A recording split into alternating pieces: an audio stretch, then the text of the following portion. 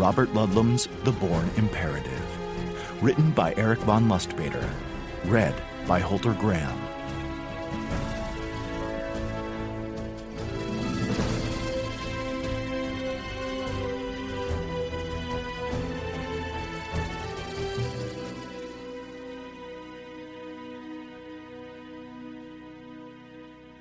Prologue.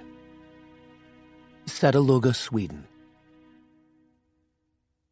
She came out of the mist and he was running, just as he had been for hours, days. It felt like he had been alone for weeks, his heart continually thundering inside his chest, his mind befogged with bitter betrayal. Sleep was unthinkable.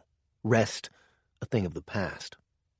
Nothing was clear now except that she had come out of the mist after he had been certain, for the 13th or was it the 15th time, that he had eluded her. But here she was, coming for him like a mythical exterminating angel, indestructible and implacable. His life had been reduced to the two of them. Nothing else existed outside the wall of white snow and ice and the wispy brushstrokes of fishing cottages, deep red with white trim, small, compact, containing only what was necessary.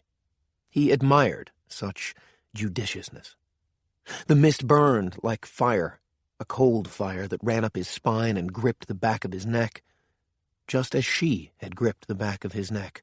When? Days? A week ago? When they had been in bed together? When she had been another person? His lover? A woman who quickly discovered how to make him shiver and melt with pleasure. Half skating across a large frozen lake, he slipped, lost his gun, which went skittering over the ice. He was about to make a lunge for it when he heard the snap of a twig, as clear and sharp as a knife thrust. Instead, he continued on, made for a stand of shivering pines. Powdery snow sprayed his face, coating his eyebrows and the stubble of a long flight across continents. He did not dare waste another moment looking back over his shoulder to check the progress of his pursuer. She had dogged his tracks all the way from Lebanon. He had met her in a packed, smoke-blurred bar in Dar el Amar. Or maybe now he would admit to himself that she had met him, that every gesture, every word out of her mouth had been by design. Events seemed so clear now that he was on the precipice of either escape or death. She had played him instead of the other way around. He, the consummate professional. How had she so easily slipped inside his defenses? But he knew. He knew. The exterminating angel was irresistible. Inside the pines he paused, his breath clouding the air in front of his face. It was bitterly cold, but inside his winter camo coat he felt as if he were burning alive. Clinging to one of a maze of black tree trunks, his mind returned to the hotel room, stinking of bodies and sex, recalling the moment when she had bitten his lip, her teeth clamped down on his flesh, while she somehow said, "I know. I know what you are." Not who, but what. She knew. He looked around now at the city of interlocking branches, at the labyrinth of needles in which he hid. It was impossible. How could she know, and yet? Hearing again the snap of a twig, he started, turned slowly in a circle, all his senses questing toward the direction of the sound. Where was she? Death could come at any minute, but he knew it wouldn't be quick. There were too many secrets she needed to know. Otherwise, she would have killed him during one of their animalistic trysts, nights that still gave him shivers of arousal, even though he now knew how close he had been to death. She had been playing with him, perhaps because she came to enjoy their lovemaking as much as he did. He gave a silent laugh, his lips pulled back from his teeth, more a snarl than a smile. What a fool. He kept deluding himself that there had been something between them, even in the face of the most explicit evidence to the contrary. What a spell she had woven over him. He shuddered, crouching down, contracting into himself as he pressed his spine against the rough pine bark. Suddenly, he was tired of running. It was here, in the frozen back of beyond, that he'd make his stand, even though he had no clear idea of how to emerge alive from this killing field. Behind him he heard the insistent burble of water, In Sadaluga, you were never far from the inlets of the Baltic Sea, the air mineral thick with salt and seaweed and phosphorus. A blur caught like a fish on a line at the corner of his eye. There she was. Had she seen him? He wanted to move, but his limbs felt as if they were filled with lead. He could not feel his feet. Turning his head slowly brought a sliver of her advancing into the tree line. She paused, her head cocked to one side, listening as if she could hear him breathe. Unbidden, his tongue ran across his severely swollen lower lip. His mind raced backward to an exhibit of Japanese woodblock prints, stately, serene, calming. All except one piece of erotica that was so famous everyone had heard of it, even if they hadn't actually seen it in person. It hung before him, a depiction of a woman in the throes of unimaginable ecstasy, administered by her octopus lover's dexterous 8 arms. That was how he thought of his lover, his stalker. In the overheated Dar el Amar hotel room, he had known the depths or heights of the ecstasy experienced by the woman depicted in the woodblock print. In that respect, he wasn't sorry. He had never imagined, let alone expected, that anyone could give him so much pleasure. But she had, and he was perversely grateful, even though she might very well be the death of him. He started. She was coming now. Even though he didn't hear her, had lost her in the maze of trees, he could feel her moving closer, drawn to him in some inexplicable manner. So he sat and waited for her to appear, considering what he would do when that happened. He did not have long to wait. Seconds passed slowly, seeming to float away in the water somewhere behind him, at the far edge of the stand of pines. He heard her call his name, softly, gently, as she had when they were lovers, entwined, locked in their own ecstasies. A shiver ran down his spine, lodged between his legs, and would not dissipate. Still, he had resources left, surprises, chances to walk out of this killing ground alive. Putting his head down, he slowly drew his knees up to his chest.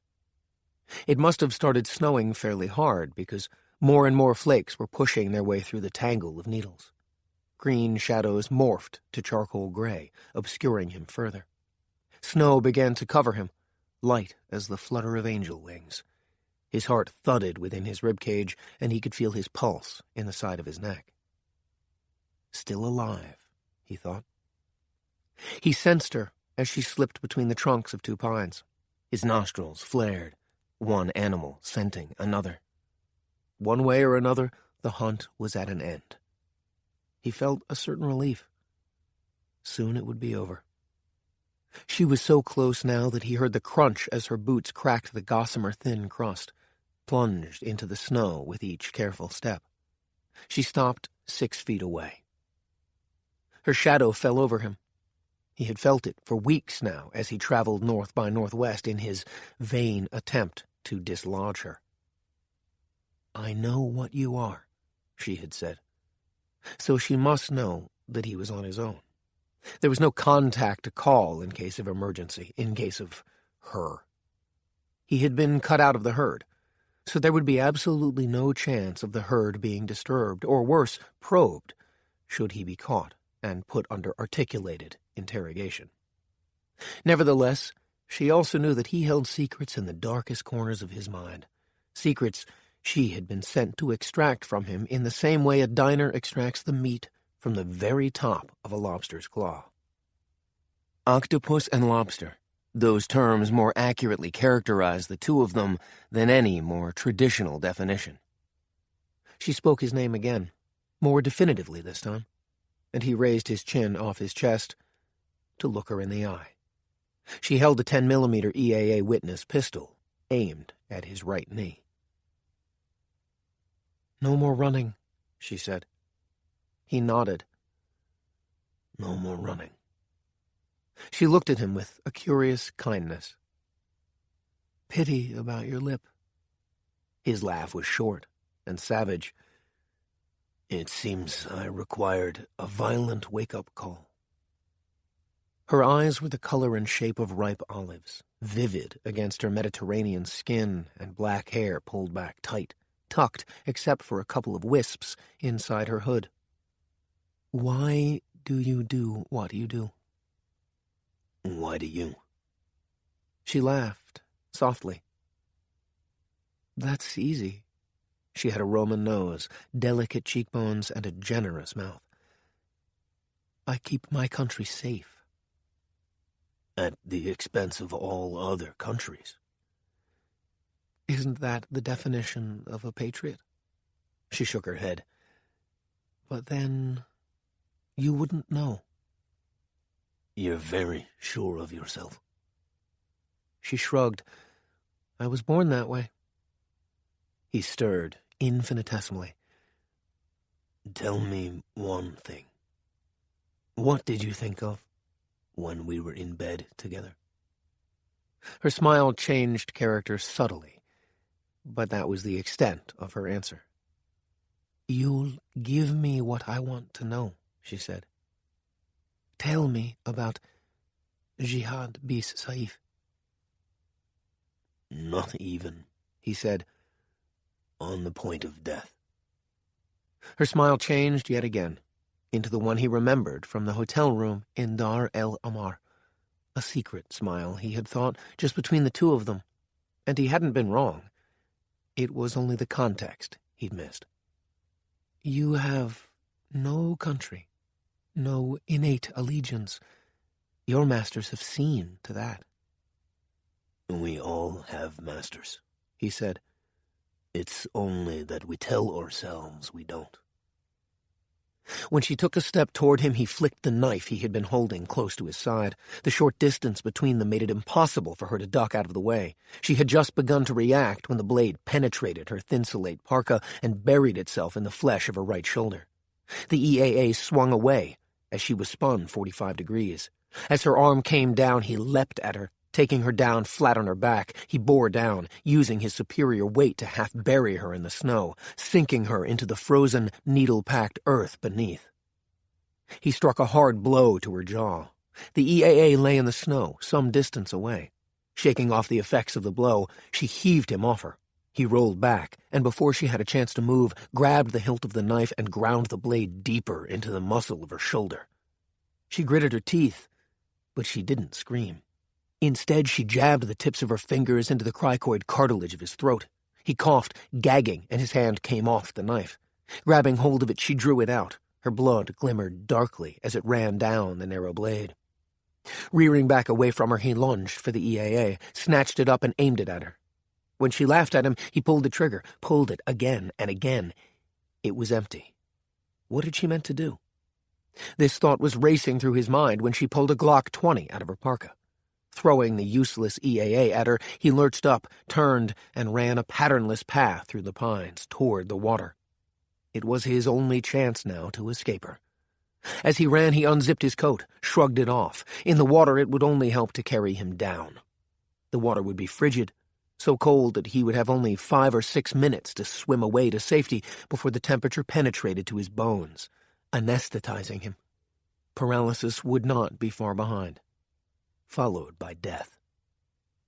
A shot from behind him whistled past his right knee, and he stumbled, crashed into a tree, bounced off and kept running, deeper and deeper into the woods, closer and closer to the water, whose sound rushed at him like a conquering army. He pushed himself on, panted breath streaming from him. When he saw the first glint of the water, his heart lifted, and the breath came easier in his chest. Breaking free of the pines, he lurched along snowy scrubgrass sprouting between bald rocks that sloped steeply down to the sea. He was almost there when he skidded on a slick of muck, and the second shot, meant for his shoulder, grazed the side of his head. He spun around, arms flung wide, continued blindly, legs churning, as he reached the lip of land and, blinded by his own blood, plunged down into the icy depths. Gazing at the spattering of tiny islets around him, rimed in ice, Jason Bourne sat in the center of the small fishing skiff, rod in one hand, flicking it back and forth as he trolled for sea trout, pike, or perch. "You don't like fishing much, do you?" Christian Noren said. Bourne grunted, brushing himself off. The brief eruption of intense snow had vanished almost as quickly as it had appeared. The sky was an oppressive icy gray. "Keep still," Christian admonished.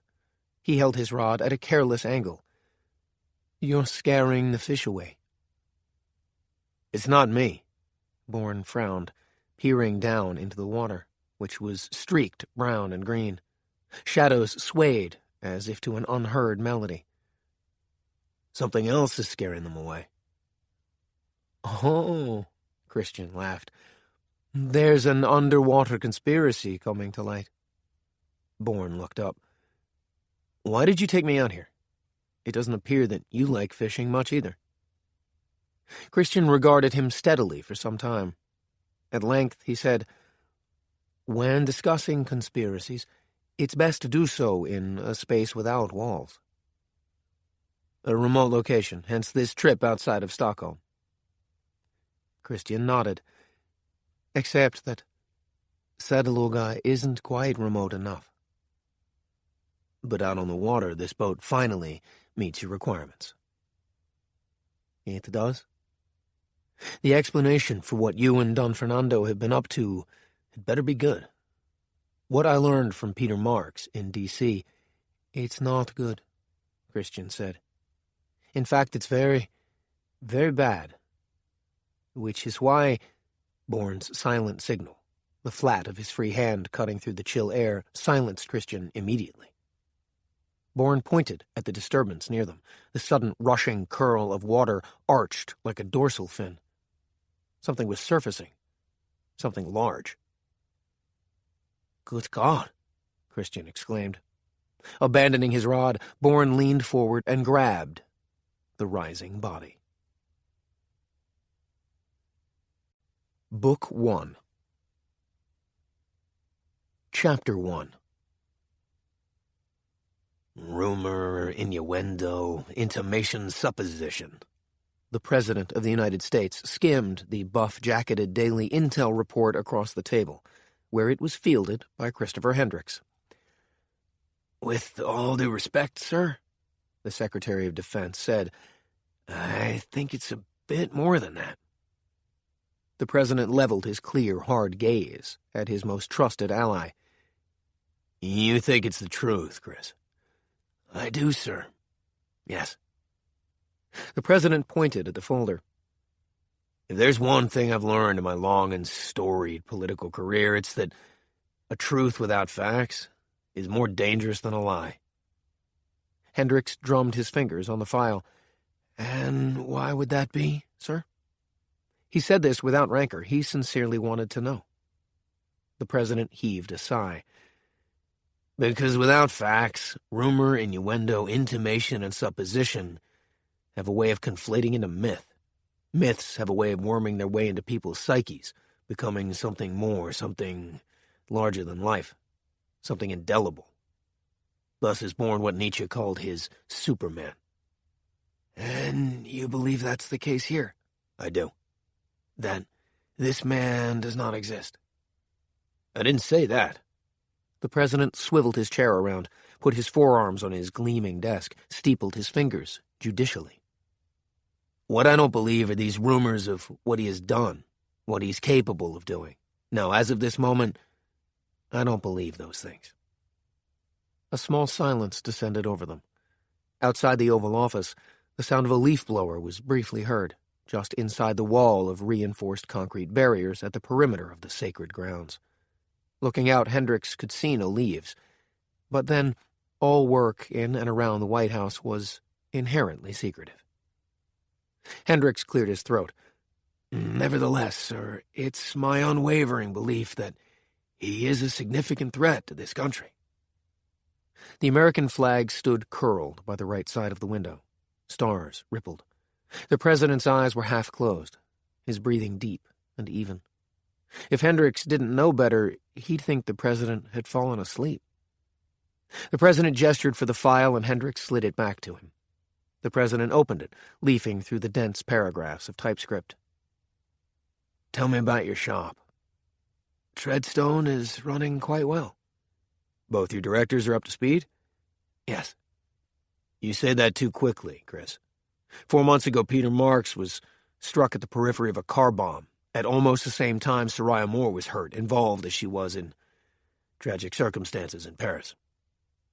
She got the job done. No need to be defensive, the president said. I'm simply voicing my concern. They've both been cleared medically and psychologically. I'm sincerely glad to hear it. But these are unique directors, Chris. How so? Oh, come on. I don't know any other intelligence directors who routinely deploy themselves in the field. That's the way it's done in Treadstone. It's a very small shop. By design, I know. The president paused. And how is Dick Richards working out? Integrating into the team? The president nodded. He tapped his forefinger ruminatively against his lower lip. All right, he said at length. Put Treadstone on this business if you must. Marks, Moore, Richards, whichever. But, he raised a warning forefinger. You'll provide me with daily briefings on their progress. Above all, Chris, I want facts. Give me proof that this businessman, the next great enemy to our security, whatever he is, give me proof that he warrants our attention. Or you'll deploy your valuable personnel on other pressing matters, understood? Yes, sir. Hendricks rose and left the Oval Office, even more troubled than when he had entered. When Soraya Moore had returned from Paris 3 months ago, she had found Treadstone a changed place. For one thing, because security had been breached when the car bomb that had injured Peter went off in the underground garage of the old offices, Treadstone had been moved out of Washington to Langley, Virginia. For another, the presence of a tall, reedy man with thinning hair and a winning smile. "Who moved my cheese?" she had said to her co-director and close friend Peter Marks in a parody of a stage whisper. Peter had barked a laugh as he embraced her. She knew he was about to ask her about Amun Chaltoum, the head of Al-Mukhabarat, the Egyptian Secret Service, who had been killed during her mission in Paris. She gave him a warning look, and he bit his tongue. The tall, reedy man, having emerged from his cubicle, was wandering over to them. He stuck out his hand, introducing himself as Dick Richards. An absurd name, Soraya thought. "It's good to have you back," he said affably. She shot him a quizzical look. "Why would you say that?" "I've heard lots about you since my first day on the job, mostly from Director Marks," he smiled. "I'd be pleased to get you up to date on the intel files I've been working, if you like." She plastered a smile on her face until he nodded to them both. When he was gone, she turned to Peter. "Dick Richards? Really?" Richard Richards, like something out of Catch-22. What was Hendricks thinking? Richards isn't our boss's doing. He's a presidential appointee. Soraya had glanced at Richards, who was back toiling away at his computer. A spy in the house of Treadstone? Possibly, Peter had said. On the plus side, he's got a crackerjack rep at IDing and foiling cyber-spying software. She had meant it as a joke, but Peter had answered her in all seriousness. What, all of a sudden the president doesn't trust Hendricks? I think, Peter had said in her ear, that after what has happened to both of us, the president has his doubts about us. Eventually, Soraya and Peter tackled the twin traumas the two of them had suffered 4 months ago. It took a long time for her to get around to saying anything about Amun. Not surprisingly, Peter showed infinite patience with her. He had faith that she would tell him when she was ready. They had just gotten a call from Hendricks, calling for a crash briefing an hour from now, so while they had the time, the two of them, by silent mutual consent, grabbed their coats. "Field assessment meeting in 40 minutes, the chubby blonde named Tricia said to Peter as they pushed out the door. Peter grunted, his mind elsewhere. They left the offices, went out of the building and across the street where, at the edge of a park, they bought coffees and cinnamon buns from their favorite cart and, with hunched shoulders, strolled beneath the inconstant shelter of the bare-branched trees. They kept their backs to the Treadstone building. "The really cruel thing," she said, "is that Richards is a sharp cookie. We could use his expertise." If only we could trust him. Soraya took a sip of her coffee, warming her insides. "We could try to turn him. We'd be going up against the president." She shrugged. "So what else is new?" He laughed and hugged her. "I missed you." She frowned as she ripped off a hunk of cinnamon bun and chewed it reflectively. "I stayed in Paris a long time." "Hardly surprising. It's a city that's hard to get out of your system." "It was a shock, losing Amun." Peter had the grace to keep his own counsel. They walked for a while, in silence. A child stood with his father, paying out the string on a kite in the shape of the bat signal. They laughed together. The father put his arm around the boy's shoulder. The kite rose higher. Soraya stared at them, her gaze rising to watch the kite's flight. At length she said, "While I was recovering, I thought, what am I doing? Is this how I want to spend the rest of my life? Losing friends and—" For a moment she couldn't go on. She had had strong, though conflicting, feelings for Amun. For a time she had even thought she loved him, but in the end she had been wrong. That revelation had only exacerbated her guilt. If she hadn't asked him, if he hadn't loved her, Amun would never have come to Paris. He'd be alive now. Having lost her taste for food, she handed her coffee and the rest of her bun to a homeless man on a bench, who looked up slightly stunned and thanked her with a nod. When they were out of his earshot, she said softly, "Peter, I can't stand myself." "You're only human." "Oh, please." "You've never made a mistake before?" "Only human, yes," she echoed, her head down. "But this was a grievous error in judgment that I am determined never to make again." The silence went on so long that Peter became alarmed. "You're not thinking of quitting?" "I'm considering returning to Paris." "Seriously?" She nodded. A sudden change came over Peter's face. "You've met someone?" "Possibly." "Not a Frenchman? Please don't tell me it's a Frenchman." Silent, she stared at the kite, rising higher and higher. He laughed. "Go," he said. "Don't go. Please."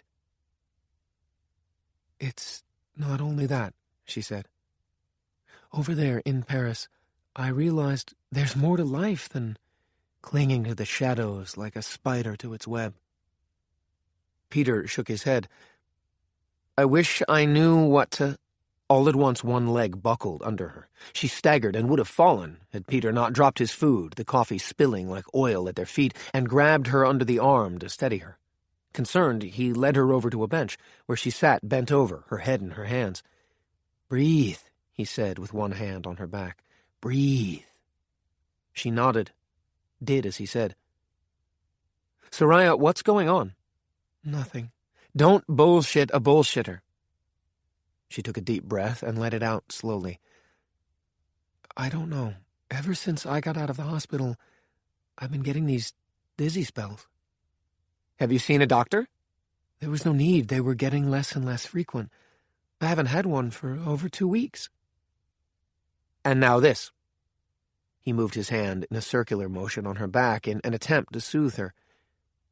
"I want you to make an appointment." "Stop treating me like a child." "Then stop acting like one." His voice softened. "I'm concerned about you, and I wonder why you aren't."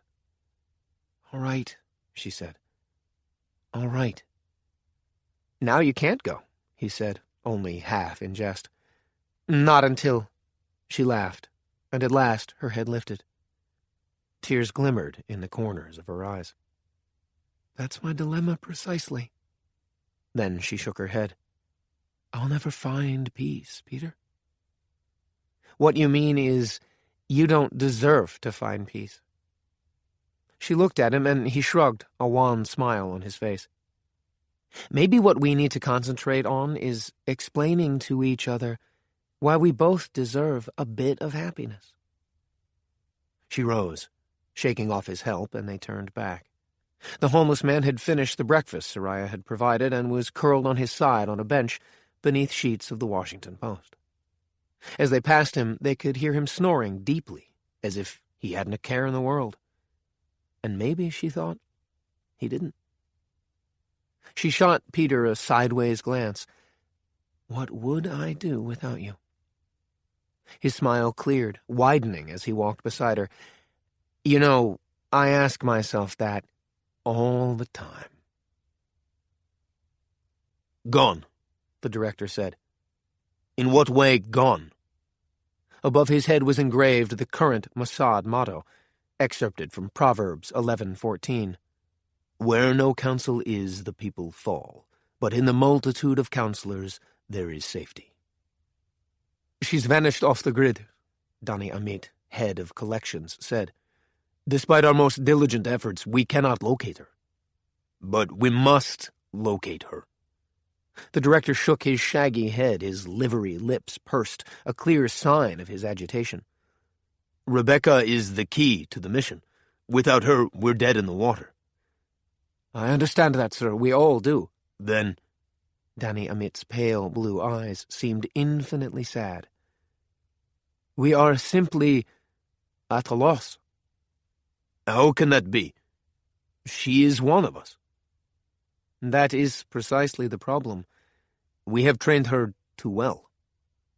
If that were the case, our people, trained as she was trained, could find her. The fact that up till now they haven't would argue for the fact that she is something more, something better than they are. The rebuke was as clear as it was sharp. I'm afraid I cannot abide that phrase, the director said shortly. Her job at the airline? Dead end. Her supervisor has had no contact with her since the incident in Damascus 6 weeks ago. I am convinced he does not know where she is. What about her phone? She's either thrown it away or disabled its GPS. Friends, relatives, have been interviewed. One thing I know for certain is that Rebeka told no one about us. To break protocol like this. There was no need to finish that sentence. Mossad rules were strictly enforced. Rebeka had violated the prime rule. The director turned, stared broodingly out the window of his satellite office on the top floor of a curving, glass-faced structure in Herzliya. On the other side of the city were the Mossad Training Center and the summer residence of the Prime Minister. The director often came here when he grew melancholy and found the Mossad's ant colony central HQ in downtown Tel Aviv oppressive and enervating. Here there was a fountain in the middle of the circular driveway and fragrant flower beds all year round, not to mention the nearby harbor with its fleet of sailboats rocking gently in their slips. There was something reassuring about that forest of masts, even to Amit, as if their presence spoke of a certain permanence in a world where everything could change in the space of a heartbeat. The director loved sailing. Whenever he lost a man, which was, thankfully, not all that often, he went out on his boat, alone with the sea and the wind and the plaintive cry of the gulls. Without turning back, he said rather harshly, Find her, Dani. Find out why she has disobeyed us. Find out what she knows. I don't... She has betrayed us. The director swung back, leaned forward, his bulk making his chair squeal in protest. The full force of his authority was explicit behind each word he spoke. She is a traitor. We will treat her as such. Memune, I wonder at the wisdom of rushing to judgment. Amit had used the director's internal title, first among equals. The bullet and bomb-proof windows were coated with a film that reflected light as well as the possibility of long-range surveillance, lending the room a distinctly aqueous quality. The director's eyes seemed to glimmer in the office's low lamplight like a deep-sea fish rising into the beacon of a diver's headlamp. "It isn't lost on me that she has been your pet project, but it is time now to admit your mistake. Even if I were inclined to give Rebeka the benefit of the doubt, we are out of time. Events threaten to overrun us. We are old friends as well as comrades in arms. Don't force me to call in the Duvdevan." Invoking the specter of the Israeli Defense Forces elite strike unit caused a blade of anxiety to knife through Amit. It was a measure of Rebeka's extreme importance to Israeli security that the director would even use the threat of the Duvdevan to induce Amit to do what the director knew full well he was reluctant to do. "Who will you use?" The director said this conversationally, as if he were asking after Amit's wife and children. "What about her unique skills, her usefulness?" "Her betrayal has trumped everything, Amit, even those extraordinary skills. We must assume that what she discovered has sent her to ground. What if her intent is to sell that knowledge to the highest—" "Impossible!" Amit flared. The director contemplated him for a moment from beneath half-closed eyelids. "And I dare say, up until today, you would have said her disappearing off the grid was impossible." He waited. "Am I wrong?" Amit hung his head. "You're not."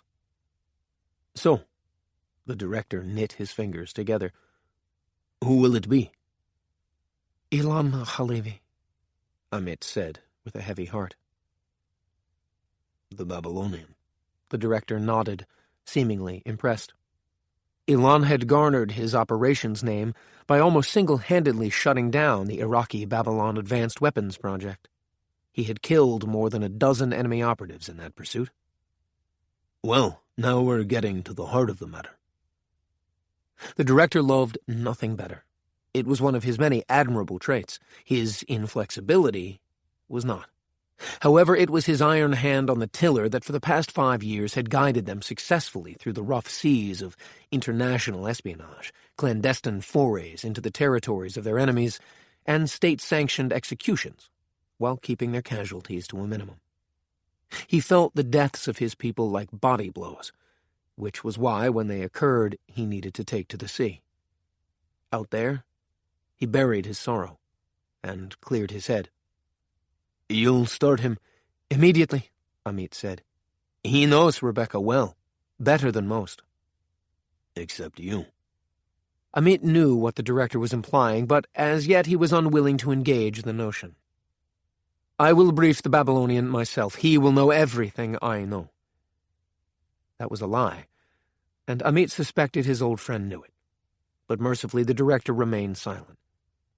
How could he tell the Babylonian everything he knew about Rebeka?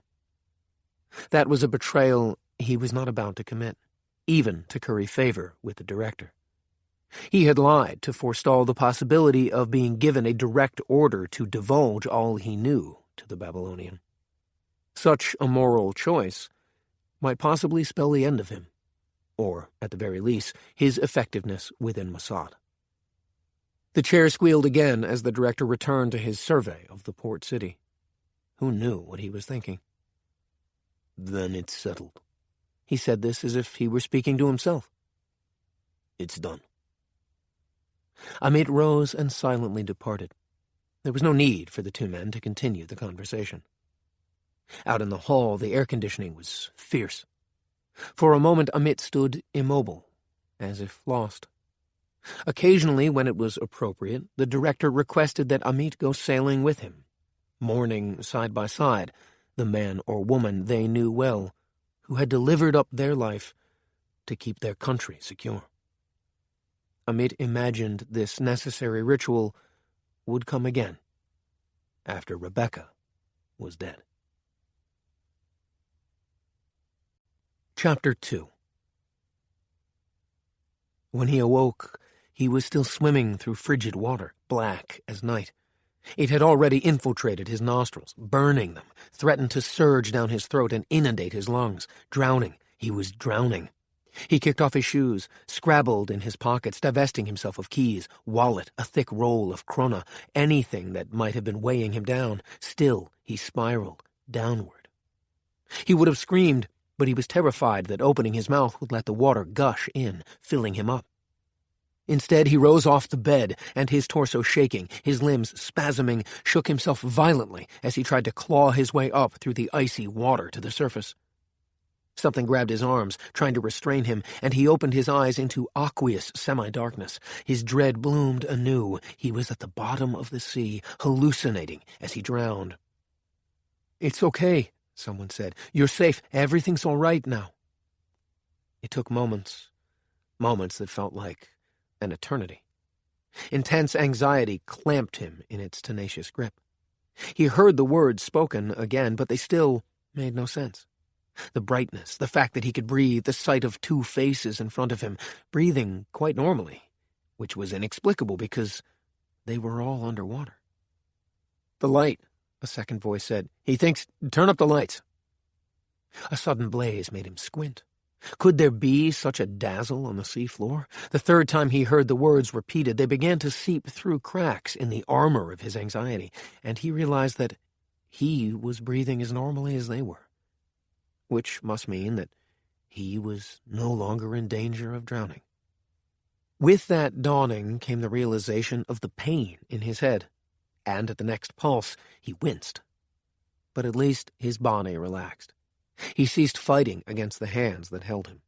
He let them lay him back down.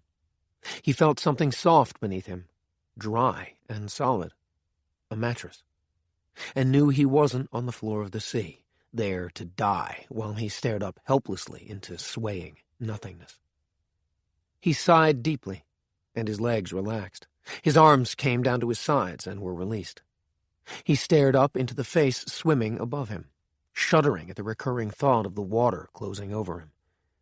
He'd never go out on a boat again, or even plunge through breakers as he used to do when he was a child. He frowned. Had he really done that? With an enormous effort to focus himself, he realized that he couldn't remember his childhood. His frown deepened. How was that possible? He was distracted by the face above him speaking to him. "My name is Christian. What is yours?" Christian repeated the question in a number of languages, all of which he understood, though he had no idea how he understood them. He had no memory of learning any language. After Christian had finished, he said automatically, "My name is..." and then stopped. "What is it?" Christian said. "What's happened?" "I don't know."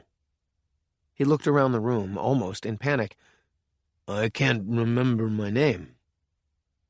Christian, who had been leaning over, now stood up and, turning, said something he couldn't make out to a shadowy figure behind and just to the right of him. He strained to make out the face, but then the figure stepped into the light. "You can't remember your name?" the second man said. He shook his head, but that caused a fierce throbbing. "What do you remember?"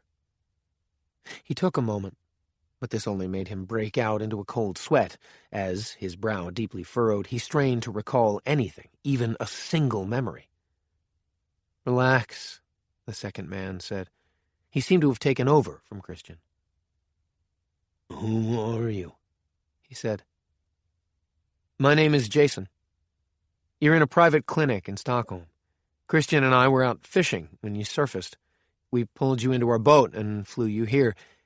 You were suffering from hypoxia and hypothermia."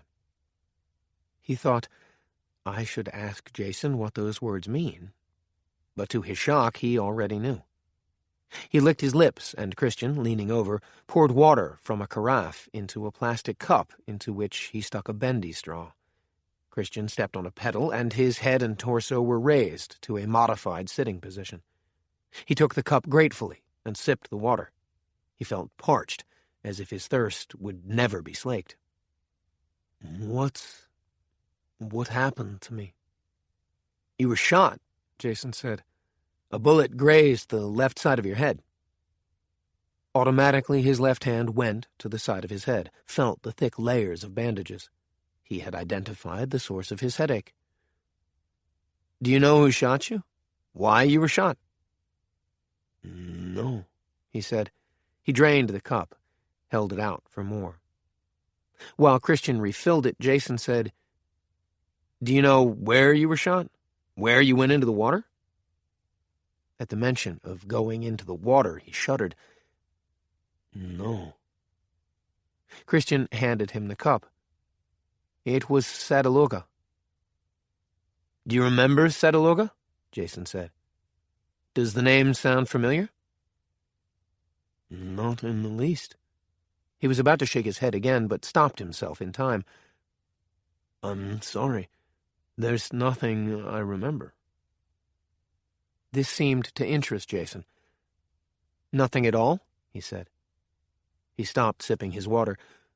"Not where I was born, who my parents are, who I am, what I was doing in... Where, did you say?" "Sadaloga," Christian said. "Maybe I was fishing there?" he said hopefully. "Like you?"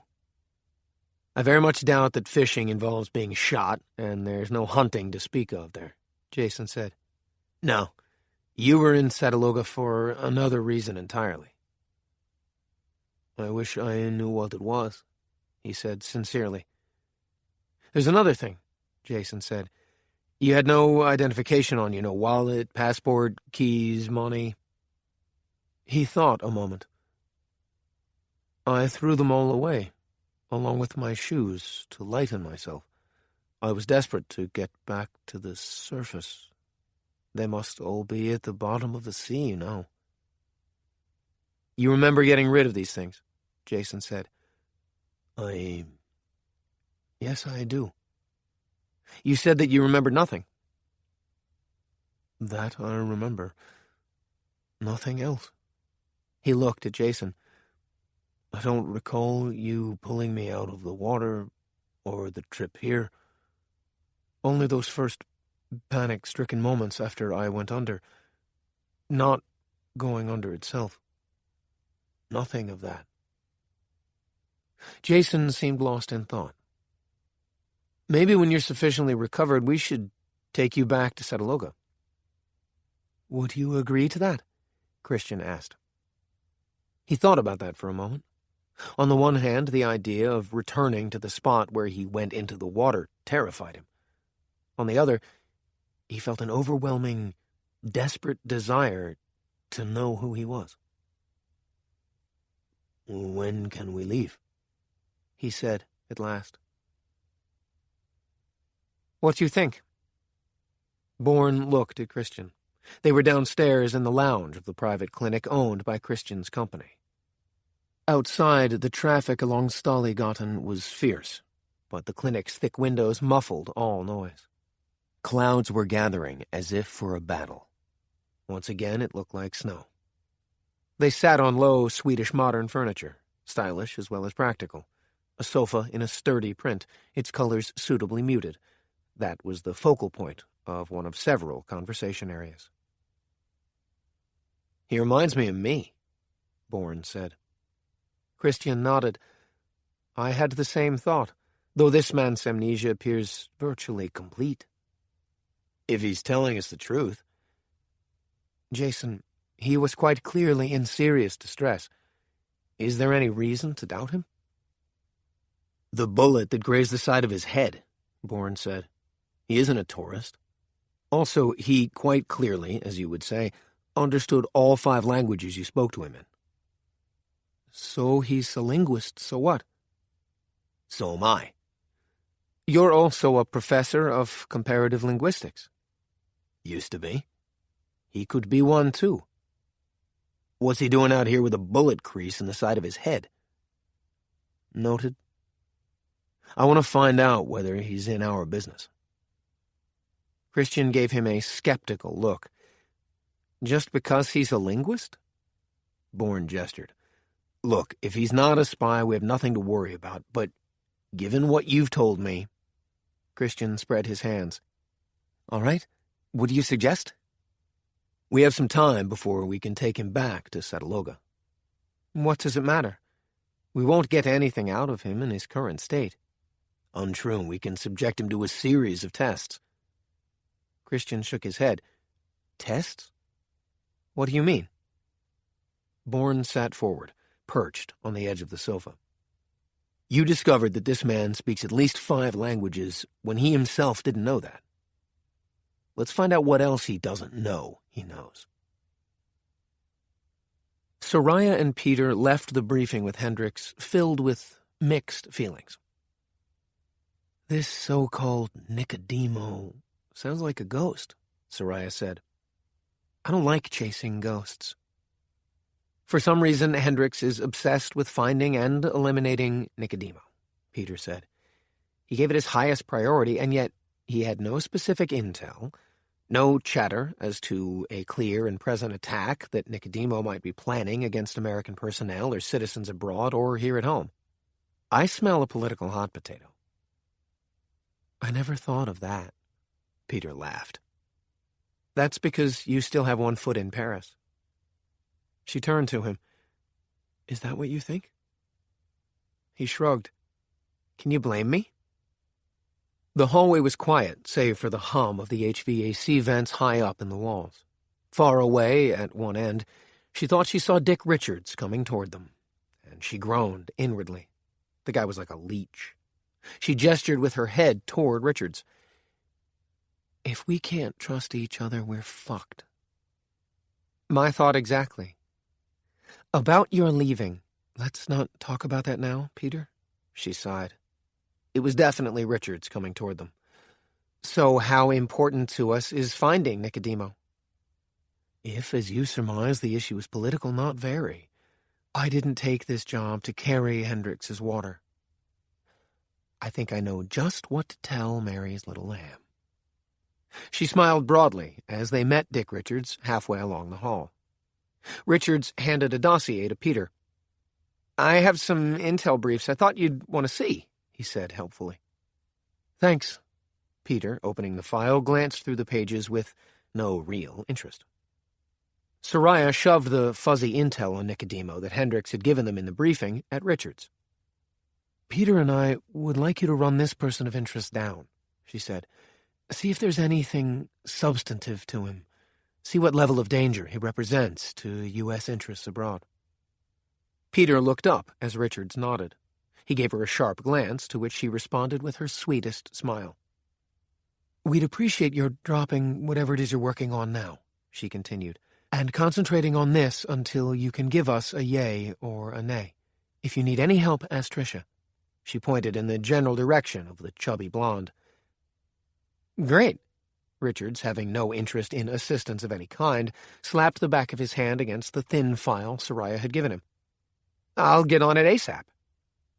Attaboy, she said. Make it so, number 1. Star Trek TNG, right? He gave her a lopsided grin. I won't let you down, Captain. Turning on his heel, he retreated down the hallway to his cubicle to begin his data search. Peter frowned. That was wicked cold. She shrugged. It saves us some busy work, and it keeps him off our streets. Where's the harm? When Dick Richards heard their muffled laughter behind him, he began to change his mind about at last feeling included. Or perhaps he only imagined their laughter. What he knew was real, however, was their contempt. Director Marks had been okay, cool but helpful, when he had arrived at the president's beckoning. The atmosphere started to deteriorate, however, the moment Director Moore returned from her medical leave in Paris. Regarding the co-directors of Treadstone, Richards had no more to go on than hearsay, office scuttlebutt, and, least reliable of all, the interagency mythos that always arose like smoke obscuring the true contours of the land. The president's orders had been most specific.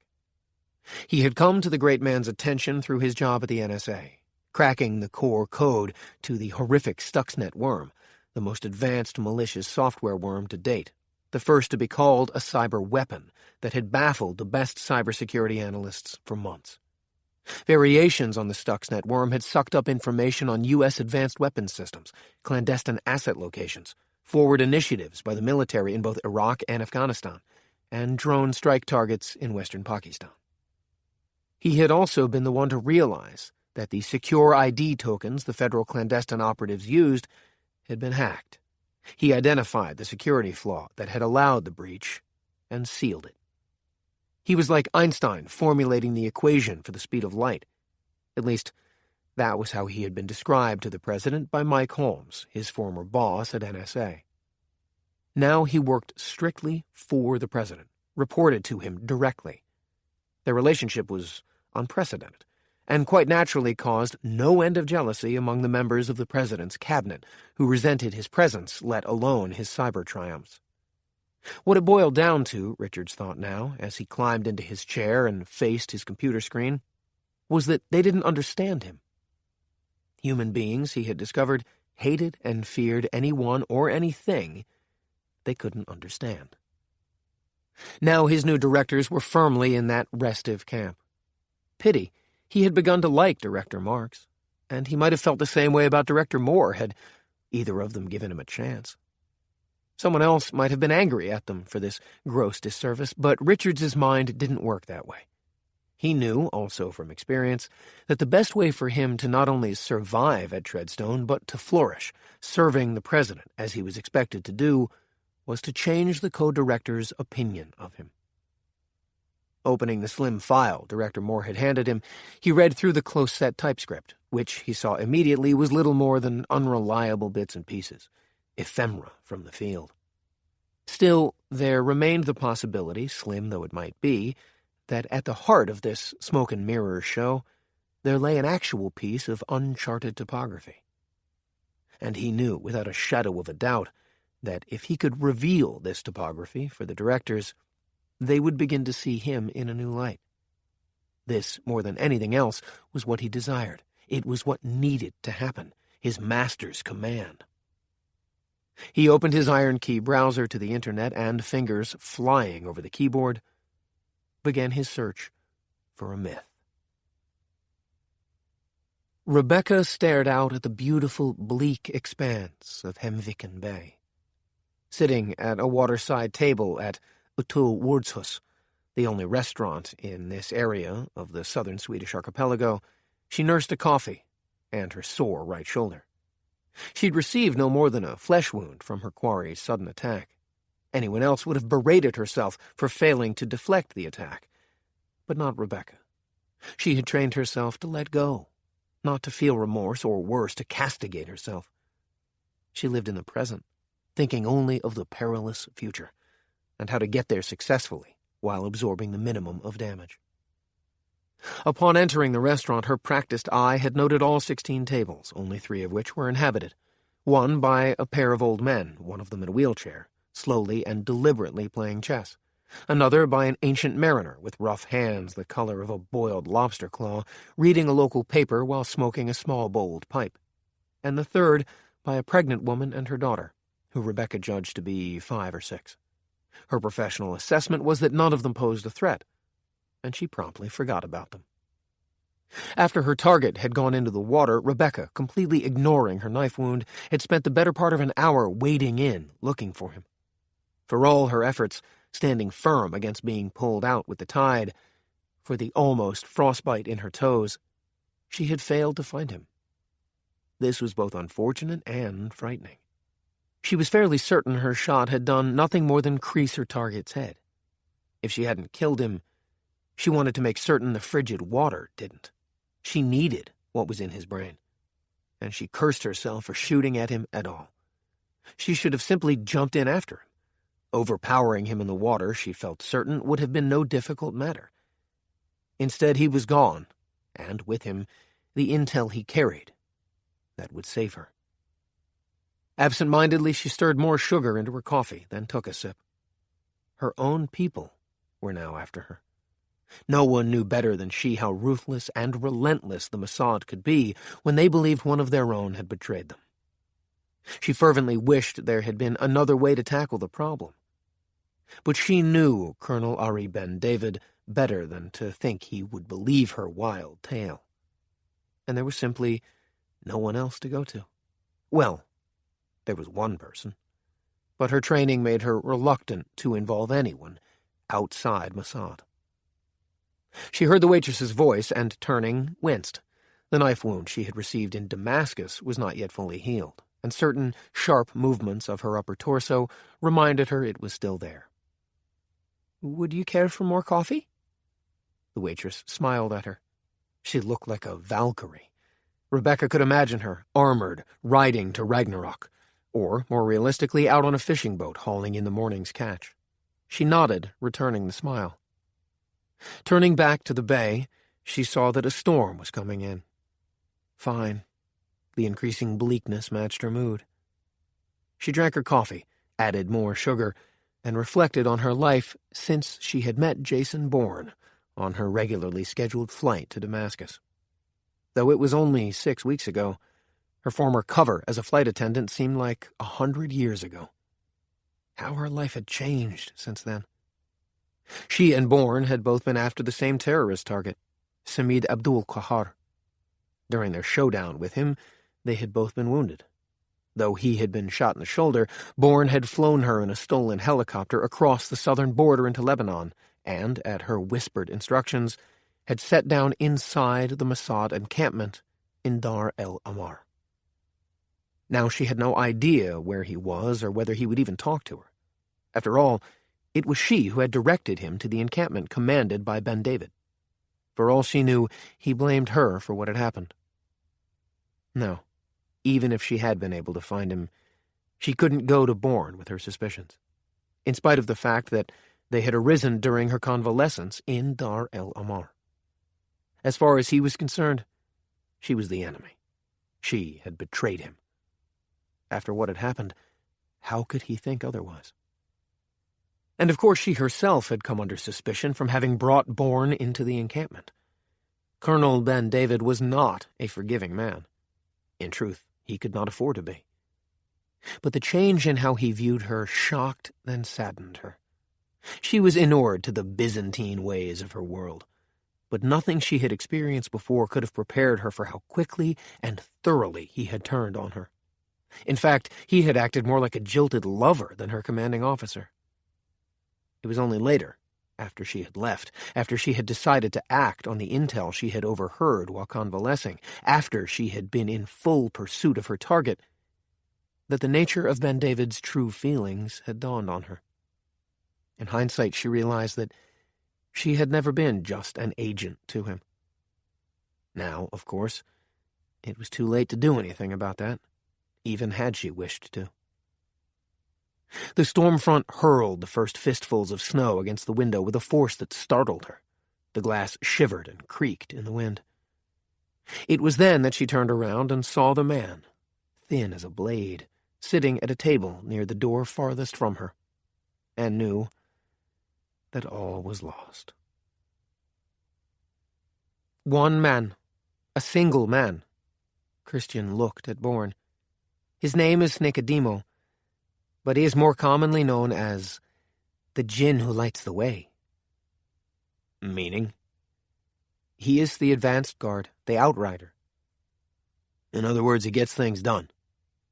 Christian nodded. Bourne stared out the window. It was late morning. Clouds kept rolling in from the north like waves on a seashore. Off and on, snow gusted in the wind eddies. The nameless man, who Bourne had come to think of as Aleph, had passed into an exhausted sleep. Bourne and Christian had decided to take a break from interrogating him, though neither of them had wanted to. "Tell me about Nicodemo," Bourne said. "Why are you and Don Fernando so concerned about him?" The restaurant occupied the top floor of a chrome and green glass ultra-modern building on Kommandorsgatan in the posh Östermalm section of Stockholm, close to where Christian lived. Christian shrugged. "I'll tell you as much as I know, which, quite honestly, isn't much. His origins are obscure. Some say he's Portuguese, others maintain he's Bolivian, still others swear he's Czech.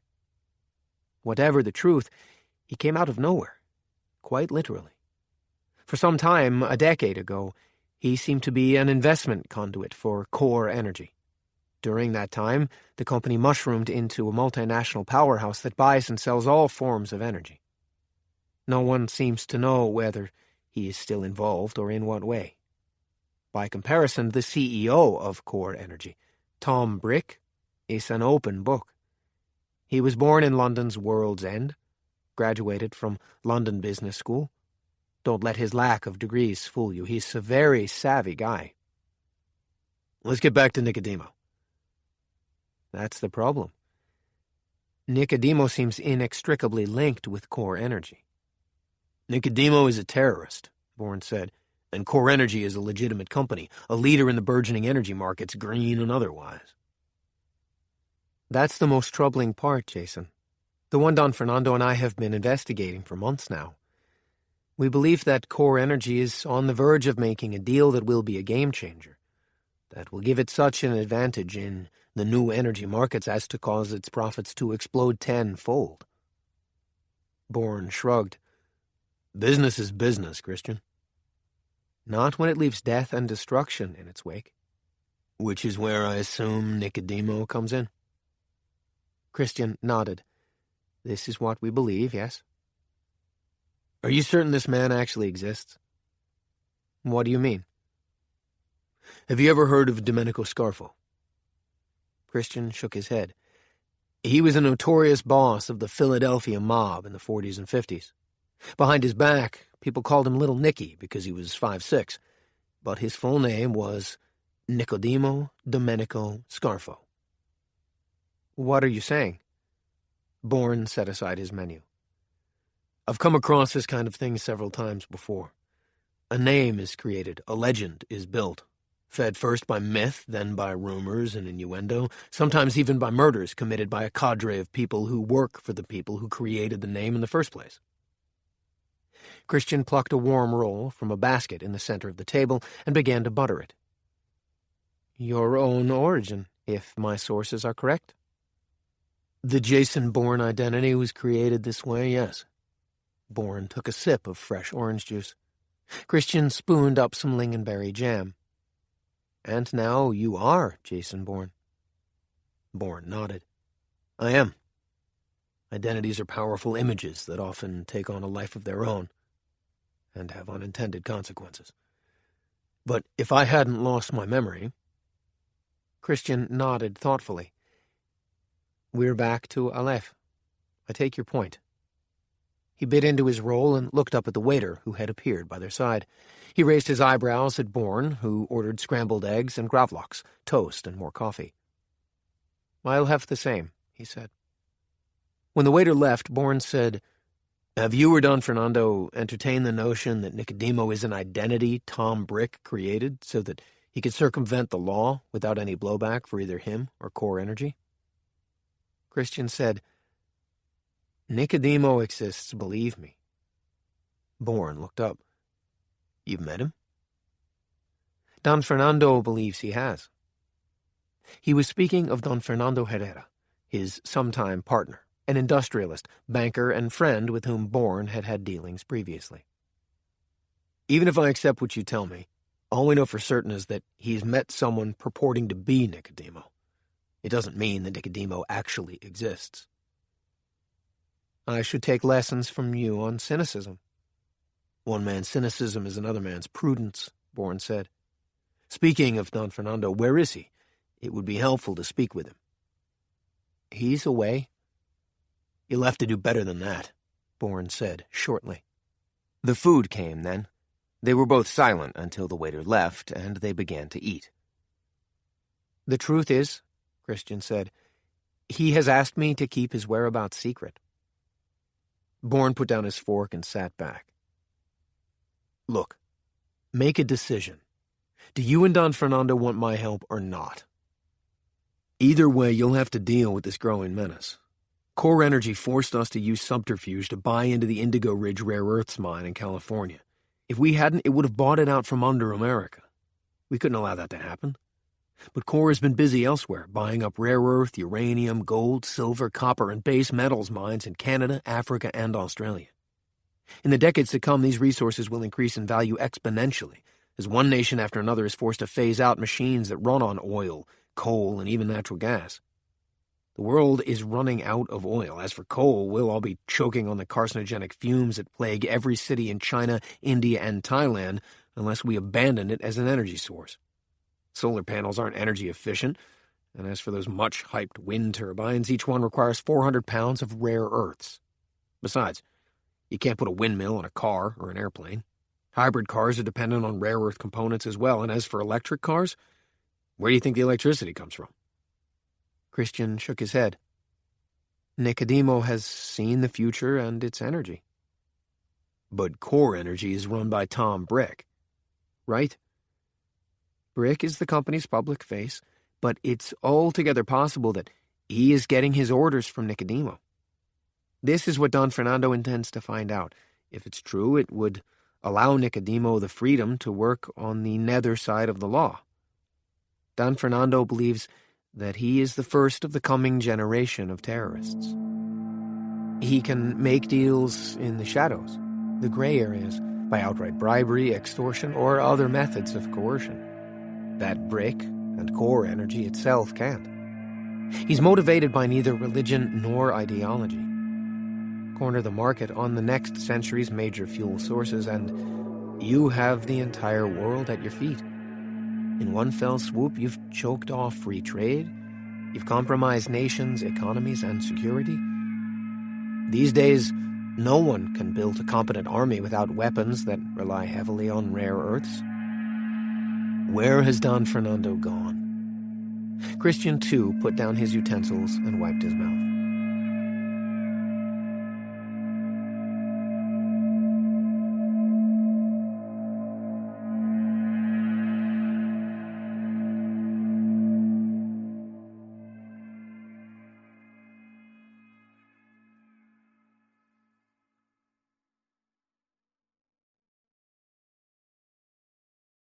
Jason, there is a very good reason why Don Fernando asked me to keep his whereabouts secret.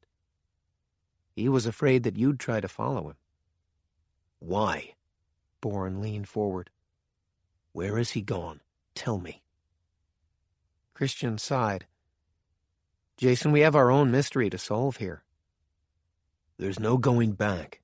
You'll tell me now. The two men's gazes locked in a contest of wills.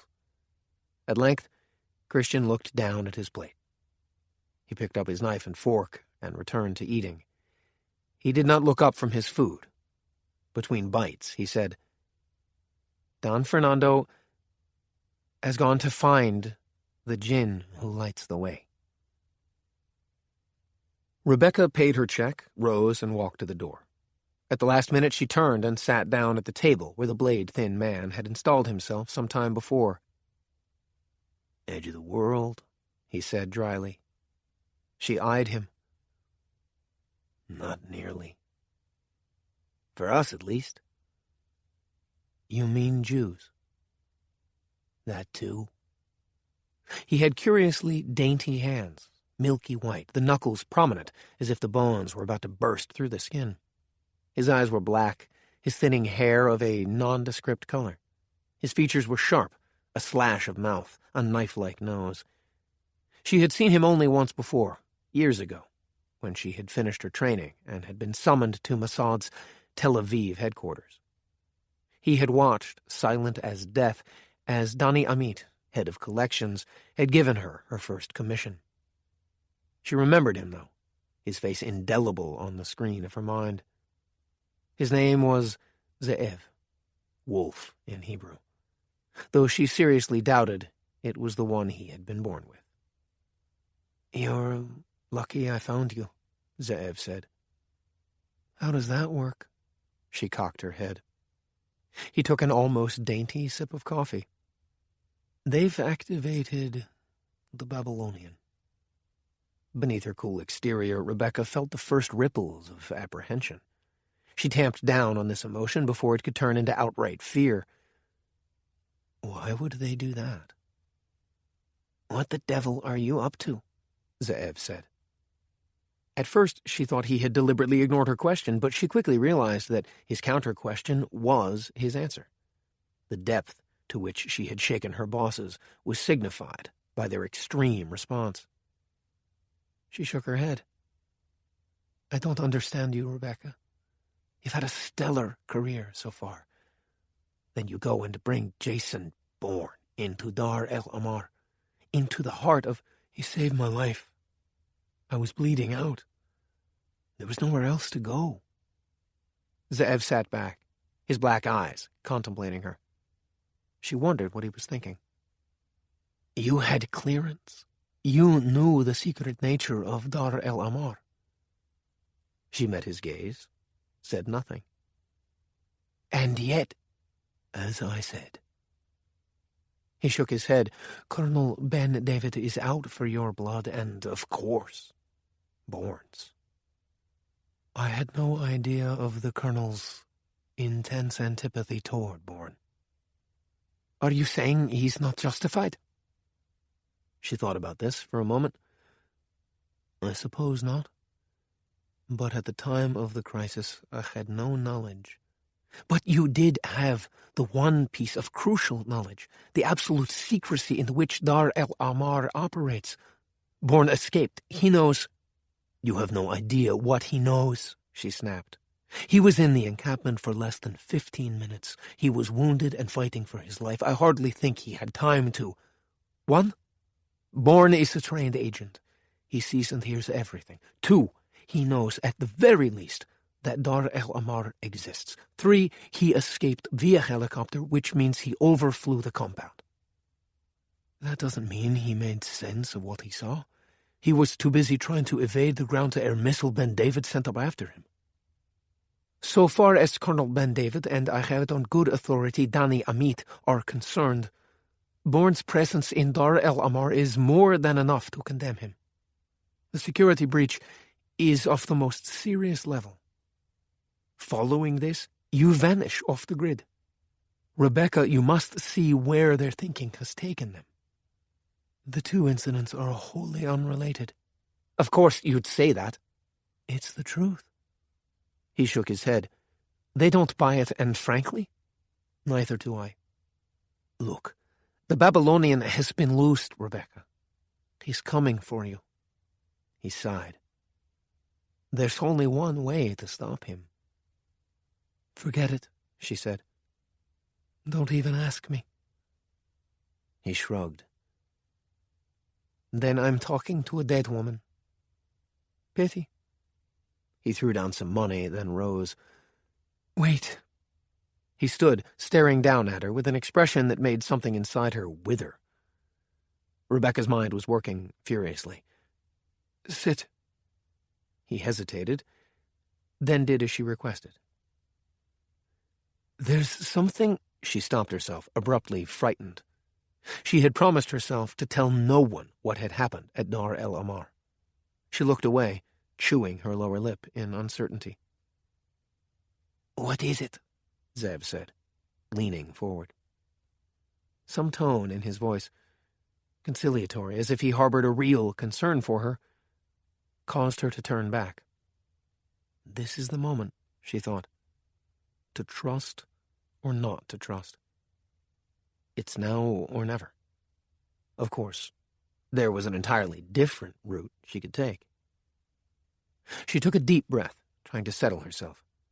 But nothing could stop the almost painful hammering of her heart. The not-quite-healed wound in her side began to throb. Rebeka, look, there are two reasons someone in your position bolts. These days we can forget ideology. So what are we left with? Money and sex. He regarded her with great sympathy, even during her continued silence. I'm going to hazard a guess. There's been only one change in your recent life. Jason Bourne. Am I right? Oh my God, she thought. He believes I betrayed Mossad at Bourne's request. But perhaps she could use that misconception. She rose abruptly and pushed out the door, only to be slapped in the face by the storm. She stood under the eaves of the restaurant, which sheltered her partially from the stinging snow, but not at all from the ferocious wind. It wasn't long before she sensed that Ze'ev had pushed through the door to stand close beside her. "You see," he said, his voice raised over the unearthly howling, "there's nowhere to go from here." She allowed a long silence to build before she let out a breath and said, "You're right." She made herself look slightly ashamed. "It is Bourne." Zeev's eyebrows knitted together. "What did he say to convince you? What did he do?" "I was with him for 2 nights in Damascus." Her eyes engaged fully with his. "What do you think?" Life at Treadstone was difficult for Dick Richards. Going from NSA, where he was revered even by the president, to being a virtual pariah was not easy on the nerves. That, on top of his duplicitous role, was getting to him. He was not someone cut out for the field. He did not have that nerveless sort of personality those agents did.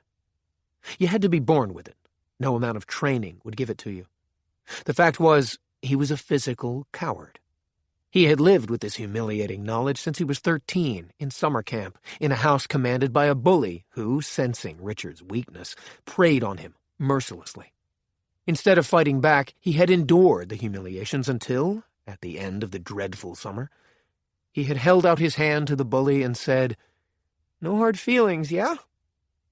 All he had gotten in return was a knowing smirk.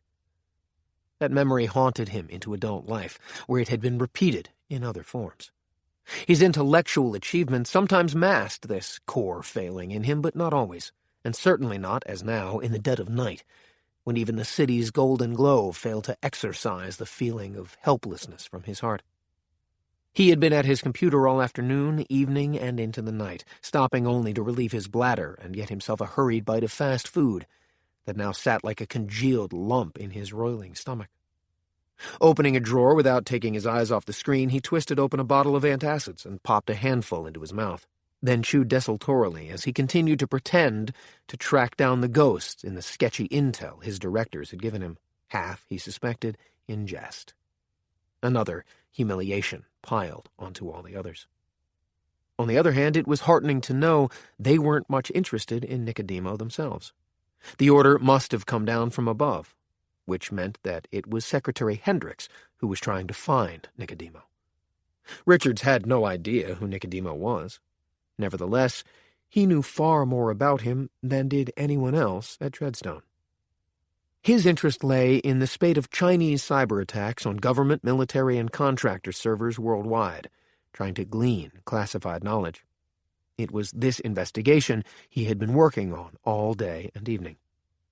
There had been several moments when he'd been certain he'd been onto something, following threads through firewalls, breaking into encrypted files, accessing site after vault-like site, his platoon of software trojans and worms that he himself had tweaked to his own exacting specifications, allowing him access to sites in Russia, Romania, Serbia, and finally, China. Always China. Each path he took, however, proved to be either a dead end or a false lead, leaving him after 8 hours back where he had started. But not quite. Knowing where not to look was an excellent tool for first changing his search parameters, then narrowing them down. He stood up, stretched, and walked over to the bulletproof window. Small sensors were embedded in the glass that sent out electronic signals, proven to jam any audio surveillance system. He stared down at the deserted streets below. Occasionally, a car or truck rumbled by. Unbidden, thoughts of his father and his stepfather bloomed in his mind, like poisoned flowers. His father, who had left when Richards's mother had gone blind. Richards had been 4. Years later, he had used his computer skills to track his father down, only to find that the man denied ever having sired him. As for Richards's stepfather, he had entered the damaged family in order to live off Richards's mother's money. He had made fun of her, had repeatedly betrayed her with a virtual harem of women. When Richards had tried to tell his mother, she had not only refused to believe him, but had grown visibly angry, castigating him for refusing to accept her new husband. It was only then he realized that she knew everything, but was so terrified of being on her own that she had sunk deeper and deeper into her own manufactured reality. Abruptly, he returned to his desk, Standing at the window made him feel like an animal in a cage, imprisoned within the stronghold of the modern Treadstone castle. He was only dimly aware that it was his life in which he felt imprisoned. Unconsciously, he had chosen his mother's solution. He had made the internet endlessly morphing, always fascinating, more real to him than anything else in his life. Flexing his fingers, he cracked his knuckles, then placed his fingertips on the keys. What he needed to do was something more constructive. He decided to fabricate intel on Nicodemo that he could present to his directors, maybe get into their good graces. He felt that old, familiar desperation to have superiors like him, and his cheeks flamed with shame. He took a deep breath. Concentrate, he thought. Do what you do best. You'll feel better for this small success. Looking for one man in the complex ISP stew of the internet was always difficult, he knew. He also knew that no man, not even a ghost, could exist as an island. He had to have associates, friends, family, in other words, an infrastructure just like everyone else. Even if he didn't so far exist on the net, they certainly would. And then there was the fact that he made money. Lots of it, according to the scraps Richards had been given. Money did not exist in a vacuum. It came from somewhere and went somewhere else. Those places might well be hidden, but they existed. Their roots existed online as well as in the real world. None of this, however, applied to Nicodemo. Richards knew this much about him. Not to worry, he decided, his pulse rate climbing. He'd manufacture an oblique approach to finding the djinn who lights the way. So thinking, he returned to the pathetically few crumbs in the file, reading them over in this new light, for a way to begin writing his bogus trip through the cyber world of the net. As if of their own volition, his fingers began their familiar tattoo on the keyboard. Moments later, he was once again immersed in his beloved virtual universe. Chapter 3. The trouble is, you flew. What do you mean? Soraya shook her head. I don't understand. Dr. Steen glanced up from the folder that contained the results of her EEG and MRI tests. You were injured in Paris, is that right? Yes. And you were treated there as well? She nodded. That's right. Were you not cautioned about the risks associated with flying? Soraya felt the beating of her heart. It was far too rapid, as if it had broken free of its cage and had risen into her throat. I thought I was fine. Well, you're not. Dr. Steen swiveled in his chair, switching on an LED monitor. He brought up the MRI of her brain. Nodding toward the screen, he said, You have a subdural hematoma. Your brain is bleeding, Ms. Moore. Soraya felt chilled to the bone. I saw my previous MRI. It revealed no such thing. Again, Dr. Steen said. The flying. He swiveled back, but the MRI of her brain remained on the screen, a horrible reminder of her unwellness. Dr. Steen clasped his hands on his desktop. He was a middle-aged man who shaved his head rather than deal with his balding pate.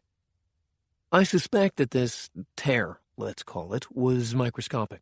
The previous MRI didn't pick it up. Then you flew, and his hands opened. She leaned forward, anger supplanting her fear. Why do you keep intimating that it's somehow my fault? You shouldn't have. Shut the fuck up. She didn't say it loudly, but the intensity of her words rocked him backward and rendered him mute.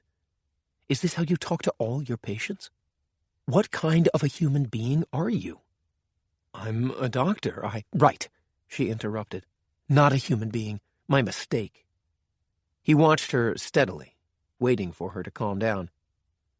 Ms. Moore, my extensive experience in neurosurgery has taught me that it does not pay to sugarcoat my diagnoses.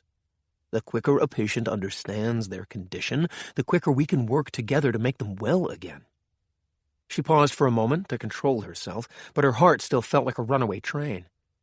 Then she winced at the sudden spike of pain in her head. At once Dr. Steen came around his desk and was at her side. Ms. Moore? She rubbed the side of her head. That cuts it. He reached for his phone. You're going to the hospital this minute. No, she grasped his arm. No, please.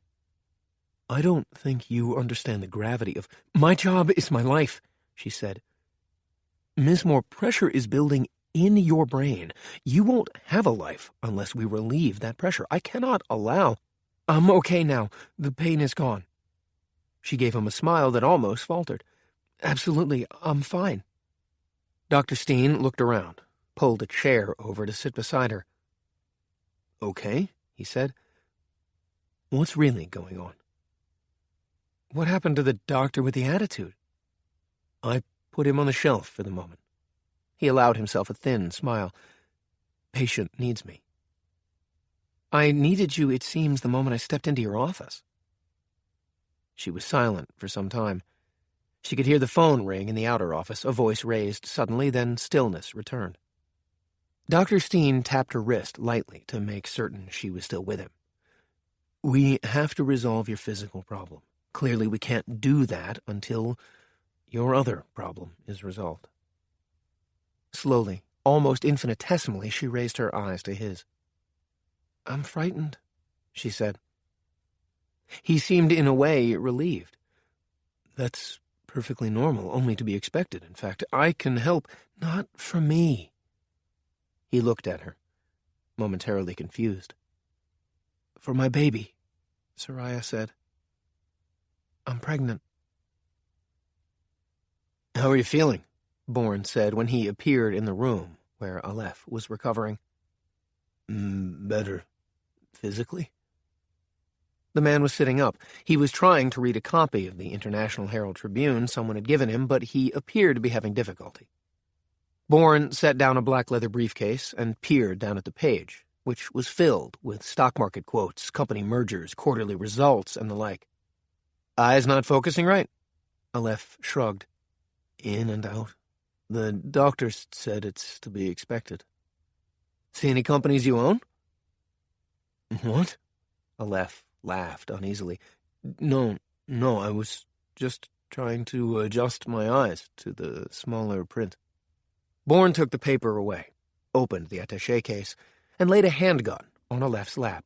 Before he could open his mouth, Bourne said, What is that?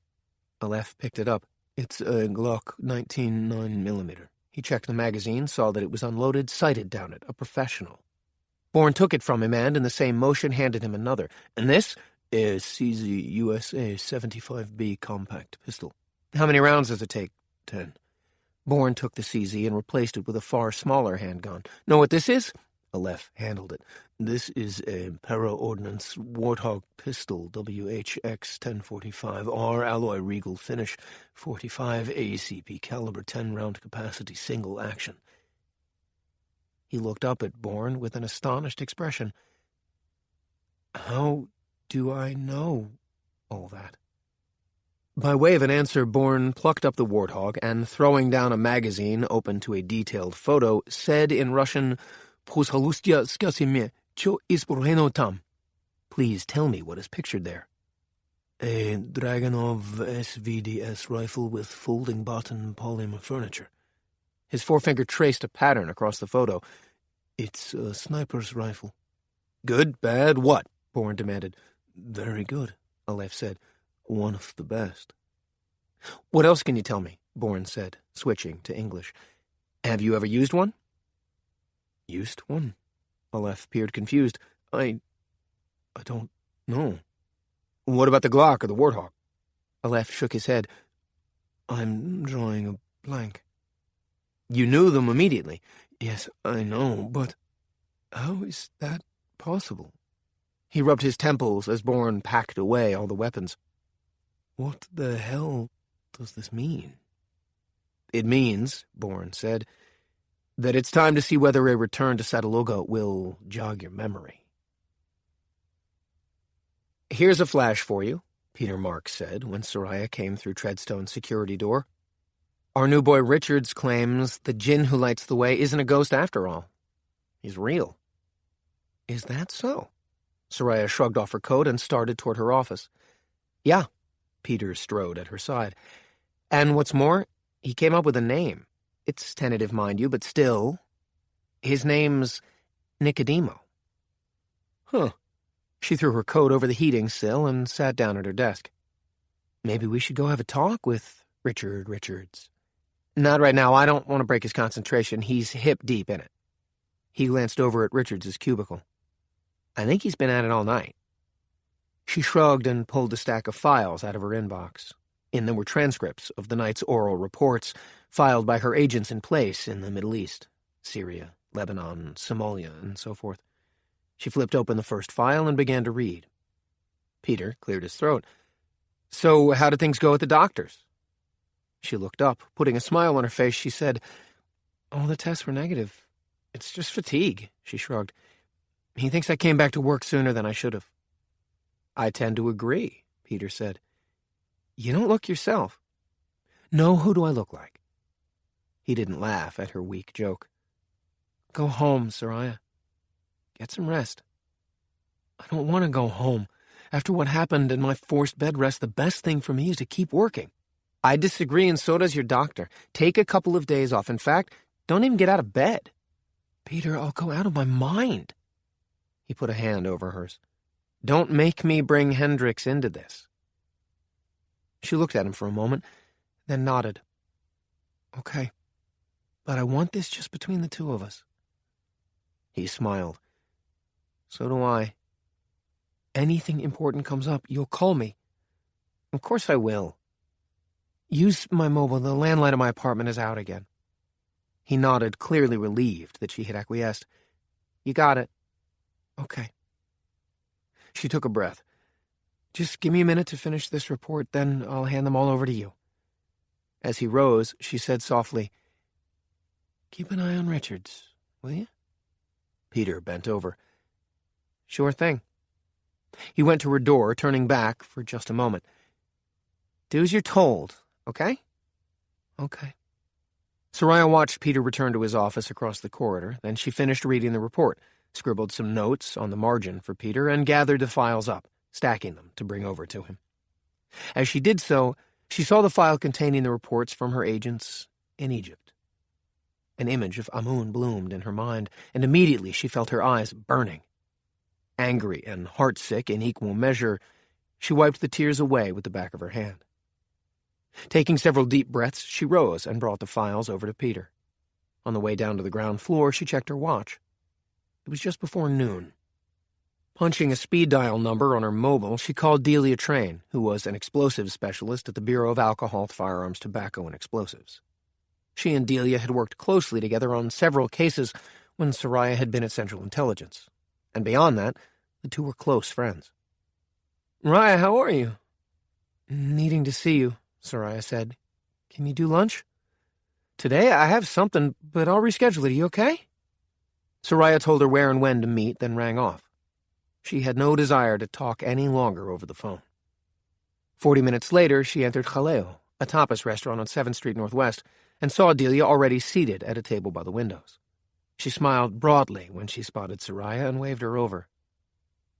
Delia's mother was an aristocratic Colombian from Bogota, and the daughter carried much of her maternal ancestors' fiery blood. Though her eyes were light, her skin was as deep-toned as her friend's. But there the similarity ended. She had a plain face and a boyish figure, short-cropped hair and strong hands. At work, her blunt, no-nonsense manner was legendary. But with Soraya, she was completely different. Delia rose, and the two women embraced. Tell me everything, Raya. Soraya's smile faltered. That's why I called you. They sat facing each other. Soraya ordered a Virgin Mary. Delia was nursing a caipirinha, a drink prepared with cachaça, Brazilian sugarcane liquor. Soraya glanced around the room, grateful that it was filling up, the hubbub rising around them like walls. The doctor was surprised I wasn't showing, given that I'm at the beginning of my second trimester. He said he can usually tell. Delia grunted. Men are so full of shit about their pregnancy radar. In my case, just like my mother, I may not begin to show until I'm about 5 or 6 months. A small silence rose between them amid the increasing clamor of the restaurant, as more and more diners were seated and those already there became boisterous. The laughter in particular seemed shrill and ugly. Delia, sensing her friend's mounting distress, reached out and took Soraya's hand in hers. Raya, listen to me. I won't let anything happen to the baby or to you." Soraya's grateful smile flickered on and off. "The tests came back. I have a subdural hematoma." Delia caught her breath. "How bad is it?" "Like a slow leak in a tire, but the pressure—" Soraya's gaze flicked away a moment. "Dr. Steen thinks I should have a procedure. He wants to drill a hole in my head." Delia squeezed her hand tighter. "Of course he thinks that. Surgeons always want to cut and paste." "In this instance, he may be right. We'll get a second opinion, third if necessary." "The MRI is clear," Soraya said. "Even I could see the problem." "Hematomas can be self-healing?" "I suppose this one could have been. Unfortunately, I flew. The trip from Paris exacerbated it, and now—" Delia saw the fear in Soraya's eyes. "Now what?" Soraya took a deep breath and let it out. "Surgical procedures are done on pregnant women only in emergencies, because there's a double risk for the fetus. The anesthesia and the procedure itself." Tears glittered in her eyes. "Delia, if something goes wrong—" "Nothing's going to go wrong." "If something goes wrong," Soraya persisted, "the mother's well-being comes first. If there are complications, they'll abort the baby." "Oh, Raya." It was a kind of helpless cry, half submerged in the restaurant clamor. Then Delia's face cleared. "But why think like that?" "I have to think like that. You know why." Delia bent in closer. "Are you absolutely certain?" "I did the math. Days and menstrual cycles don't lie, at least mine don't. There's no doubt about the father's identity." "Well, then?" "Right." Both women looked up as the waiter appeared tableside. "Have you made your choices, ladies?" After receiving his latest commission from Danny Amit, Ilan Halevi, known as the Babylonian, flew from Tel Aviv to Beirut on an Argentinian passport, part of a Mossad-created legend. From Beirut, he traveled via private aircraft to Sidon, from Sidon to the Dar el-Amar encampment by jeep. Colonel Ben David was shaving when the Babylonian was shown into his tent. Ben David did not turn, but glanced at the assassin in the mirror before returning to the scrutiny of his bluish jawline. A livid scar of fire-red flesh, barely healed, ran down from the outside corner of Ben David's left eye to the lobe of his ear. He could have opted for cosmetic surgery, but hadn't. "Who knows you're here?" he asked without preamble. "No one," the Babylonian said. "Not even Danny Amit." The Babylonian looked at him steadily. He'd already answered this. Ben David took the straight razor from his skin and nodded as he washed it free of cream and stubble. "All right, then. We can talk." He carefully dried the razor before he closed it and put it away. Then he took up a towel and wiped his face clean. Only then did he turn to face the Babylonian. "Killing becomes you." A slow smile spread across the Babylonian's face. "It's good to see you, too." The two men embraced briefly but intensely. Then they stepped back, and it was as if the intimacy had never happened. They were all business, and their business was deadly serious. "They've sent me after Rebeka." Something dark flitted across Ben David's eyes and was immediately gone. "I know what that means to you," the Babylonian said. "Then you're the only one." "It's why I'm here." The Babylonian regarded Ben David with no little curiosity. "What do you want me to do?" "I want you to follow through on your commission." The Babylonian cocked his head. "Really?" "Yes," Ben David said. "Really.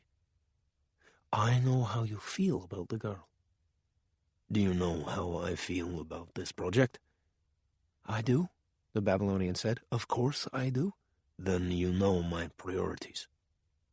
The Babylonian eyed him for a moment. "She must have pissed you off royally." Ben David turned away, busying himself with aligning his shaving equipment in regimental order. After a moment of observing him, the Babylonian said, "You only go OCD when you're extremely agitated." The colonel froze, pulling his fingers away from the implements. "Don't deny it," the Babylonian said. "I know you too well." "And I know you," Ben David said, turning back to face him. "You've never failed at a commission." "That's not, strictly speaking, true." "But only you and I know that." The Babylonian nodded. "True enough." Ben David took a step toward the other. "The thing is, Rebeka has become tangled up with Jason Bourne." "Ah," the Babylonian said. "Danny Amit didn't inform me of that complication." "He doesn't know." The Babylonian eyed Ben David for a moment. "Why didn't you tell him?" "Bourne is none of his fucking business." "In other words," the Babylonian said, "Bourne is your business." Ben David took another step toward the assassin. "And now he's yours as well." "Which is why you brought me here." "As soon as I learned about the commission." "Yes," the Babylonian said. "How exactly did you find out about it? So far as I know, only Danny Amit and the director know." A slow smile spread across Colonel Ben David's face. "It's better this way," he said. "For all of us." The Babylonian seemed to accept this. "So it's Bourne you want?" "Yes." "And Rebeka?" "What about her?" Colonel Ben David said, sharply. "I know how you feel." "Keep your eye on what's important. You cannot give Danny Amit the slightest reason to suspect you. You must fulfill your commission." The Babylonian looked on with some sympathy. "This can't be easy for you." "Don't worry about me," Ben David snapped. "I'm perfectly fine." "And we're on schedule." "To the dot." The Babylonian nodded. "I'll be off then." "That would be wise." After the assassin was gone, Colonel Ben David stood staring at himself in the mirror. Then he strode over, picked up his straight razor, and threw it. The mirror shattered, and with it, Ben David's reflection. Chapter 4. The man, big, burly, and round-shouldered, resembled a bear. Clad in a bespoke sharkskin suit that cost more than the yearly salaries of many of his minions, he stood in the sun-splashed Place de la Concorde. The ceaseless clamor of tourists sounded to him like the hammering of a flock of woodpeckers. The endless spiral of traffic surrounding the cement island on which he stood was like death, speeding by, always a little out of reach, until the moment when it ran over you, pounding you into the cobbles before speeding onward. He thought of the wasted days of his youth, before he had found himself, before he had discovered how to work his inner strength. Time wasted, and now gone forever. The Place de la Concorde was a favorite meeting place of his when he was in Paris because of its proximity to death, both present and past. It was the place where the guillotine had sliced off the head of Marie Antoinette, among many others, guilty and innocent alike, during France's notorious Reign of Terror. He liked the sound of that phrase, Règne de la Terreur, in any language. His head turned, and he saw her striding across the wide street on impossibly long legs as the light turned, favoring her. She came hidden within a cloud of tourists, seeing him but totally ignoring him, until she was on the far side of the 3,300-year-old Egyptian obelisk glorifying the reign of Ramses II, given to France by Mehmet Ali, the Ottoman viceroy, in 1829. It had originally marked the entrance to the Temple of Luxor. As such, it was a remarkable historical treasure. The man thought about this as the crowds of tourists ebbed and flowed around it, without giving it more than a cursory glance. Every day now, the history of the world was being lost, plowed under by the mountains of digital effluvia venting off the internet, scanned by growing millions on their smartphones or iPads. The lives of Britney Spears, Angelina Jolie, and Jennifer Aniston were of more interest to the new masses than were those of Marcel Proust, Richard Wagner, or Victor Hugo, if they even knew who these august personages were. The man resisted the urge to spit, instead smiling as he slipped through the throngs to the west side of the obelisk, where Martha Christiana stood, hands in the pockets of her avant black and red Loren Scott swing coat, beneath which a deep plum suede pencil skirt from the same designer showed off the shapely lower half of her body. She did not turn when she felt his presence at her left shoulder, but tilted her head in his direction. "It's good to see you, my friend," she said. "It's been a long time." "Too long, Sherry." Her full lips curved slightly in her Mona Lisa smile. "Now you flatter me." He barked a laugh. "There's no need." He was right. She was a strikingly beautiful woman, dark-haired, dark-eyed, Latin in both features and temperament. She could be fiery as well as feisty. In any case, she knew who she was. She was her own woman, which he admired, all the while attempting to tame her. So far he had not succeeded, for which a part of him was grateful. Martha would not have been half as useful to him if he had managed to break her spirit. Often, in his infrequent idle moments, he found himself wondering why she kept coming back to him. He had nothing on her. Besides, she was no one to be coerced. He had found that out on their second meeting. He turned his mind away from that dark time to the pressing matter that necessitated today's meeting. Martha was leaning back against the massive obelisk, legs crossed at her tiny ankles. Her Louboutins glittered richly. "When I was young," he said, "I used to believe in the concept of reward, as if life were fair and predetermined, as if life couldn't put undreamed of and unacceptable obstacles in my path. So what happened? I failed, again and again. I failed until my head hurt, and I realized that I had been fooling myself. I knew nothing about life." He shook out a cigarette, offered her one, then took one himself. He lit them both, first hers, then his. When he leaned in, he smelled her perfume, which held notes of citrus and cinnamon. Something deep inside him quivered. Cinnamon especially presented a special erotic note for him. Many intimate associations flooded his mind before he clamped down on them.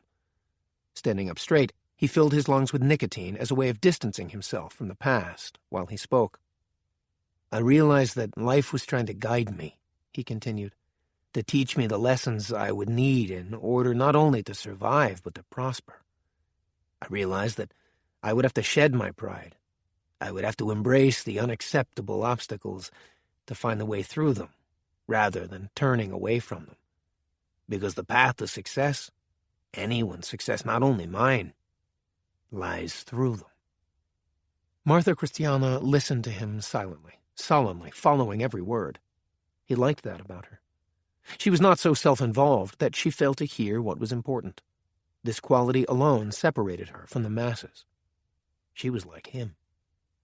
"Every time the unacceptable is accepted, there is a change," she said finally. "Change or die. That is the central thesis we both absorbed, isn't it?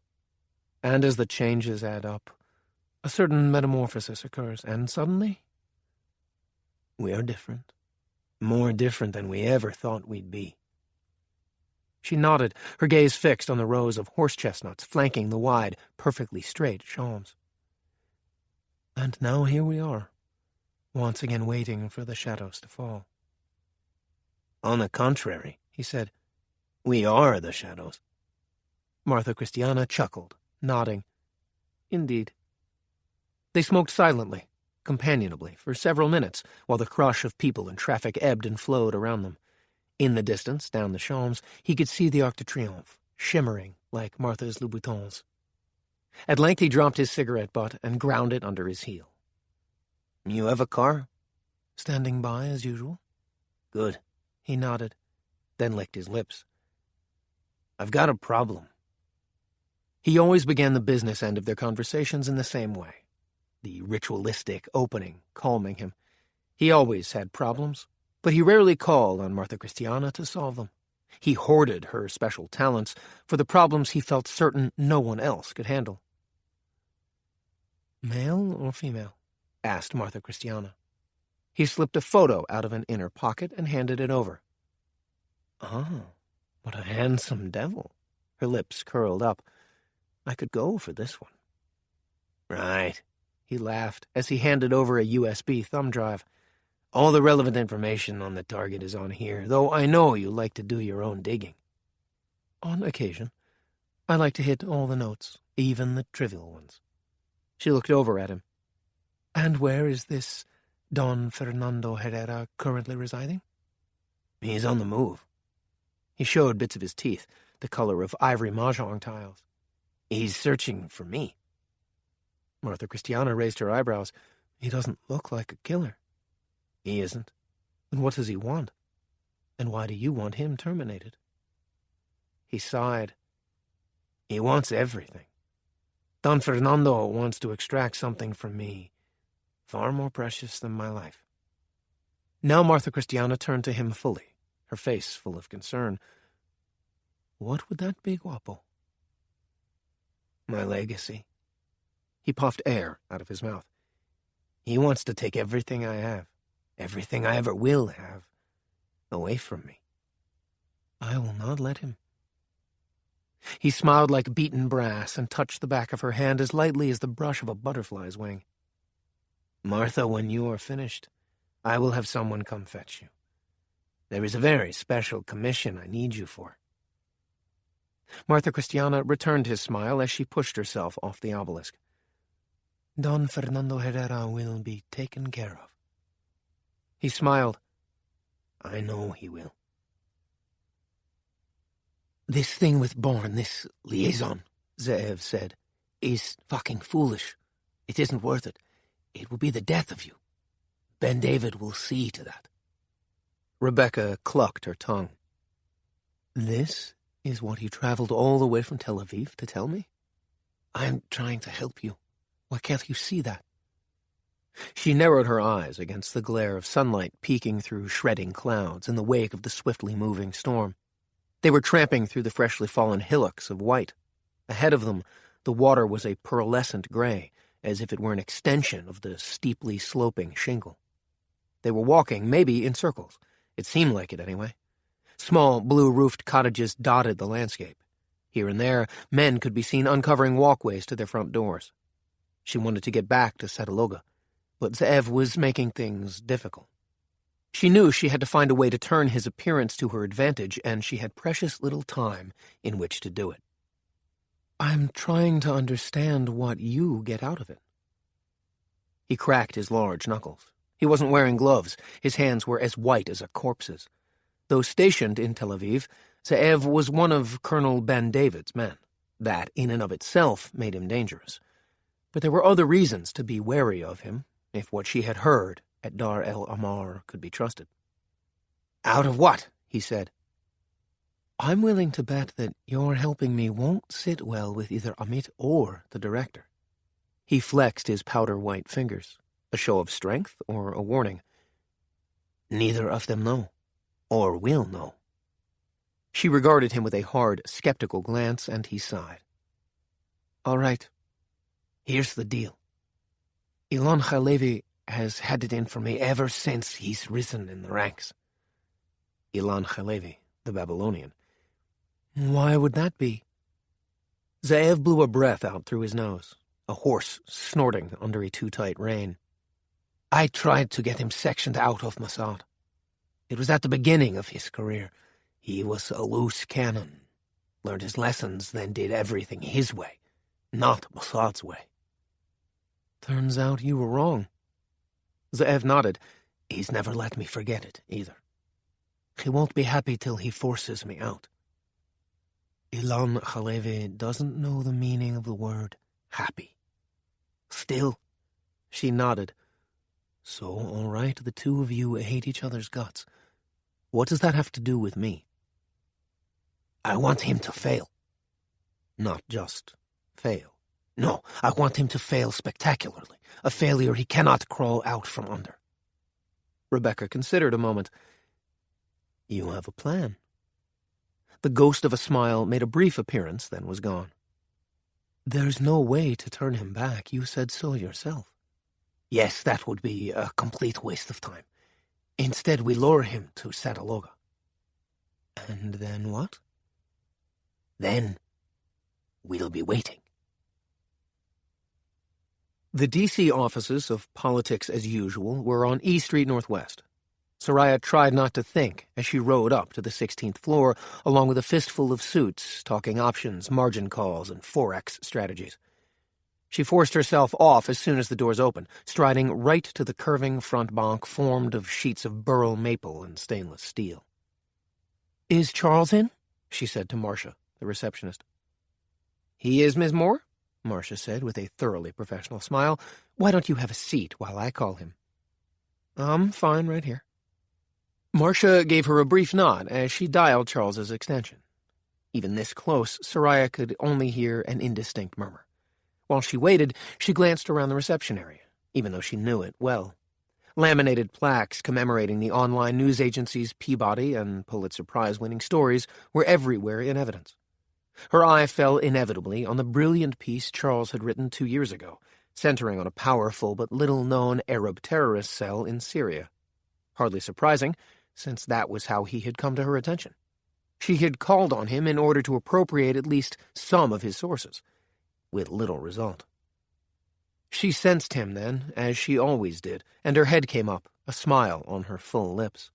He was tall and slender, with a crop of unruly and prematurely gray hair. He was, as usual, impeccably dressed, in a midnight blue suit, dove-gray shirt, and waterprint tie in muted colors. He beckoned to her as soon as he saw her, but there was something troubling in his smile that she couldn't place, and that sent a thread of disquiet through her. She began to question her decision. Part of her wanted to turn, enter the elevator, and never see him again.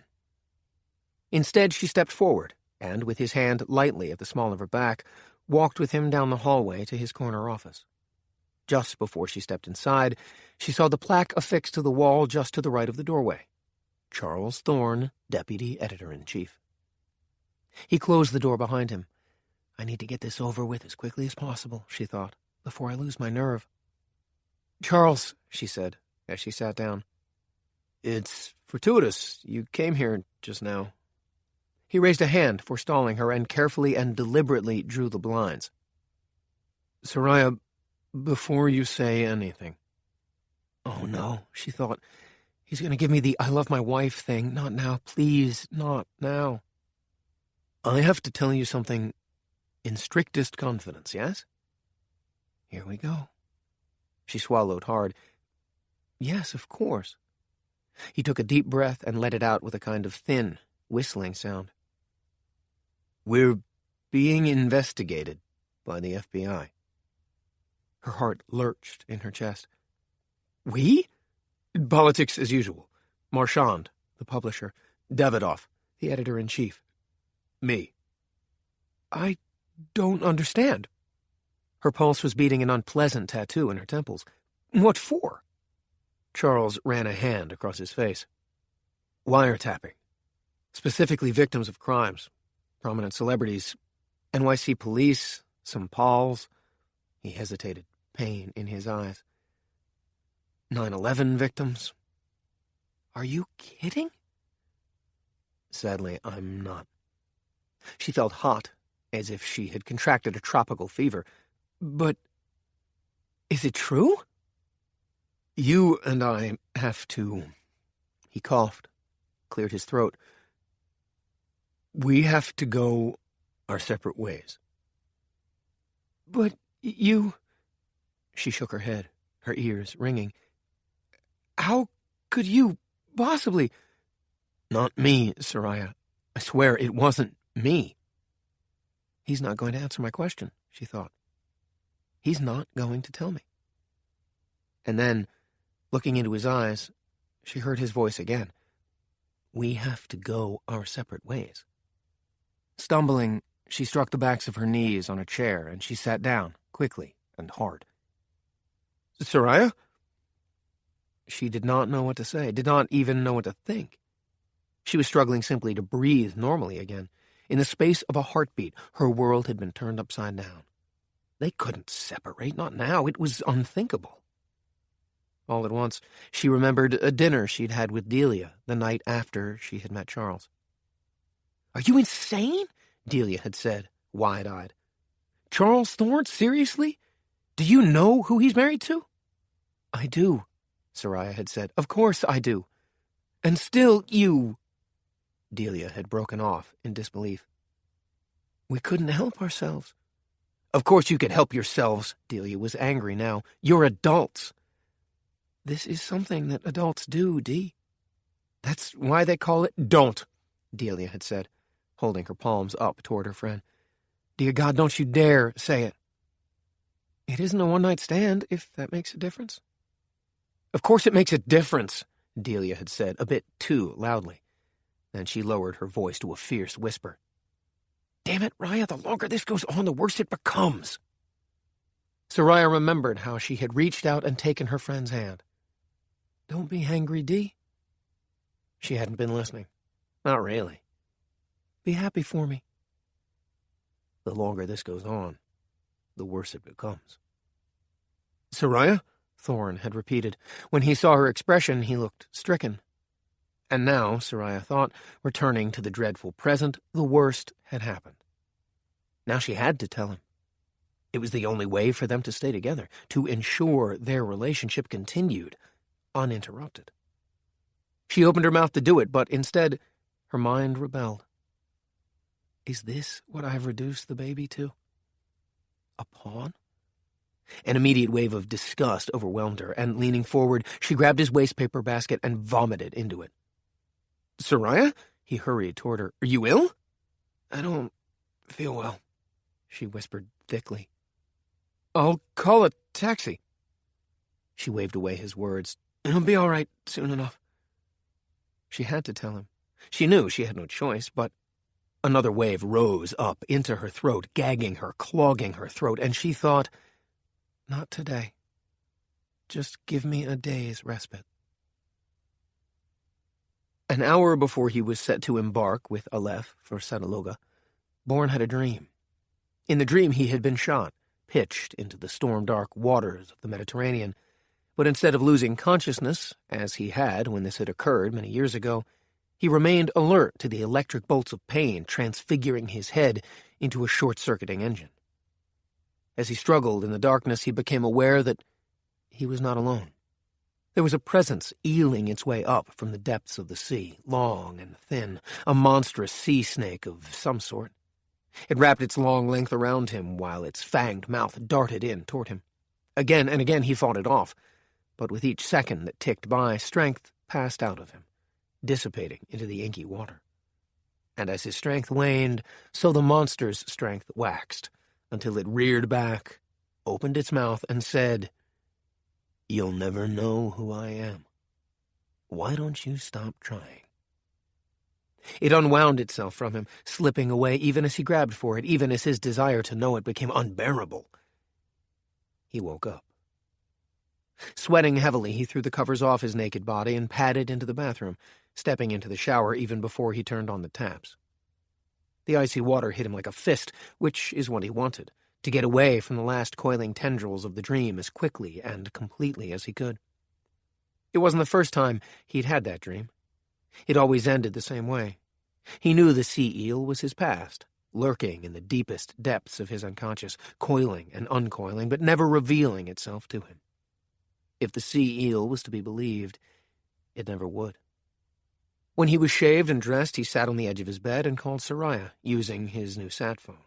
They had an arrangement to check in with each other periodically, which worked well for both of them. Often they were able to swap intel to their mutual advantage. It was the middle of the night in D.C., and it was clear that he had woken her up. "Are you all right?" he asked. "I'm perfectly fine. I just had a long, difficult day." At once he knew she wasn't telling him the whole truth, even though she insisted nothing was wrong. He kept at her until she admitted that the concussion she had gotten in Paris had become worse. That was all she would say, other than that she was being closely monitored by her doctor. Then she mentioned Nicodemo, and Bourne told her about his conversation with Christiane, that Nicodemo was somehow involved with Core Energy and specifically its CEO, Tom Brick. "You mean Nicodemo is real?" she said when he had finished. Christian and Don Fernando certainly think so.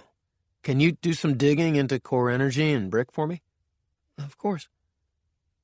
Take care of yourself, Soraya. There was a slight hesitation before she said, You too. 90 minutes later, with the sky clearing in the east, the last clots of night gathered like refuse in the street gutters, he and Aleph were in one of Christian's cars, heading out of Stockholm, toward Sataloga. You don't look too good, Aleph said as they hit the highway and hurtled down it at breakneck speed. Bourne said nothing. Every few minutes his eyes flicked to the rearview mirror, memorizing the makes, models, and positions of the vehicles behind him. Aleph's gaze automatically went to the side mirror. Expecting company? I'm always expecting company. Aleph laughed shortly. Yeah, I know what you mean. Bourne gave him a long, keen look. You do? What? You said you knew what I meant when I said I'm always expecting company. How do you know? Aleph returned his gaze and shook his head helplessly. I have no idea. Think! Bourne said it so sharply that Aleph jumped. I don't know, I just do. His eyes returned to the side mirror.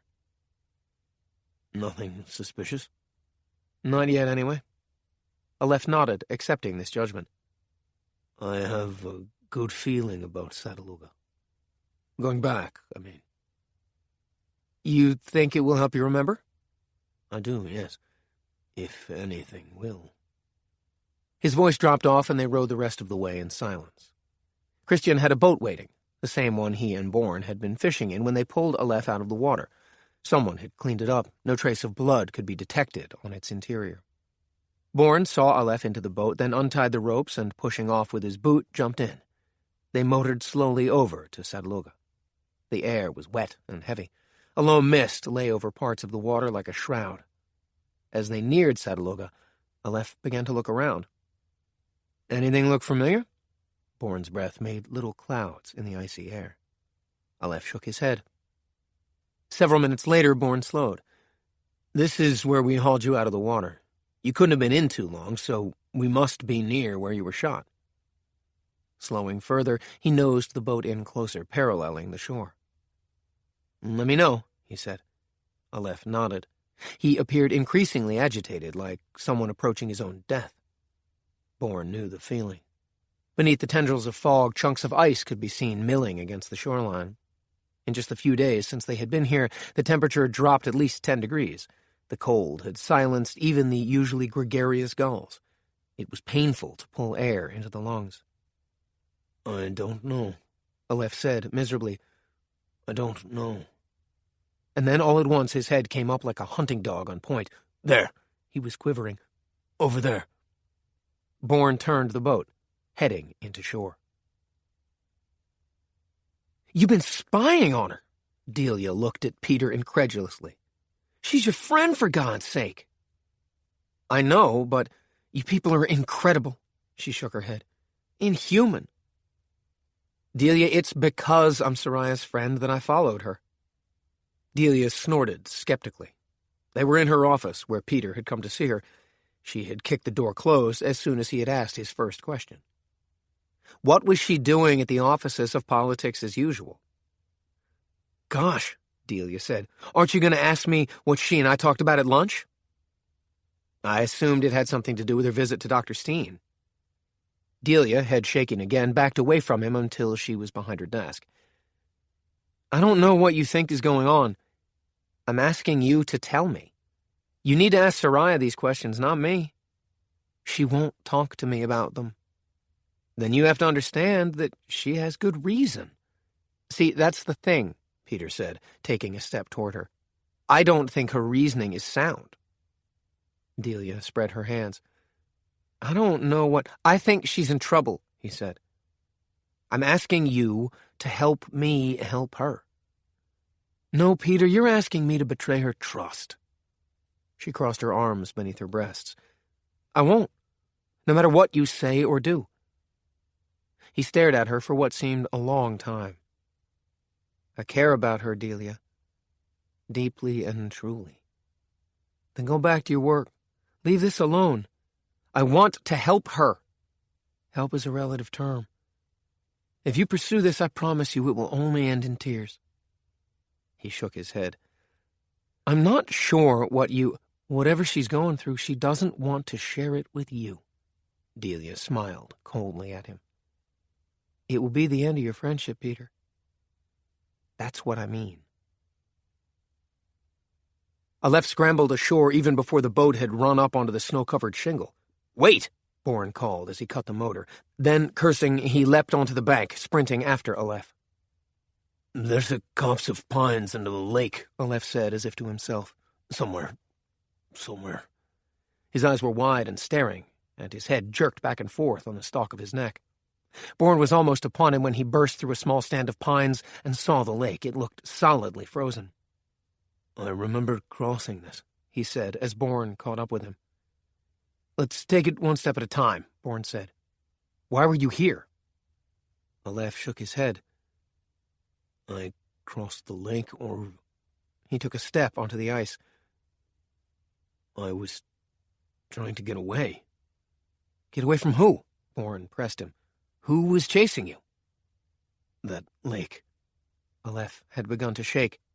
That damn lake. A kind of electric storm bursts behind his eyes as shards of memories bubble up from the fog of his amnesia. He sees himself, hears the panting of his breath, sees the slim figure skating lithely after him as if on blades. An abrupt blank, the memory lamp inside his head extinguished. Then he feels himself stumbling. The next instant, he is down on his knees. The figure is rushing inexorably toward him, and he turns, aims his handgun, but he stumbles, and it goes flying. He wants to scramble after it, but there's no time. He's off and running, again, running for his life. These memories rush at him like an attacking army, flickering in and out of focus. In between is the darkness of the befogged abyss he has come to know as amnesia, his life ripped away from him, forever beyond his grasp. The grief that had held him fast quickly morphs into panic welling up inside him as shards of memory stab him so fast and furiously that he becomes overwhelmed, disoriented, briefly insane. Aleph blinked, back in the present. Okay. Shadowed by pines at the edge of the flat, glittering expanse, Bourne began to guide him back toward the shoreline where he had moored the boat. I think that's enough for today. No. My life is back there. I have to get it back. Aleph broke away, hit the ice, but before he could take another step, Bourne grabbed him, jerking him back into the shelter of the trees. You can't go out there, Bourne said. It's too exposed, too dangerous. Dangerous? Bourne shook him briefly, trying to get him to focus. You were shot, remember? Someone is after you. I'm dead, Jason. He stared, wide-eyed. Don't you see? No one's after me now. Bourne saw that this trip that he and Christian had decided on was a mistake. It was too soon. Aleph was losing his grip on reality. Let's go back to the boat and talk it through calmly and rationally. Aleph hesitated, staring out across the icy expanse of the lake, then nodded. Okay. But the instant Bourne let go, he broke away, began to skate onto the lake, his legs splayed, his arms straight out like airplane wings to keep himself from sprawling head first onto the ice. Bourne lunged after him, one eye on Aleph, the other on the trees, dense enough to hide a regiment that ringed the lake. The wind whipped slivers of ice into his face. He raised one hand to shield his eyes and heard the sharp report as if it were an after-image, there and gone before it registered. Thick shards of ice fountained up as the sharpshooter squeezed off 2 more shots, creating a deep gouge in the ice just in front of where Aleph stood. Bourne slammed into Aleph, covering him, but at the same time sliding both of them forward into the gouge made by the sniper's bullets. The ice cracked in a spiderweb beneath them. Bourne tried to back up, hauling Aleph with him, but bullets struck the ice behind him, pinning him down, and now, with a deep groan, the ice gave way, plunging both of them down, a surprisingly strong current sucking them out into icy darkness.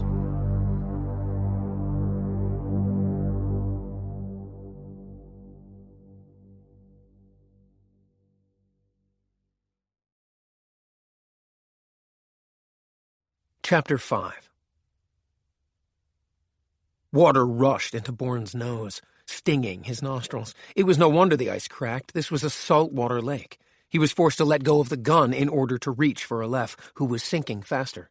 Bourne had to turn, aim himself down, giving powerful kicks to force himself to accelerate like an arrow loosed from a bow in an attempt to catch up with Aleph.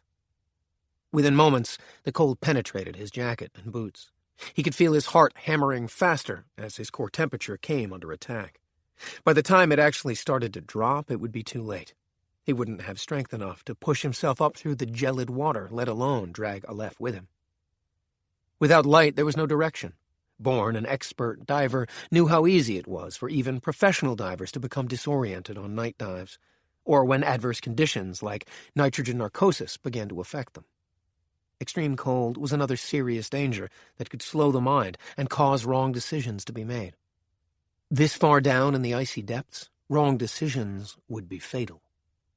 Bourne's lungs were bursting. He could no longer feel his toes, and his fingers felt thick and unwieldy.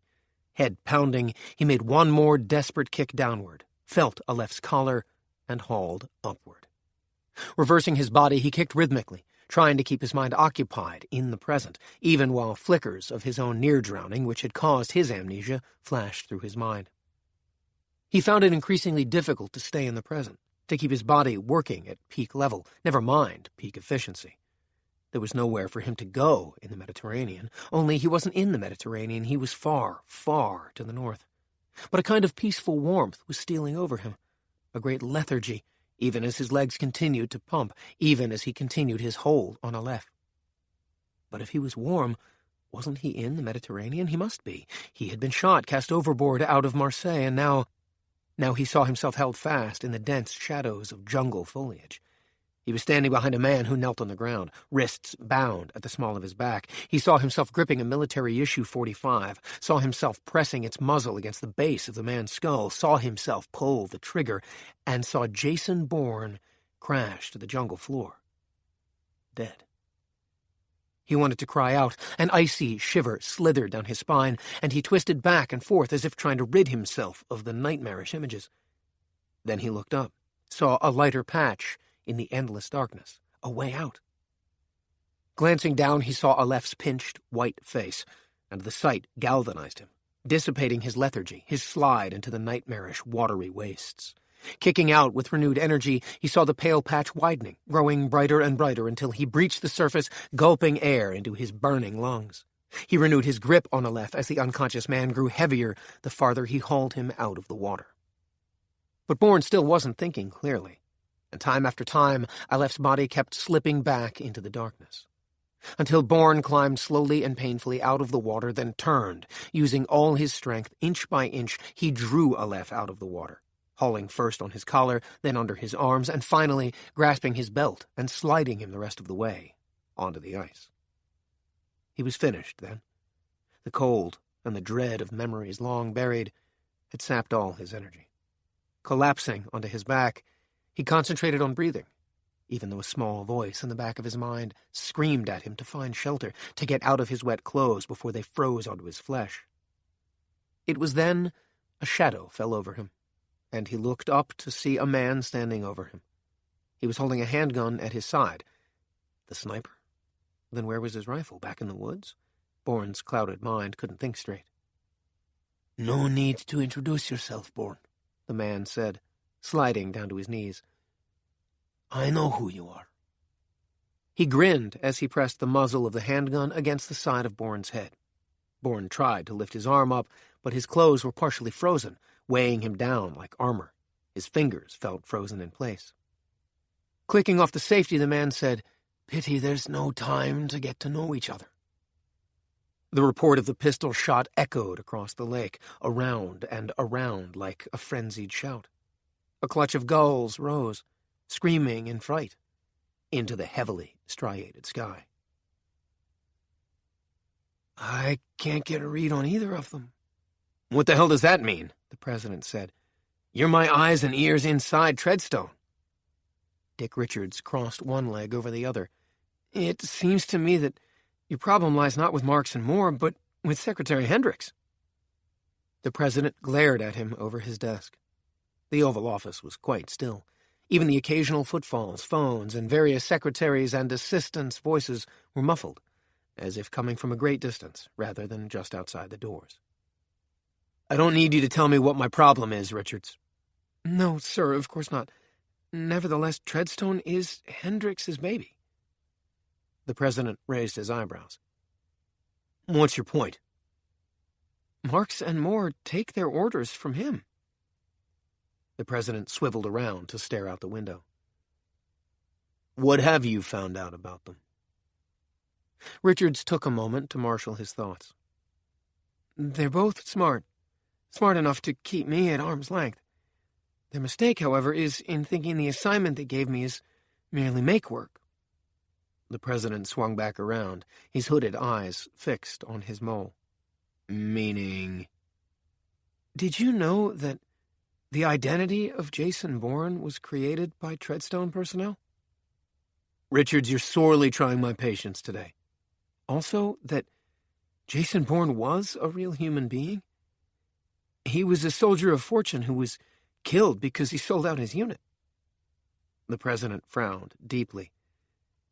"That knowledge is Archive Omega level. How the devil did you get hold of it?" For an instant, Richards wondered whether, in trying so hard to make his point, he had overplayed his hand.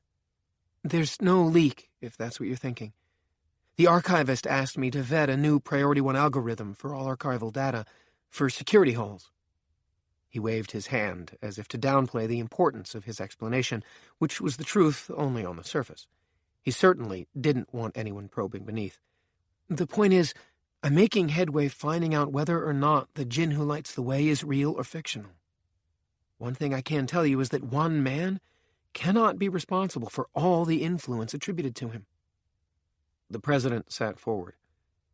"Listen, Richards, you're not understanding. It's most likely that this Nicodemo is an agglomeration of many people." "Fuck Nicodemo," the president said harshly. "I'm not interested in him. That's Hendrix's boogeyman. What interests me are Peter Marks and Soraya Moore." Richards shook his head. "I don't understand." "Soraya Moore was a rogue agent at CI. Now both of them are rogue directors at Treadstone." "Surely they're not security risks. I'm still not—" "They're both close to Jason Bourne, you fool. It's his toxic influence that's made them unreliable." The president seemed as shocked as Richards by the ferocity of this statement. He drummed his fingers on his desk, then took a deep breath and let it out slowly. When he resumed speaking, it was in a more normal voice. "Moore and Marks are close to Bourne. Therefore, they must be in touch with him." Richards took a moment to regroup. "You're after Bourne." "Why'd you imagine I placed you inside Treadstone, Richards? Bourne's not subject to any rules or regulations. He does whatever he pleases. I can't have that." "I've heard that he's helped us in the past." The president's hand cut through the air. "Those rumors may or may not be true, Richards. What they don't address, however, is Bourne's own agenda, and believe me, he has one. I want to know what it is. Anyone that far out on the rim beyond our control is not only a security risk, but a potential danger to our foreign policy programs. And that's not even taking into account his unstable mental state. He's an amnesiac, for Christ's sake. Who the hell knows what he'll do next? No." He shook his head emphatically. "We've got to take care of him once and for all. The direct approach hasn't worked. We'll never find him that way, and tracking him is an exercise in futility. Besides, Hendrix doesn't share my concerns, so he's out of this loop." "You and Secretary Hendrix are at odds," Richards thought. "Hendrix condones thinking outside the box. Clearly you don't." All at once he realized that he desperately wanted to be on the winning side, for once in his life. The president stood abruptly, went to stand by the furled flag of the United States at one side of the curtained window. "Forget Nicodemo. He's a smokescreen at best. More likely disinformation. A mirage perpetrated by our enemies to keep us running in circles. Get me now?" "Yes, sir, but I can't just drop my search for Nicodemo. The directors will become suspicious." "Do just enough internet snooping to keep their suspicions at bay. Concentrate on finding Bourne." Now his plan for getting Peter and Soraya to trust him by successfully completing the assignment they had given him was blown out of the water. He was growing more and more angry with how the president was treating him. Wasn't he supposed to be the president's golden boy? Hadn't the president himself plucked him out of NSA for this special assignment? And now to find out that the president had lied to him about the real nature of the assignment made him mad as hell. Fuck it, he thought. It's every man for himself now. But then, he thought with a silent, sardonic laugh, it always has been. For the rest of the briefing, he pasted a smile on his face, nodded occasionally, and made all the appropriate noises. The truth was, he wasn't listening. He was already forming a new strategy, one that would benefit only him. He berated himself for not having thought along that line before. When he returned to Treadstone, Richards went straight to Peter Marks's office, only to find Soraya Moore sitting behind his desk, working at his computer. This both surprised and alarmed Richards, and he heard again an echo of the president's assertion that these two directors had rogue personalities.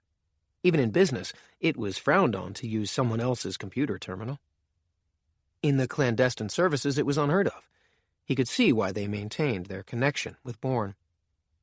Soraya looked up as he stood hesitantly on the threshold.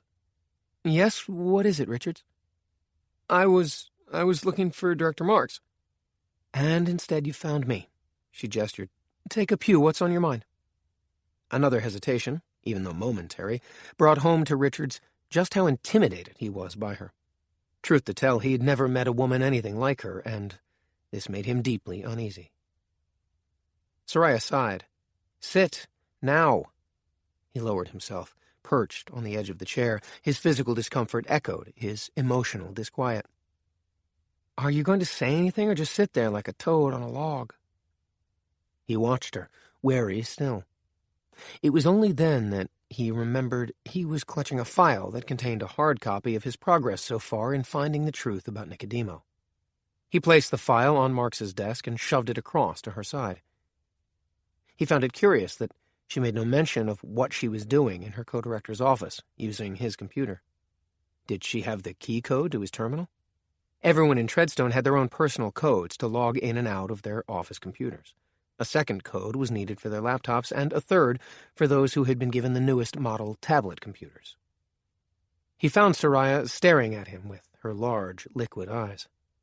That she was beautiful and highly desirable as well as powerful made him angry beyond words. She took up the file and, without taking her eyes from him, opened it. "What is this?" The unexpected question unnerved him. Why was she asking him when a simple glance down would give her the answer? He sucked in a ragged breath. "I've made significant progress on the assignment you and Director Marks gave me." "Go on." Why didn't she look down? Richards shook off the nagging question and continued.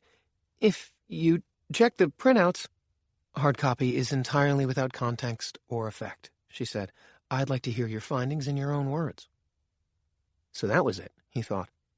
Clearing his throat again, he continued, "It's increasingly clear that the person, Nicodemo, doesn't exist, per se. It's more than likely he's a clever construct, like the Bourne identity."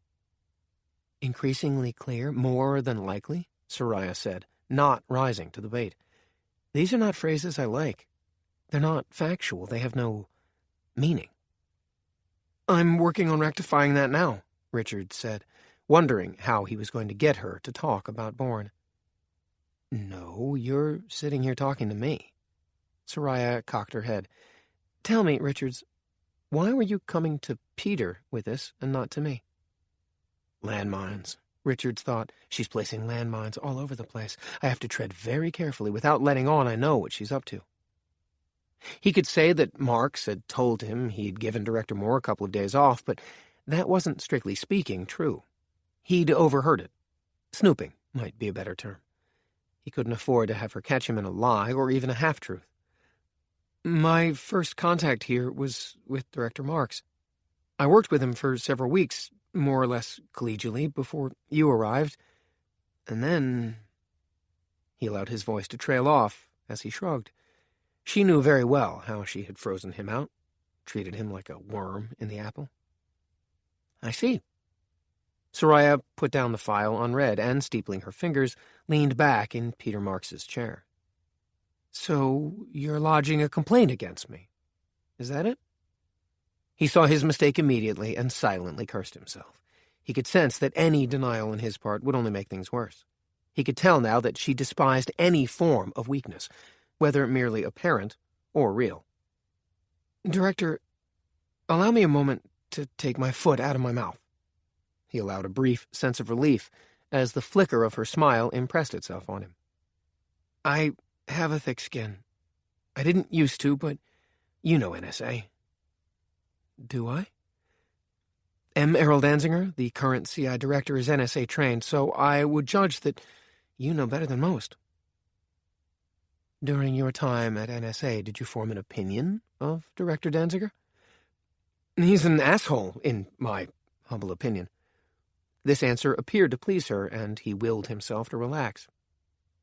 If my tenure at NSA taught me anything, it was that in order to survive, I had to toughen up.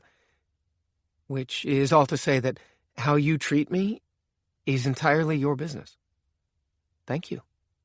Noting her sharply sardonic tone, he said, My business is to carry out, to the best of my ability, whatever orders you give me. Not whatever orders the President has given you. I understand that you don't trust me. Frankly, in your place, I'd feel the same. Just why the hell did the President press you onto us? In the past, there has been too much leeway taken inside Black Ops organizations. He's asked me to monitor, spy on us. If I'm to be honest, I don't think he's being adversarial. Then what? He's cautious, I guess would be the best term for it. Soraya smirked. And you agree with him, I imagine? I guess I did before I got here. But now, seeing what Treadstone does? He left a small silence to punctuate that statement. I'm all ears. And I'm doing my best to earn your trust. Uh-huh. The deeper I get into the Nicodemo assignment, the more of a tangle it becomes. I finally came to the conclusion that this tangle, which proliferated at every turn of whatever form of search I performed, was deliberate. Nothing would arouse as much suspicion as your finding Nicodemo easily. Exactly, of course. This was the first thought that came to me as I made my way through the first layers, but as you'll see in the file, this is more than a hacker's tangle. It's a goddamn Gordian knot. The more I unraveled one strand, the tighter the knot became. Isn't that simply superior security? No, Richard said. It's a double-blind. Meaning? This Gordian knot is meant to seem like superior security, the better to suck in expert hackers who, unlike me, are conspiracy theorists at heart. But in fact, it's nothing but bullshit. The Gordian knot is the product of some evil genius, sound and fury signifying nothing. So you're saying what? Nicodemo doesn't exist? Not as you and I were trained to think of him, and maybe not at all. Okay, Soraya spread her hands. Say you're right. I am right. Then who the hell owns Core Energy? Richards blinked. I beg your pardon? I have it on good authority that Nicodemo is connected with Core Energy. Where did you hear that? Tom Brick is CEO of Core Energy. Soraya had learned about Core Energy and Nicodemo from Jason Bourne, with whom, by long-standing arrangement, she was in periodic phone contact. But she wasn't about to tell Richards that. According to this source, Core Energy has a shitload of masked subsidiaries that are buying up energy mines and producers worldwide, making deals Tom Brick or any other legit CEO couldn't touch with a 50-foot pole. If, as you claim, Nicodemo doesn't exist, then who the hell is making those corrupt deals? I don't know. Neither do I, though I've tried my damnedest to find out. She closed the file and skimmed it back across the desk to him. Back to the salt pits, Richards. You want to impress me? Dig me out some useful intel. A hot spray of blood coated Bourne's face as the gunshot reverberated through his mind. Helpless, he stared up into the gunman's stunned face. An instant later, the gunman's eyes turned glassy, and he keeled over onto his side. A second shadow passed across Bourne's vision. He turned his head, saw another figure, gun in hand. Sunlight turned the figure inky, no more than a silhouette. Then the sun slipped behind a racing cloud bank, and, as the figure knelt beside him, Bourne recognized the face. "Rebeka," he said. She smiled. "Welcome back to the living, Bourne." Trying to move, he crackled like an iceberg, cleaving. Reversing her Glock, she used the butt to chip off the layer of ice that had turned his coat and trousers to armor. "We'd better peel this stuff off you before it adheres to your skin permanently." As she worked, she said, "It's good to see you. I never thanked you for saving my life." "All in a day's work," Bourne said now. "Is Aleph okay?" She frowned. "Who?" "The man next to me. I pulled him out of the water several days ago." "Oh, you mean Manfred Weaving?" She glanced to Bourne's left. "He's fine, thanks to you, but I need to get him inside, too." Bourne was beginning to regain movement in his limbs, but he was still dreadfully chilled. To keep his teeth from chattering, he said, "How do you know him? What are you doing here?" "I've been pursuing him for weeks now, all the way from Lebanon," she laughed. "You remember Lebanon, Bourne, don't you?" "How's Colonel Ben David?" "Pissed as a bear up a tree." "Good." "He hates your guts." "Even better." With a wry smile, she helped him up to a sitting position. "I've got to get you both warmed up." He turned, glanced at the man lying in his own blood. "Who the hell is this?" "His name's Ze'ev Stahl. He worked for Ari Ben David." Bourne looked at her. "You killed one of your own?" "It's a long story." She nodded at Manfred Weaving. "We'd better get going." She gave him a wry smile. "You I don't know about, but he's far too valuable to let freeze to death." Peter Marks sat in his unmarked car, enjoying a Snickers bar. He hated stakeouts so much that the only way to get through them was to give himself a constant supply of treats. It being a particularly mild day, he had all the windows down, breathing in the air of a coming spring. While he waited, he listened again to the relevant snippet of recording from his office. "Soraya, I have it on good authority that Nicodemo is connected with core energy." "Richards. Where did you hear that?" Peter nodded in satisfaction. He had to hand it to Soraya. She was a fucking expert. When she had first outlined her plan, he had counted on confronting Richards himself, but she had made a clear case otherwise. "First, he won't expect me to be in the office, let alone be sitting at your desk," she had said. "Second, I give him the heebie-jeebies, I can tell. He doesn't know whether to spit at me or ask me out. When he looks at me, I can see the heat in his eyes. I can use all that to rattle him." As it turned out, she had been dead on in her psych profile of Dick Richards. Taking a last luxurious bite of his Snickers, Peter glanced at the dashboard clock. 15 minutes since the impromptu meeting in his office had concluded. Movement at the entrance to the Treadstone building caused him to look up. Bingo! Here came Richards, hurrying down the steps, turning left into the guarded and electronically surveilled parking lot. Peter watched as he climbed into his car, started the engine, and drove out. Putting his own car in gear, Peter nosed out into the traffic flow, taking up a position a car length behind Richards. He had expected Richards to head across the Key Bridge into D.C., but instead he went the other way, heading out past the suburban sprawl of Arlington into the rolling Virginia hills, so lushly verdant in spring and summer, aflame in autumn, brown now, sleeping in winter's chill. Exiting the highway, they passed through sleepy villages and tony residential enclaves, separated by long swaths of parkland, stands of trees beside golf courses and tennis courts. On the old Blackfriar Pike, they rose up, then swung down into a broad valley. The road ascended again, cresting a hill, and Peter thought, really? This is where he's gone? Beyond, on the left, he could make out the thick brick walls of the Blackfriar, the oldest and still the most exclusive country club in the area, tendentiously outmuscling the clutch of multi-million-dollar pretenders that had sprung up over the decades.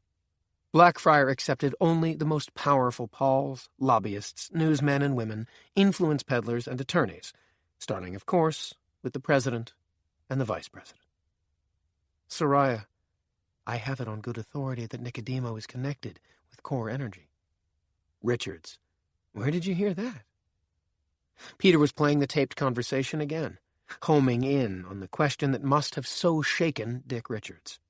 Where did you hear that? The question had given him away. He had already known about core energy, but he had withheld that information. Peter was following him to find out why. According to Soraya, Bourne strongly suspected a connection between Nicodemo and core energy. From where Peter sat now, it looked as if he was right on the money, as usual. Richards's car turned into the driveway, stopped at the guardhouse that sat as ominous as a military installation just outside the front gate, which remained closed to the uninitiated and the uninvited alike. Peter was not a member of Blackfriar, which, in any event, would not have him. Nevertheless, he needed to gain entrance. Showing his credentials to the guards was out of the question. He might as well announce his presence via loudspeaker.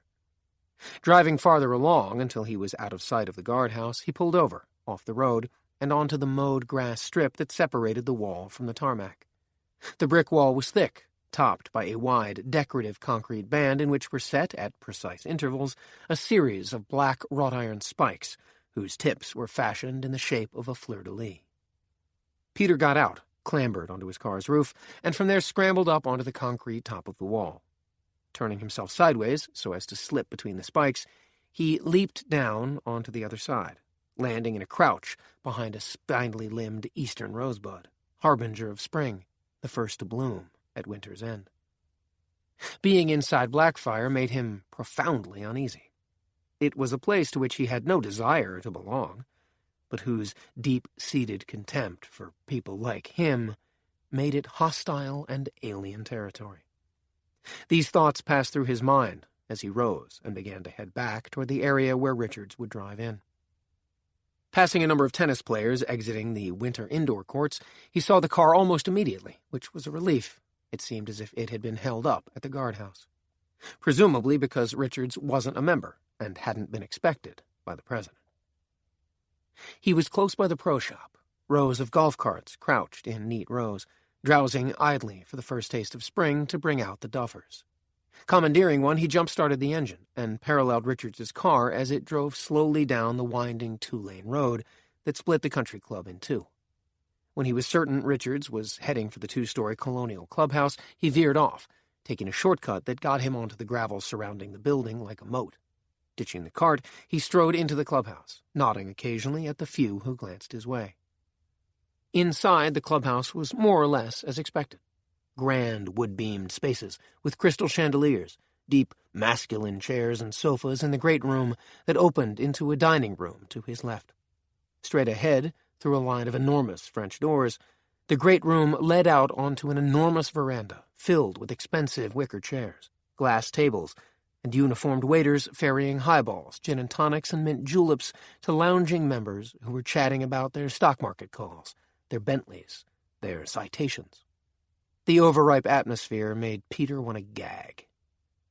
He saw Richards hurry in and stood back in the shadow of a potted palm, as if this were a scene from a 1930s Sydney Greenstreet potboiler.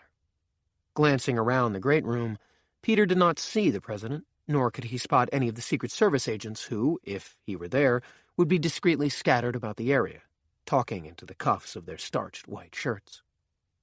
He moved to keep Richards in sight and was rewarded to see his quarry head toward a small grouping of upholstered wing chairs. He seated himself in one of them, facing a man the crown of whose head was only partly visible. He had silver hair, but that was all Peter could tell from his position. He continued around the periphery of the great room in a counterclockwise direction. But just as the person Richards had come all this way to see was about to appear from behind a wing of the chair in which he was seated, someone tapped Peter on the shoulder. Turning, he found steel-gray eyes locked on his. The needle nose and thin lips below showed not a trace of bonhomie, let alone humor. As Peter tried to pull away, the man jabbed something sharp against Peter's side. The point of a switchblade, The atmosphere is toxic for you in here, the man said. He had dark hair, long at the collar and slicked back, hardly a fashionable D.C. style. His English held a slight accent that Peter couldn't place for the moment. Let's step outside, shall we? I'd rather not, Peter said, then winced as the knife point slid through his clothes to prick his skin.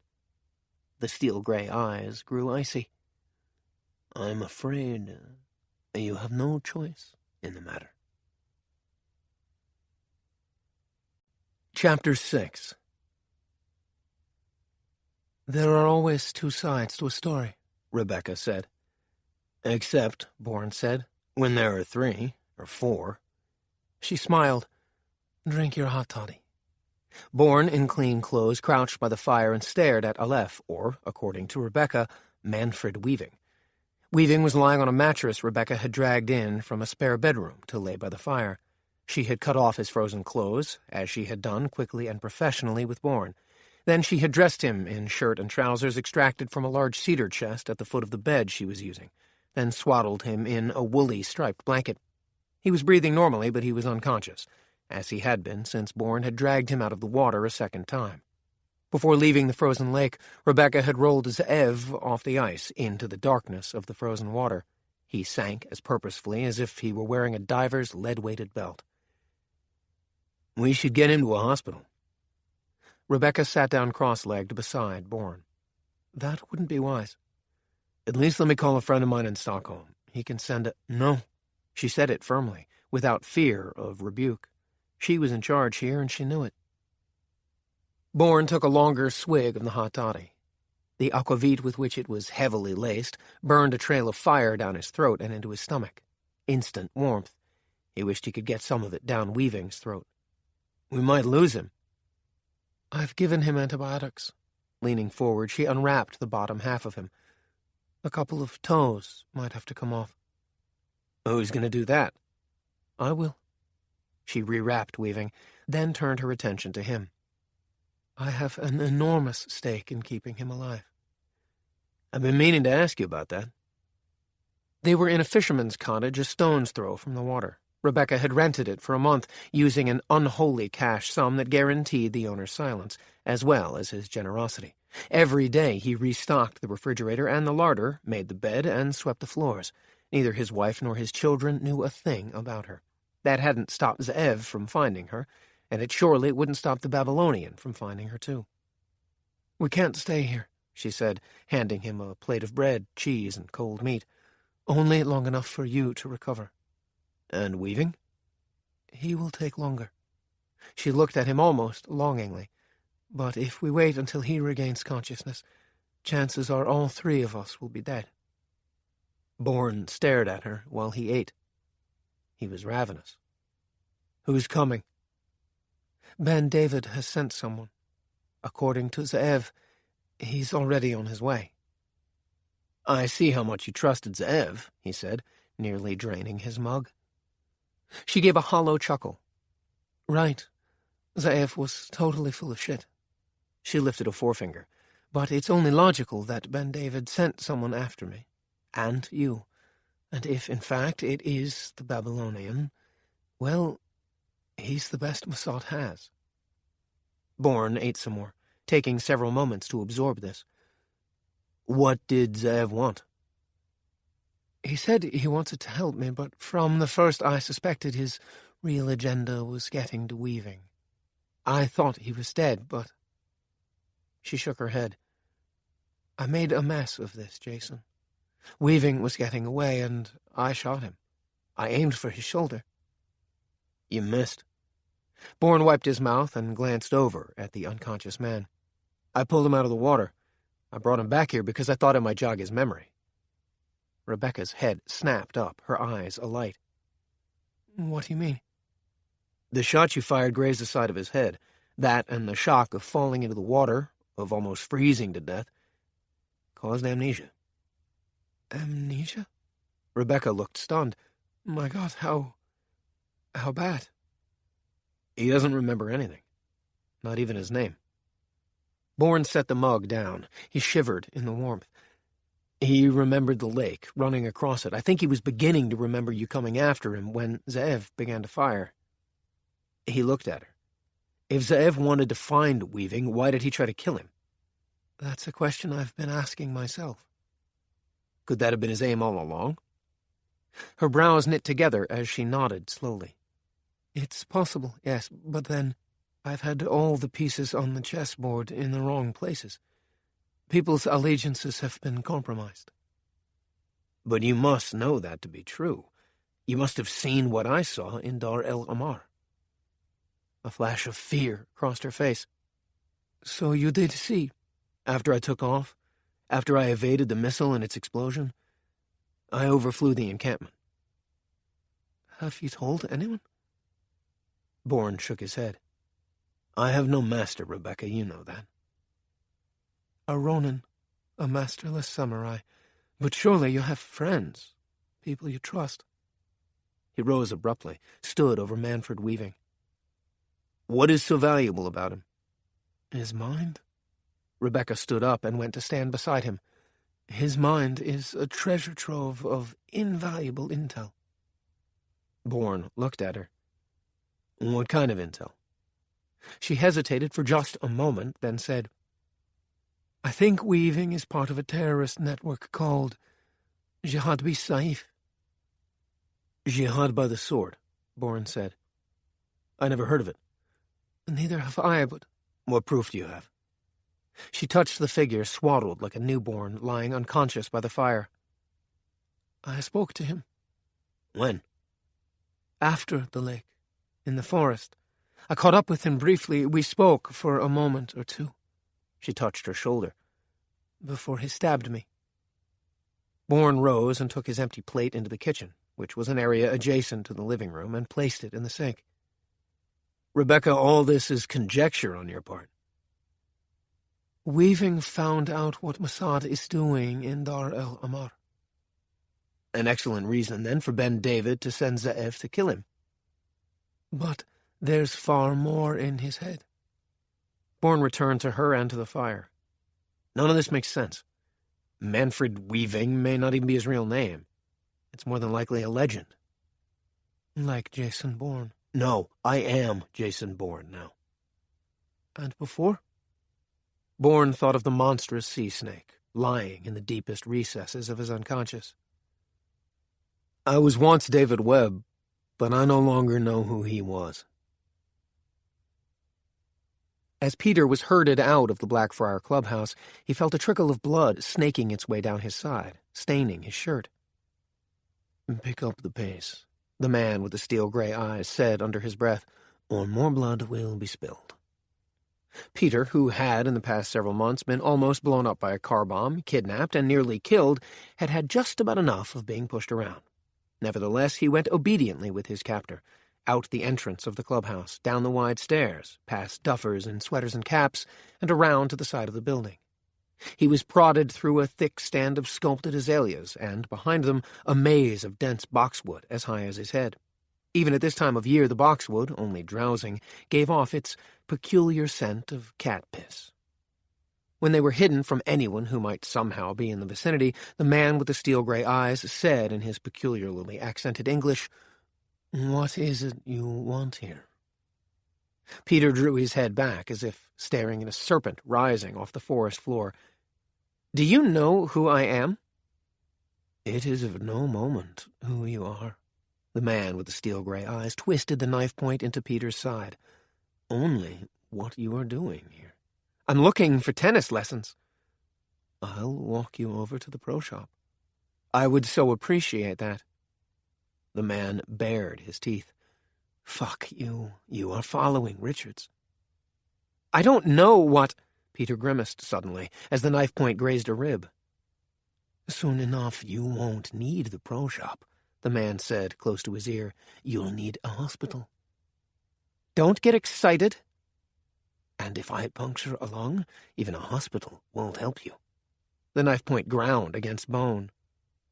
"Understand?" Peter grimaced and nodded. "Now, why are you following this man you say you don't know?" Peter breathed in and out, slowly, deeply, evenly. His heart was racing and adrenaline was pumping into his system. "Richards works for me. He left the office prematurely." "And this prompts you to follow him?" "Richards's work is classified, highly sensitive. It's my job to—" "Not today," the man said. "Not now. Not with him." "Whatever you say." Peter prepared himself mentally, while willing his body to relax. He slowed his breathing, turned his mind away from the pain, the increasing loss of blood. Instead, he fixed his thoughts on what needed to be done. And then he did it. Bringing his left arm down, he slammed his forearm into the man's wrist. At the same time, he twisted his upper torso, driving his right elbow into the bridge of the man's nose. Briefly, he felt the fire in his side as the knife point scraped along his rib, slashing open a horizontal wound. Then the full heat of battle rose up, and he forgot all about it. The man, forced to let go of the knife, drove the ends of his fingers into Peter's solar plexus. Peter breathed out, then in, and stiff-armed his adversary. The man's shattered nose spouted blood like a fountain, and he took an involuntary step backward. Peter moved into the breach, drove his knee into the man's groin, then, as the man doubled over, smashed his fist into the back of his neck. The man went down and stayed down. Retrieving the knife from where it had fallen, Peter knelt down, put the bloody point to the man's carotid as he rolled him over. He was unconscious. Quickly, Peter rummaged through his pockets, found car keys, a thin metal mesh wallet with almost $800 in cash, a driver's license, 2 credit cards, all in the name of Owen Lincoln. He also found a Romanian passport in the name of Florin Popa. Peter had a good laugh at that one. Popa, which meant priest in Romanian, was by far the most popular surname, the Romanian equivalent of Smith. Staring down at the man with steel-gray eyes, he knew only 2 things for certain. First, his name was neither Owen Lincoln or Florin Popa. Second, whoever he was, he worked for the man Richards had come here to meet. Not enough. Not nearly enough. Soraya found Secretary Hendricks in a briefing with Mike Holmes, the National Security Advisor, and the head of Homeland Security. High-level stuff, the highest, in fact. Her credentials got her into the White House grounds, through several layers of security with exponentially increasing scrutiny, and into the West Wing, where she sat in a tiny, exquisite Queen Anne chair opposite one of Holmes's press officers. A speechwriter, actually, whom she knew on a casual, nod-at-each-other basis. The officer kept his head down, his fingers plucking away at his computer terminal. She rose once to get herself a cup of coffee from a heavily laden sideboard, then sat back down. Not a word was spoken. 40 minutes after she sat down, the door opened, and a clutch of suits marched out, glassy-eyed, still in the grip of the power of the Oval Office. Hendricks was talking in low tones to Holmes. Hendricks, who had himself ascended from the position Holmes now held, and who had recommended Holmes to be his successor, was no doubt passing on a well-considered kernel of accumulated wisdom to his protege. He saw Soraya when she stood up. He was almost abreast of her and appeared surprised to see her. He raised a forefinger, indicating that she should wait while he completed his conversation with Holmes. Soraya bent and put her coffee cup down on the sideboard. When she straightened up, she winced at the pain that lanced through her head. Immediately, she broke out into a cold sweat and, turning away from the men, wiped her brow and upper lip with the back of her hand. Her heart was pounding, whether in fear for her own life or for that of her unborn baby, she could not say. Instinct drove her to place one hand on her belly, as if to protect the fetus from whatever was happening inside her skull. But there was no protection, she knew. Not really. Every option available to her was fraught with dire peril. Soraya? She started at the sound of Hendricks's voice so close to her, and when she turned, she was afraid that her face was ashen, that her boss would see what was happening to her. But his smile seemed unclouded with doubt. He projected only mild surprise and a certain curiosity. "What are you doing here?" "Waiting for you." "You could have called." "No," she said. "I couldn't." His brow furrowed. "I'm not following." "I need to talk with you someplace secure." She was appalled to hear how breathless she sounded. "Ride with me to my next meeting." He took her elbow lightly and escorted her out of the West Wing, out of the White House, to his armored custom Escalade.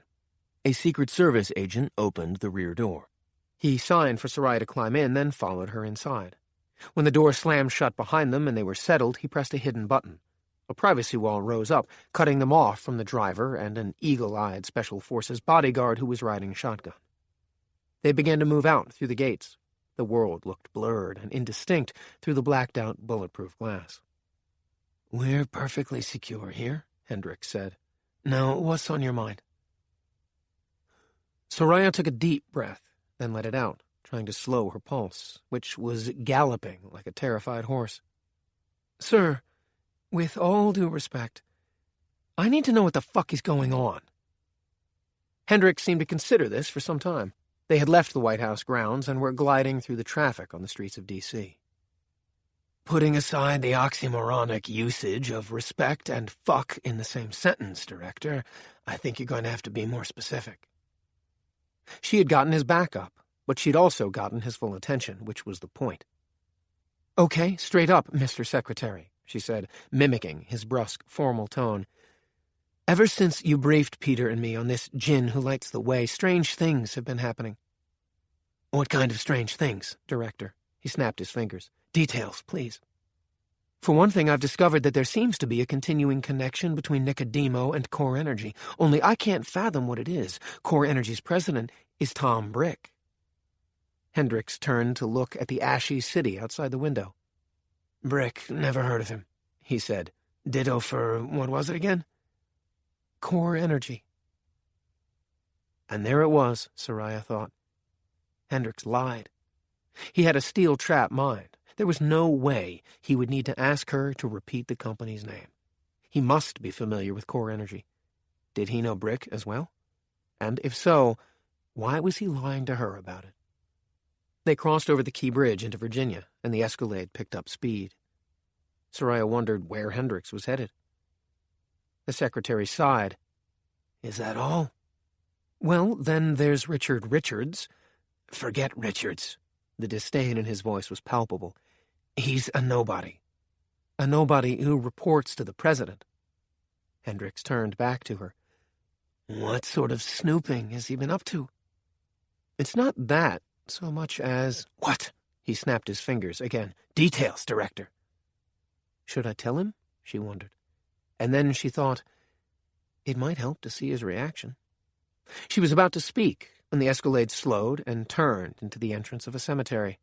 They passed through high iron gates, drifted slowly down a narrow paved road that bisected the graveyard. Near the back, they turned right, went 3/4 of the way down, and rolled to a stop. Grabbing Florin Popa by his ankles, Peter dragged him deeper into the undergrowth, depositing him behind a thick boxwood hedge. As he maneuvered the body into place, one of Popa's shoes came off, and, as it bounced over the hard ground, something spilled out of it.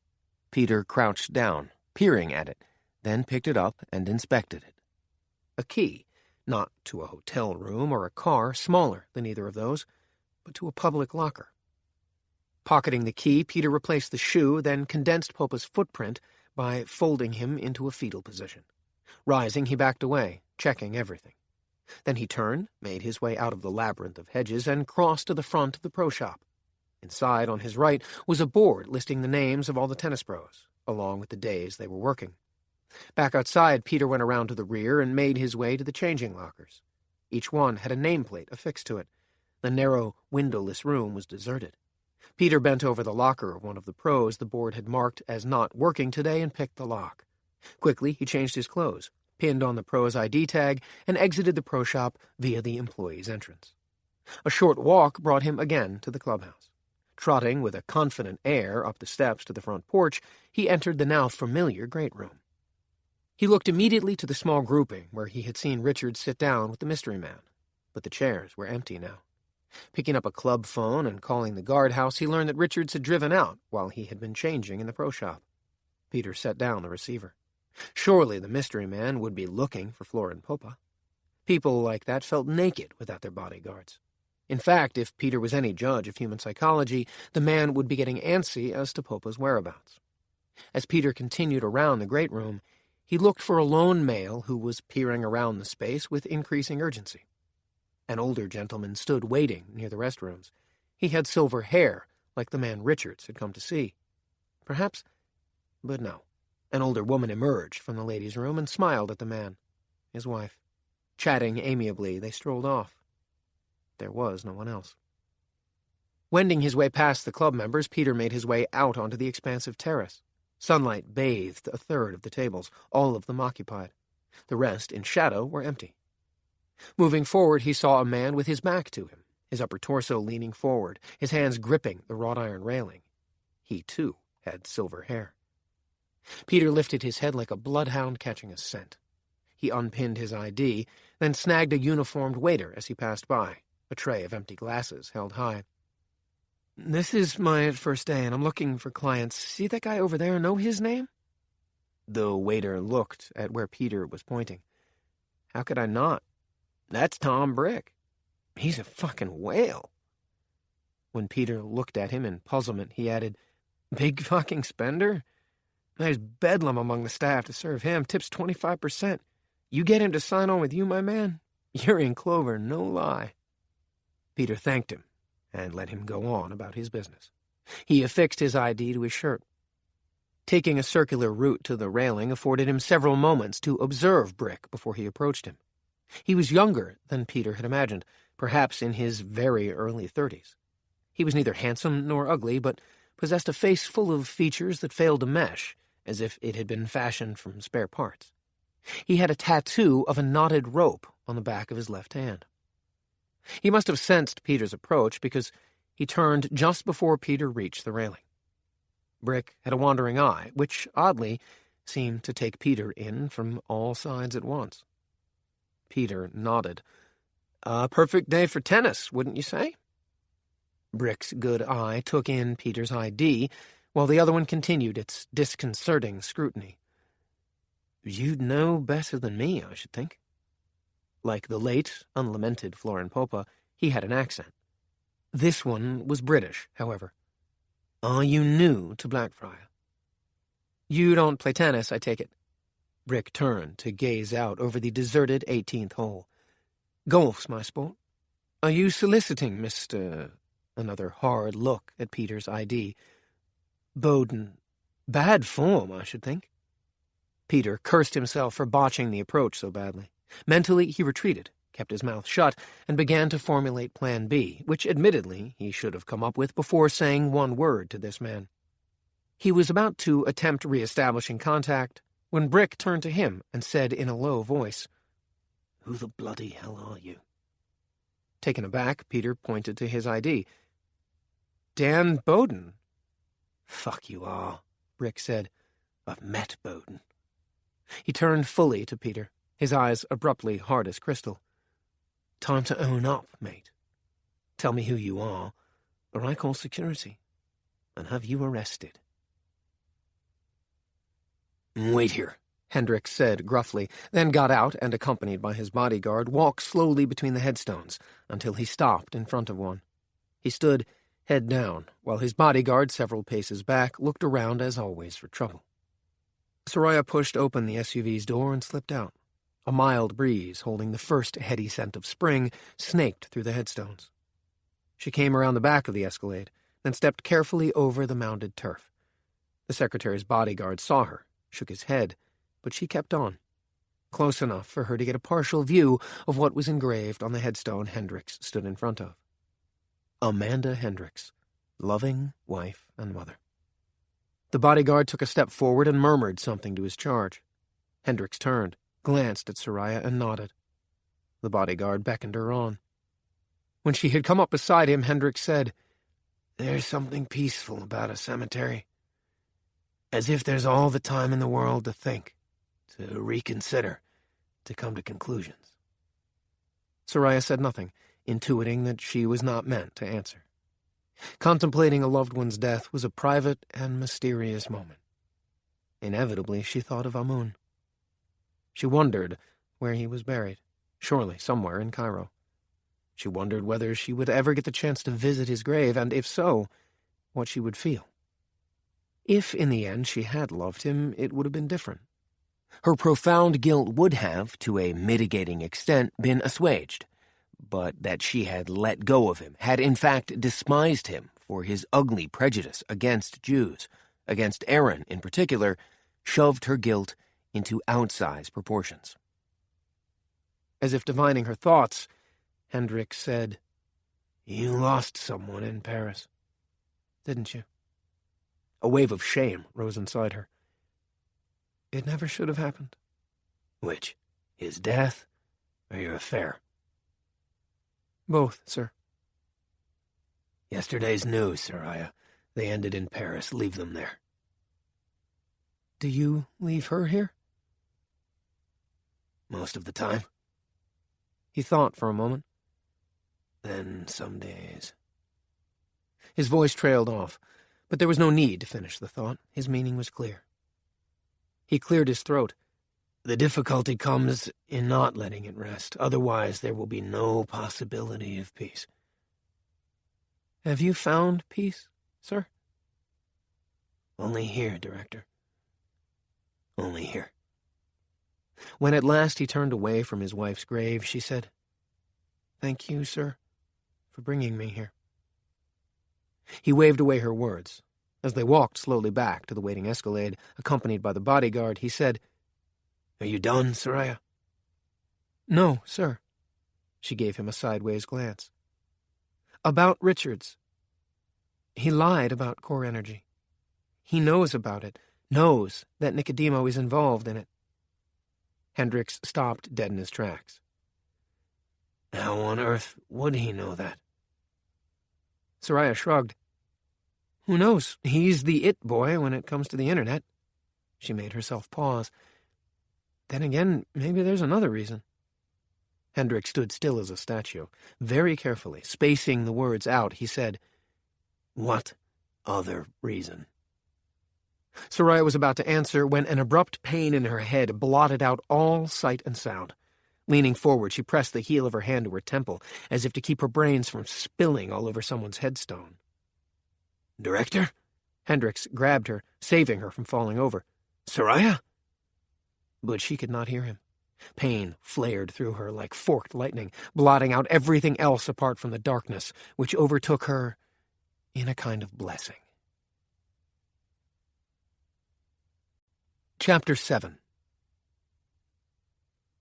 "We have to move him now," Rebeka said as she peered out the window of the fisherman's cottage. Darkness was falling at a rapid rate. Blue shadows rose like specters. The world seemed unstable. "Not until he's regained consciousness." Bourne crouched beside Weaving, whose face was pale and waxen. He took his pulse. "If we move him now, we risk losing him." "If we don't move him now," she said, turning away from the window, "we risk the Babylonian finding us." Bourne looked up. "Are you afraid of him?" "I've seen his handiwork." She came over to him. "He's different from you and me, Bourne. He lives with death every day. It's his sole companion." "He sounds like Gilgamesh." "Close enough. Except that the Babylonian loves death. He revels in it." "My concern is Weaving, not the Babylonian." "I agree, Bourne. We have to take the chance that he'll survive the journey out of here. He certainly won't survive the Babylonian." Bourne nodded, slapped Weaving hard on one cheek, then the other. Color bloomed as blood rushed back into Weaving's face. His arms spasmed as he coughed. Bourne, leaning over him, pried his jaws open, flattened his tongue before he had a chance to bite through it. Weaving shivered, a tremor, then a rippling of his limbs. Then his eyes sprang open and, a moment later, focused. "Jason?" His voice was thin and fluty. Bourne nodded. At the same time, he waved Rebeka out of sight, afraid that if Weaving saw her, he'd start to hyperventilate and perhaps even relapse into unconsciousness. "You're safe. Perfectly safe." "What happened?" "You fell through the ice." Weaving blinked several times and licked his chapped lips. "There were shots. The man who shot at you is dead." "The man?" "His name was Ze'ev Stahl." Bourne scrutinized the other's face. "Ring a bell?" For a long moment Weaving stared up at Bourne, but his gaze was turned inward. Bourne not only sensed, but felt acutely what must be going on in Weaving's mind. A plunge into the morass of amnesia, trying desperately to pluck out even a single memory, a place, a name. It was a heart-wrenching, soul-destroying experience that often left you weak and gasping because you were alone, utterly and completely alone, severed from the world as if with a surgeon's scalpel. Bourne shuddered. "I do," Weaving said, at last. "I think I do." He reached for Bourne's arm. "Help me up." Bourne brought him to a sitting position. He licked his lips again as he stared into the fire. "Where am I?" "A fisherman's cottage a mile or so from the lake." Bourne signaled Rebeka to bring a glass of water. "You've saved my life twice now, Jason. I have no way to thank you." Bourne took the glass from Rebeka. "Tell me about Zaev's stall." Weaving looked around, but by that time Rebeka had stepped back into shadow. His curiosity seemed to have leached away with his strength. Accepting the water from Bourne with a trembling hand, he gulped half of it down. "Take it easy," Bourne said. "You've come back from the dead twice. That's more than enough to plow anyone under." Weaving nodded. He was still staring into the fire, as if it were a talisman that helped him remember. "I was in Dar el Amar. I recall that much." Out of the corner of his eye, Bourne saw Rebeka move. "Ask him why he was there," she mouthed to him. "Where were you exactly?" Weaving scrunched up his face. "A bar, I think it was. Yes, a bar. It was very crowded, smoke-choked, some kind of rock music playing." "Did he approach you? Did you talk to him?" Weaving shook his head. "I don't think he was aware of me." "Was he with someone?" "Yes. No." Weaving frowned, concentrating. He was watching someone. Not openly, watching without looking." He turned to look at Bourne. "You know." Bourne nodded. "I do." "So I felt, I don't know, a kind of kinship with him. After all, we were both living in the margins, hidden by shadows." "Who was he looking at, do you remember?"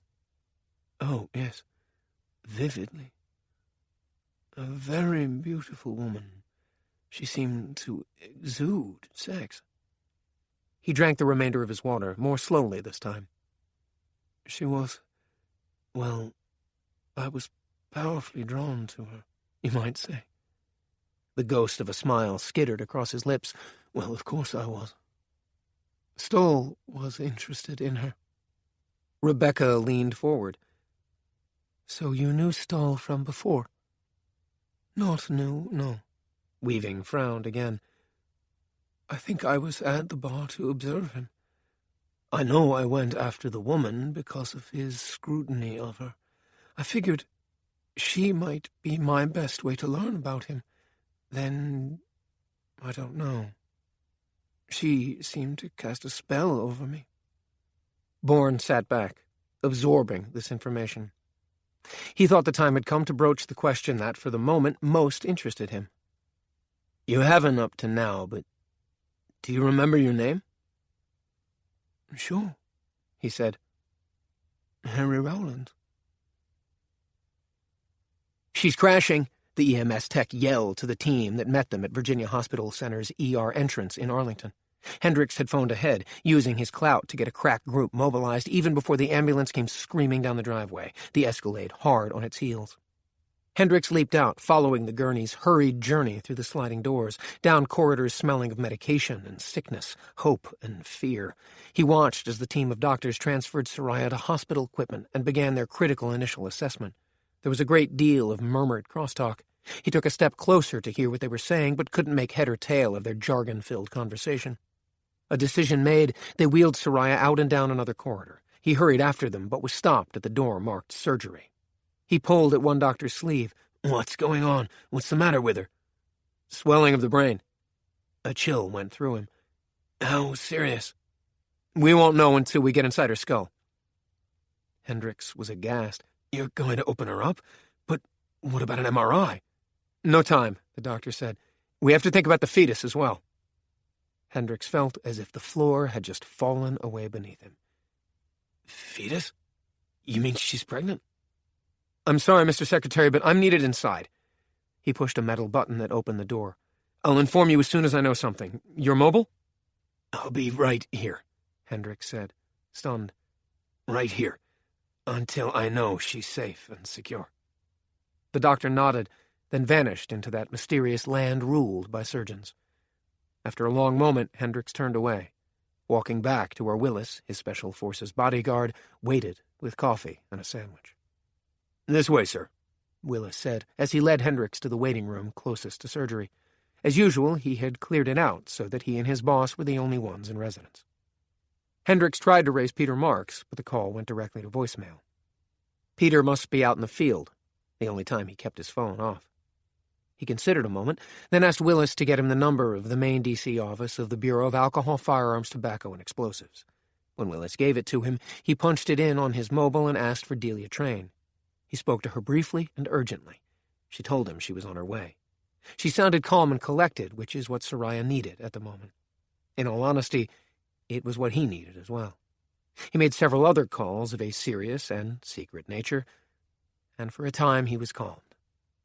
He sat at a cheap wood laminate table, and Willis set his food in front of him before retreating to the doorway, hyper-vigilant as ever. Hendricks found he wasn't hungry. He looked around the room, which had a hospital's pathetic attempt at making a space feel homey. Upholstered chairs and a sofa were interspersed with side tables on which sat lamps. But everything was so cheap and worn that the only emotion evoked was one of sadness. It's like the waiting room to purgatory, he thought. He took a sip of coffee and winced at its bitterness. Sorry, sir, Willis said, as attentive as ever. I've asked one of the guys to get you some real coffee. Hendricks nodded distractedly. He was consumed by the twin bombshells the doctor had dropped on him. Soraya with a serious concussion and a baby in her womb. How in the hell had this happened? How had he not known? But of course he knew the reason. He'd been too preoccupied, obsessed, one might say, with the mythical Nicodemo. The president did not believe in Nicodemo's existence, was only contemptuous of Hendricks's allocating any time and money to what he called the worst kind of disinformation. In fact, Hendricks was certain that the president's antipathy to the Nicodemo project was fueled by Holmesian rhetoric. There wasn't a day that went by when Hendricks did not regret having helped Holmes up the security ladder. The truth of the matter? Holmes had discovered that Nicodemo might very well be Hendricks's Achilles heel, the lever by which he could, at last, wrest control of Treadstone away from his rival. Ever since the president had named Mike Holmes as his national security advisor, Holmes had proved himself to be a power junkie. Increase and consolidate were the watchwords by which he formulated his career. And he had, more or less, been successful. Now, the only major roadblock was Hendricks's control of Treadstone. Holmes coveted Treadstone with an almost religious fervor. In this, he and Hendricks were well matched. Both were obsessives. They clashed obsessively over antithetical goals. Hendricks knew that if he could smoke Nicodemo out and capture or kill him, he'd be rid of Holmes's interference forever. He'd have won his hard-fought battle. Holmes could no longer whisper poisoned thoughts into the president's ear. But if his instincts failed him, if Nicodemo was in fact a myth, or worse, an elaborate piece of disinformation, then his career would spiral downward. Holmes would get what he so desired, and Treadstone would be used for other, much darker purposes.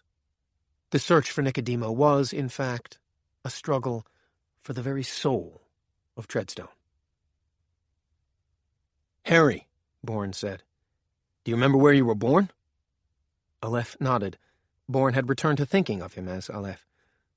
"Dorset, England. I'm 34 years old." Bourne softened his voice considerably, as if they were two old friends meeting after a long separation. "Who do you work for, Harry?" He looked at Bourne helplessly. "I don't know." "But you do remember that you were in Lebanon, specifically Dar el Hamar, to gain information about Ze'ev Stal?" "That's right. Maybe I was doing a bit of industrial espionage, eh?" "Stal is Mossad." "What?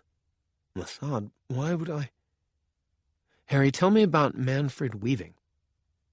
Aleph's eyes clouded over, then he shook his head. "Don't know him." He looked at Bourne. "Why, should I know him?" Bourne risked a glance at Rebeka, but Aleph picked up on it. He had to turn almost 180 degrees in order to see her. When he did so, his eyes opened wide, and he shivered. "What the hell is she doing here?"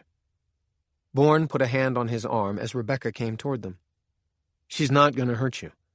She was the one who shot Stahl out on the lake while we were both almost frozen to death and helpless." "Hello, Manny," she said. Even though she was looking directly at him, he looked around as if searching for someone else in the room. "What's she talking about? Who's this Weaving?" "You are," she said. "Manfred Weaving." "I don't know what you're talking about." He appeared genuinely confused. "My name is Harry Rowland. It's the name I was born with. It's the name I've always had." "Possibly not," Bourne said.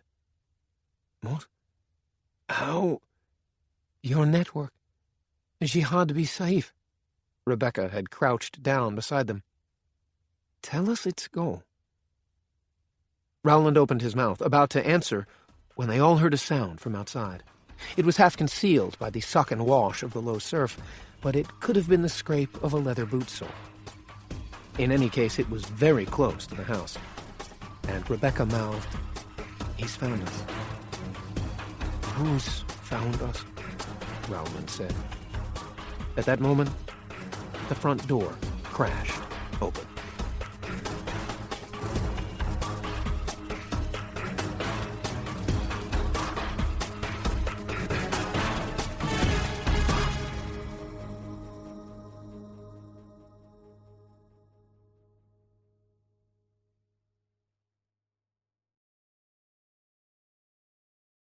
Chapter 8.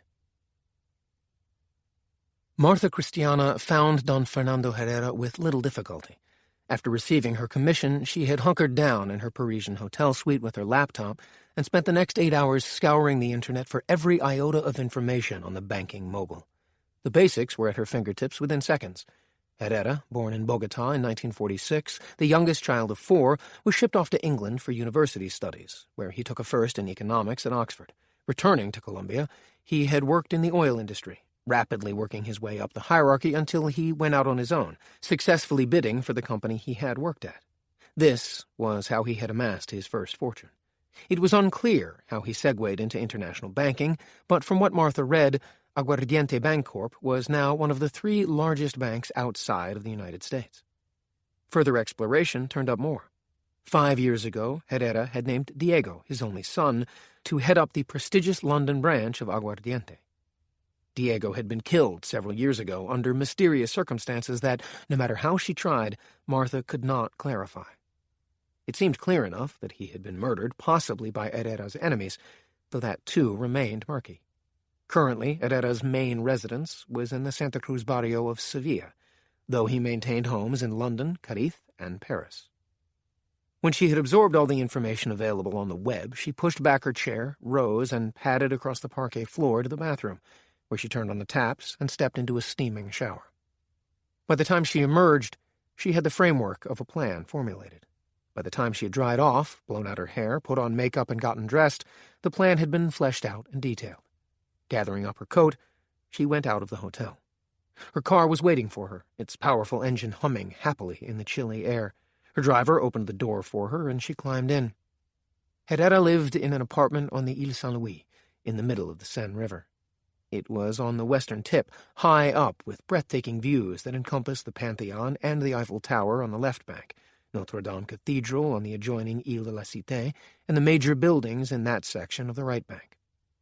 Martha Christiana had discovered that Herrera was a creature of habit.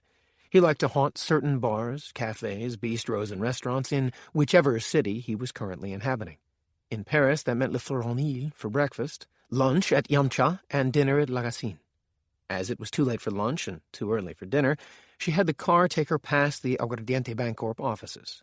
In the shower, she had considered all of these places and, for one reason or another, too awkward or obvious, had rejected them all. She had read in the paper of a concert of chamber music by Bach that evening at Sainte-Chapelle on the Ile de la Cité, one of an ongoing series at the magnificent Jewel Box Chapel. The concert was early, so as to catch the last sparks of winter sunlight through the chapel's radiant west-facing stained-glass windows. Martha Christiana had decided on the concert for several reasons. First, Herrera loved Bach, as she did. From her study of him, she surmised that he loved the strict order of the mathematical music, which would appeal to his precise banker's mind. Second, Sainte-Chapelle was his favorite place in Paris to hear music. Third, the chapel was small, the audience packed together. This would give her ample opportunity to find him and figure out the most natural approach. It would also provide a number of topics: music, architecture, Bach, religion, in which to engage him in conversation that would be both innocent and stimulating. Yes, she thought, as she left her car and walked the last several blocks to the concert entrance to Sainte-Chapelle, she had chosen wisely. Joining the line, she inched along the sidewalk. She spotted him as he turned into the doorway and came into view. She was pleased. She was only 6 people behind him. She had chosen an Alexander McQueen outfit, one of her favorites, a belted navy V-neck military pencil dress, which she had paired with black ankle-high boots with a wedge heel. She wanted to stand out, but not too much. Inside, the rows of folding chairs were neat and precise, and people took their seats silently, almost reverently, as if they were coming to Mass, not to a concert played by a string quartet. Perhaps, Martha thought, because it was Bach, the two might not be so different. She had read that those who loved Bach's music above all others often felt that, when the music rose around them, they were as close to God as they would get in this life. Her seat was 3 rows behind Herrera, which was good. She could keep him in sight. He sat between a man more elderly than he and a woman whom Martha judged to be on the good side of 40. It was unclear if he knew either of these people, and shortly it didn't matter, at least not while the quartet was playing Bach. This almost mystical composer elicited many different reactions in his listeners. For Martha Christiana, the music brought up memories of her past. The fog-bound lighthouse off the coast of Gibraltar, in which she had been born. Her father, gruff and weather-beaten, tinkering constantly with the ever-evolving light. Her mother, pale and fragile, so agoraphobic that she never left the lighthouse. When her mother looked up at the stars at night, she was overcome with vertigo.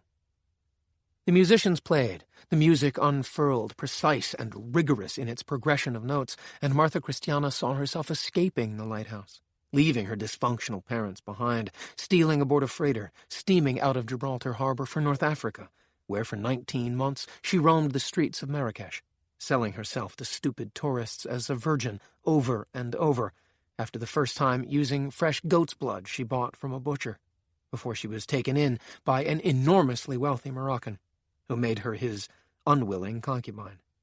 He kept her prisoner inside his house, took her roughly, often brutally, whenever the spirit moved him, which was often. He furthered her education in literature, mathematics, philosophy, and history.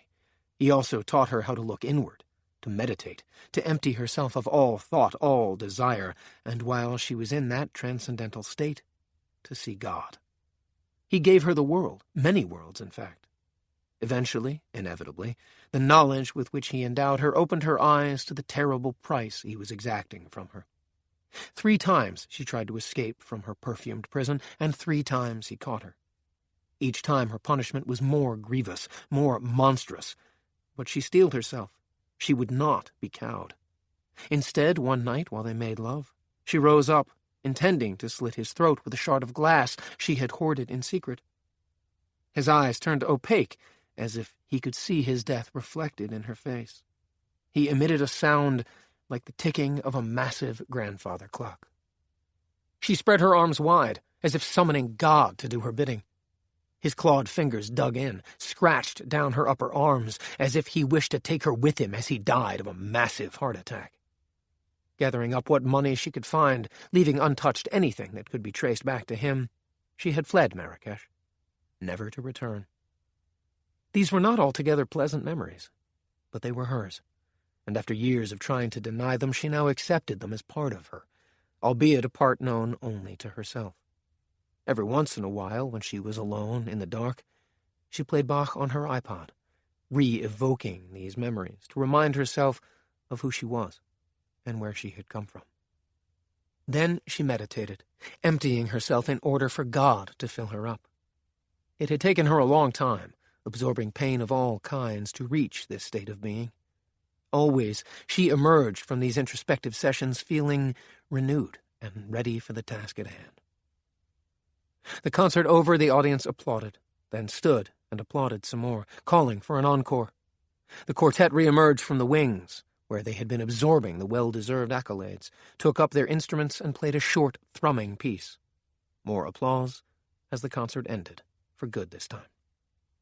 Martha observed the woman on Herrera's left turn to him, tilting her head while she spoke, and he responded. She was more stately than pretty, very well dressed. A native Parisian, no doubt. The audience was breaking up, shuffling along the rows, filing slowly up the aisles. Talk of the concert persistent and ongoing. Martha Christiana moved along with the people in her row, then hung back a bit at the end so that when she entered the aisle, she was alongside the woman with Herrera.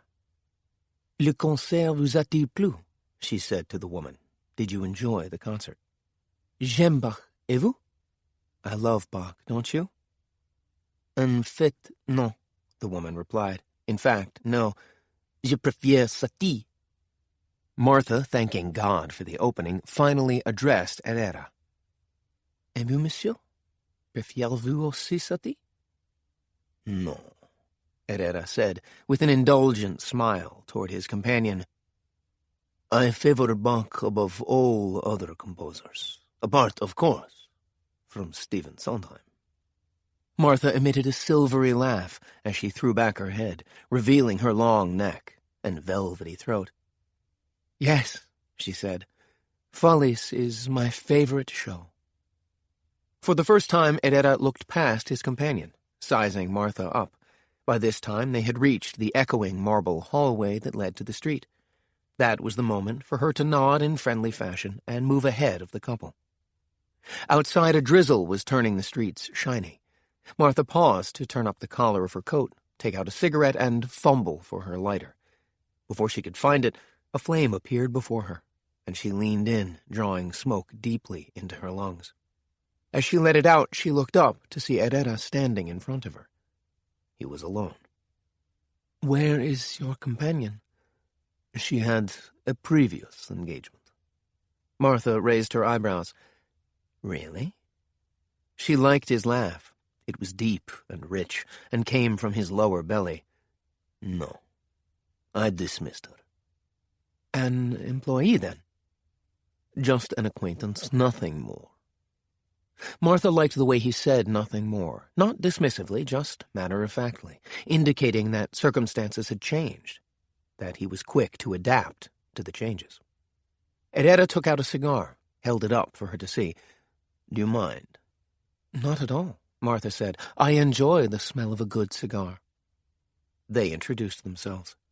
As Herrera went through the ritual of cutting and lighting the cigar, precise as a Bach toccata, she said, "Tell me, Don Fernando, have you ever been to Eisenach?" Eisenach was the birthplace of Johann Sebastian Bach. "I confess I haven't." He had the cigar going now. "Have you?" She nodded. "As a graduate student, I went to the Wartburg Castle, where Martin Luther translated the New Testament into German." "Your thesis was on Luther?" She laughed that silvery laugh again. "I never finished it. Too much of a rebel." He had been a rebel, too, in his youth. She thought a kindred spirit would appeal to him. She was right. "Mademoiselle Christiana." "Martha, please." "All right then, Martha. Would you be free for dinner?" "Monsieur, I hardly know you." He smiled. "Easiest thing in the world to remedy, don't you think?" "My name isn't important," Peter said. "Richards was followed here." Brick's eyes were adamantine. "I don't know what you're talking about." "Seriously?" Peter looked around at the table crowd. "Any idea where your man is?" "My man?" "Right, Owen..." Peter snapped his fingers. "What's his last name?" A flicker like a passing shadow in Brick's eyes. "What about Owen?" "Best I show you." Peter took a step away. Brick pulled himself reluctantly away from the railing. "What's this about, then?" Without another word, Peter led him out of the clubhouse and around the side of the pro shop, passing through the labyrinth of high boxwood to where Flora and Popa lay. Brick stopped dead in his tracks. "What the fuck?" "Dead as a doornail," Peter observed pitilessly as Brick bent over Popa's corpse. "Mr. Brick, you're clearly under threat. I think it would be prudent for us to get out of here." Brick, one hand on Popa's shoulder, looked up at him. "Bugger off, mate. I'm not going anywhere with you." Peter nodded solemnly. "Okay, then. I'll leave you to muddle through on your own." As he began to make his way back through the boxwood, Brick called out, "Wait a sec. Who the bloody hell are you and who do you work for?" Bourne reached into the fire, grabbed a burning log, and hurled it at the intruder. The firebrand hissed and flickered, one end of it bursting into sparking fury when it struck the intruder's shoulder. He half-spun, flung up one arm to bat the burning log away. Thus engaged, he was poorly prepared for Bourne's hurtled body. Behind him, Bourne could hear a mad scramble as Rebeka dragged Rowland out of harm's way. The intruder chopped down on Bourne's back, arching him backward, hauled him off, and delivered a blow to his solar plexus. He grabbed Bourne by the collar and threw him back against the wall.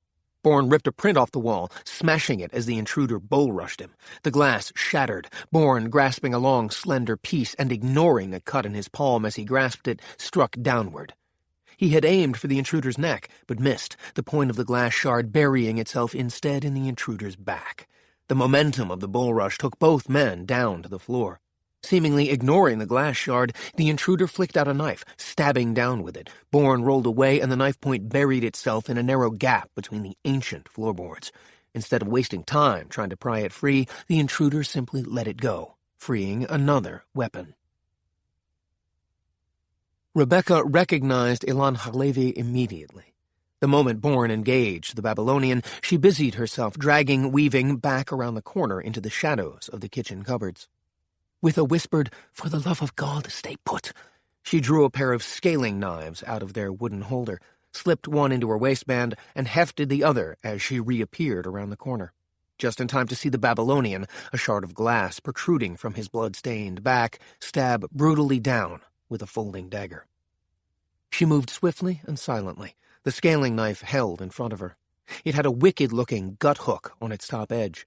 If she could bury it deep enough and then jerk back on the hilt, she could do the Babylonian some serious damage. Both his strength and his stamina were legendary. She knew he hardly felt the glass shard in his back, wouldn't feel the scaling knife either, unless she was lucky enough to hit a vital organ, or skillful enough to bury the gut hook in his viscera and then pull backward. The resulting gush of blood would give even him pause. But despite her stealth, he sensed her attack, and at the last instant turned his body sideways to her, in the process absorbing 2 heavy blows from Bourne. His left hand whipped out, his fingers like tentacles as they clasped her, twisting viciously, grinding the bones in her wrist against one another. The breath went out of her as flashes of light exploded behind her eyes. In that instant, the Babylonian wrenched the scaling knife from her and slashed it at her. He'd meant to open her throat from side to side, but her reflexes saved her from the lethal blow. The blade slit open her sweater and shirt, opening a horizontal bright red bloom across her chest, just above her breasts. She gasped and fell backward. When Harry Rowland, for he was absolutely certain now that was his name, heard the grunts, thumps, and hard exhalations of hand-to-hand combat, something clicked inside his brain. Completely ignoring Rebeka's order, he slithered around the corner of the kitchen. In an instant, his measured professional gaze took in the chaotic situation. Something peeled away. He felt as if, after having been cast adrift in a hazy dream world since awakening in the clinic in Stockholm, everything now had become sharp and clear. Without further conscious thought, he scrambled to his feet, ran to the fireplace, and snatched up the fire tongs. Deftly avoiding Rebeka, he stepped to where Bourne and the intruder grappled in lethal hand-to-hand combat. He regarded the two of them, one after the other. Everything seemed to move in slow motion except his mind, which, having flickered to life, was now racing at a fever pitch. Memories resurfacing, flashing like schools of silvery fish lifted from the depths. They came in rapid succession, but now in their proper order. So many things unknown he now understood, like a thick curtain being pulled back, revealing layer by layer his life before being shot. Not everything was there. The tapestry still had holes, missing pieces, curious dead ends that puzzled him, fish slipping through his fingers, returning to the unfathomable deep.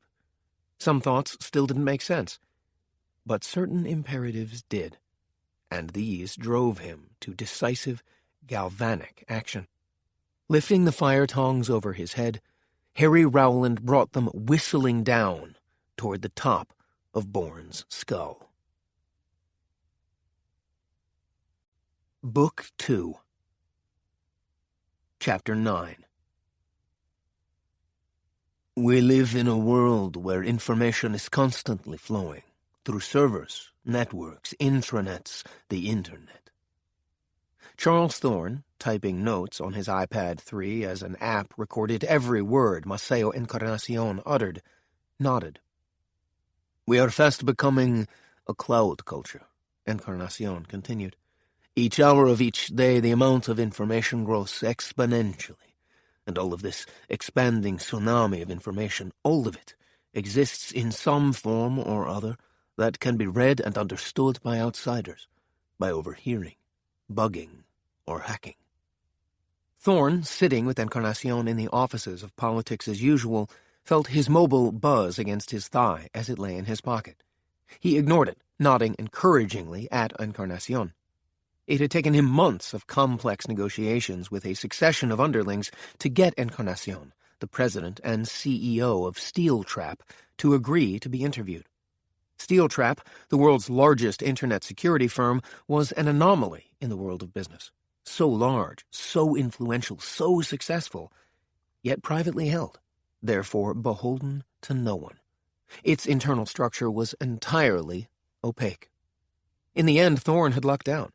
Encarnacion, on his way from Paris to Mexico City, where part of his vast staff maintained one of his palatial residences, had agreed to the interview while his private jet was being refueled. He had insisted that no photos be taken of him. This hardly surprised Thorne since, as part of his research for the interview, he had discovered a curious fact. There were no photos of Encarnacion anywhere online. He was a bear of a man, curious-looking owing to the fact that he was entirely hairless. Thorne found himself wondering if this was a deliberate deforestation or the result of a congenital condition. Another curious thing that he typed into his iPad, Encarnacion had not once looked directly at him. His eyes were restless things, like caraming marbles in constant motion. These days, Encarnacion said, no scrap of information, no matter how small or well hidden, is safe. All of it can be, and is, hacked. This is an indisputable fact. Every hour of every day, encrypted sites behind so-called firewalls are hacked. The latest and most devastating form of terrorism. To counteract these cybercrimes is something of a divine calling. This is my business. This is what I do. He paused to absorb everything in the office with his colorless eyes. He held his sunglasses between his thumb and forefinger, as if ready to don them at a moment's notice. In the Internet age, this is how fortunes are made. Thorne's mobile buzzed again. Ignoring it, he said, Tell me, Mr. Encarnacion, how you first became interested in Internet security. Encarnacion produced a thin smile that Thorne found horribly disquieting. I lost everything. All the money I had made trading in equities online. My account was hacked. My hard-earned money stolen. That mysterious smile again, signifying an apocalypse, as if Thorne were looking into the face of a large, hungry carnivore. It vanished into the colossal void of Russia. Ah, I see. No, Encarnacion said. You don't. He rocked his sunglasses back and forth. I fought my desire to go to the place that swallowed my money, to find the person or people who had stolen what was mine, because I knew that if I went to Russia, it would eat me alive. Thorne pursed his lips as his mobile vibrated insistently for the third time. What precisely do you mean? I mean that if I had gone to Russia then, ignorant as I was, I would never have returned. Thorne could not help a small chuckle. That sounds a tad, I don't know, melodramatic. Yes, Encarnacion replied. Yes, it does. The smile returned, insistent as the buzzing of Thorne's mobile. And yet it is the absolute truth. Have you been to Moscow, Mr. Thorne? Thorne did not want this to turn into an interrogation. I have? Done business there? No, but I've heard. You've heard. Encarnacion threw his words back into his face. If you haven't been to Moscow, haven't engaged in business there, you have no idea. He shook his completely bald head, which Thorne could not now help thinking of as a skull. Money, corruption, rotten politics, coercion. This is Moscow. I suppose you could say that about almost any big city. Encarnacion's gaze made Thorne feel small and, worse, weak. Moscow is different, special. This is why. Having money is not nearly enough. These people with whom you are forced to do business want more from you. Do you know what that something is, Mr. Thorne? They want to be able to shine in the eyes of the president. They curry his favor so badly, so absolutely, that if negotiations do not go the way they want, they will not hesitate to have you shot in the back of the head, or, if their need to be amused is such, to have you poisoned with plutonium long after you have left the rat's nest of Moscow behind. Plutonium poisoning, Christ almighty, Thorne wrote on his iPad. Encarnacion did not blink an eye. I decided then and there to find a way to retrieve my money. The authorities were worse than useless. In those days, they had even less knowledge about hacking the internet than they do now. Thorne felt as if he were in the presence of a reincarnated Baron Munchausen, the legendary teller of tall tales, except that he had the distinct impression that everything Encarnacion was telling was the truth. Then this is how Steel Trap came into being. That's correct. And that was 7 years ago. Did you ever recover your money? Encarnacion's expression turned infernal. With interest. Thorne was about to ask for details when his mobile went off for the 4th time. He frowned, but at this point his curiosity overrode his annoyance. Excusing himself, he stepped out of the office as he pulled out his mobile. 4 text messages from Delia Train. He had met her several times. He'd had dinner with her and Soraya twice, and he'd been grateful that she had agreed to be their cover for the evening. Call me ASAP. His frown deepened. 1 text from her he could ignore, not 4. Scrolling through his phone book, he pressed in her number, put his mobile to his ear. She answered on the first ring. Where are you? Where do you think I am? His annoyance flared into renewed life. Damn it, Delia, I'm in the middle of Soraya's in trouble. At the mention of her name, he looked around the corridor. People were striding by, minions who knew nothing about the impending FBI investigation. He went into the empty conference room. Charles? She never called him Charlie, as Soraya did. He closed the door behind him. He was in darkness. What kind of trouble? He had his own troubles to worry about. The last thing he needed was, she's in the hospital. His heart skipped a beat. Hospital?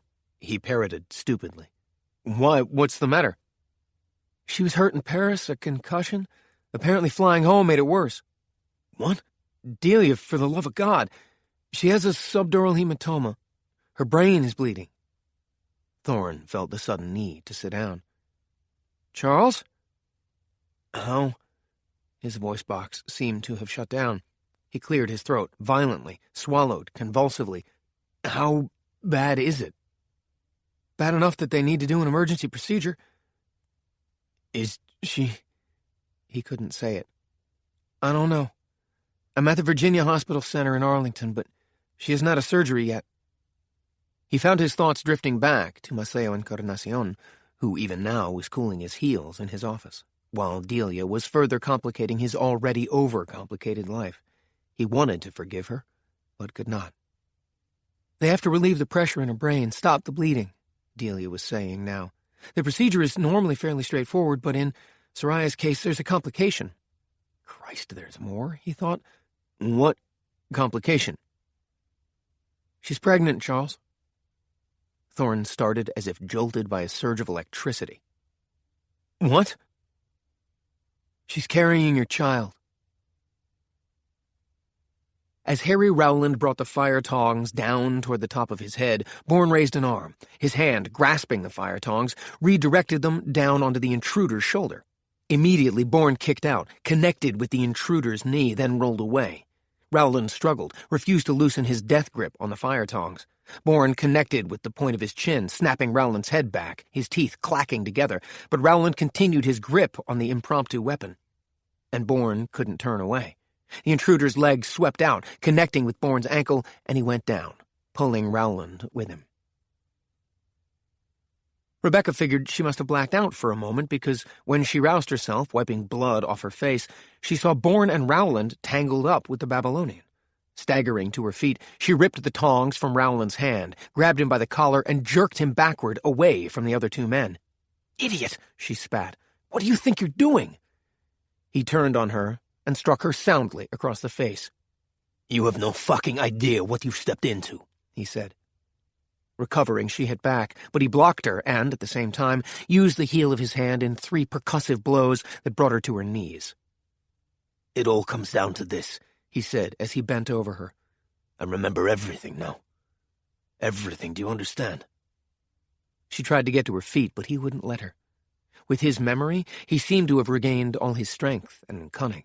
He was once again the man she had been with in that hot and sweaty hotel room in Lebanon, the man with whom she had been in a kind of competition, part cat and mouse, part shell game. He twisted her wrist back, painfully. "In Dar el Aman, you won. But here, we'll have a different outcome." With Rowland's distracting weight lifted off him, Bourne returned his attention to the intruder, who, he had concluded, must be the Babylonian. And not a moment too soon. The Babylonian had wrapped a powerful arm around his neck, twisting viciously in an attempt to snap it. Bourne, turning his body in the direction of the twist, bought himself several seconds, enough time to drive his elbow sharply into the Babylonian's kidney. The Babylonian grunted, and Bourne, repeating the devastating blow, snaked free of the hold, brought a rough stone ashtray he snatched off a table down onto the back of the Babylonian's head. Blood gushed, and the Babylonian fell onto his back. The shard of glass, half buried there, snapped off. Bourne, thinking him finished, began to stand up. That was when the Babylonian arched up, slamming his forehead into Bourne's. Dazed, Bourne went to his knees, and the Babylonian hauled him bodily toward the fire. The Babylonian's strength was incredible, even though he was bleeding profusely, even though the kidney blows would have incapacitated anyone else. Bourne felt the intense heat of the flames on the top of his head. The Babylonian meant to feed him into the fire. He was only inches away, sliding along the floor, even closer. He tried several different strikes, all of which the Babylonian brushed away as ineffectual. Sparks flew before his eyes, and he knew he had no time left. Reaching over his head, he grasped one of the burning logs, and, unmindful of the pain, jabbed the burning end into the Babylonian's chest. Immediately, his clothes caught fire. The stench of charring material filled his nostrils.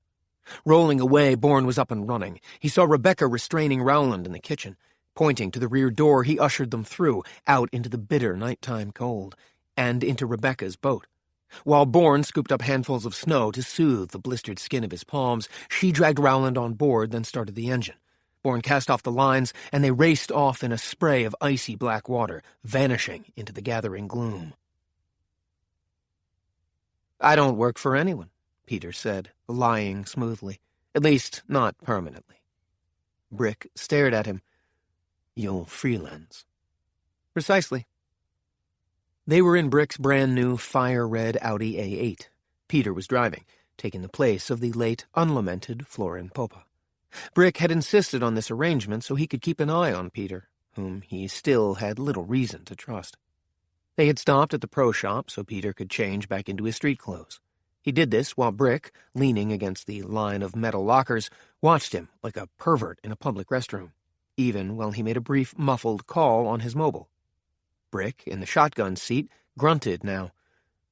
How do I know you weren't following Richards?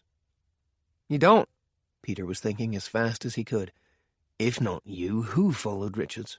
Brick asked, as Peter took back roads at his explicit direction. Who killed my man?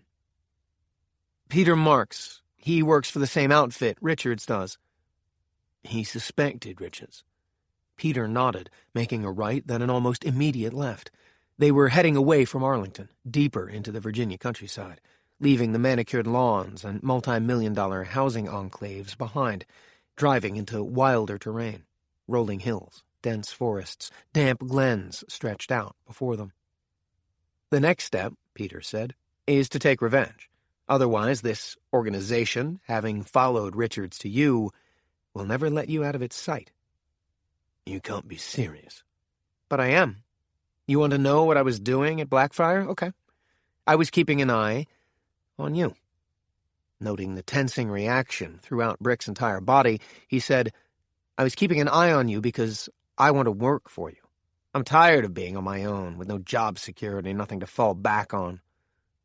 Times are tough, Brick mused. And getting tougher? Brick seemed to consider this seriously. Then he said abruptly, pull over. Peter did as he was ordered, rolling the Audi up onto the grass that edged the two-lane blacktop and putting the transmission in neutral. The moment the Audi came to rest, Brick snapped his fingers. Your wallet. Peter reached into an inner pocket. Careful, mate. Peter froze with his coat half open. You do it then. Brick's eyes met his in an icy glare. Go the fuck ahead.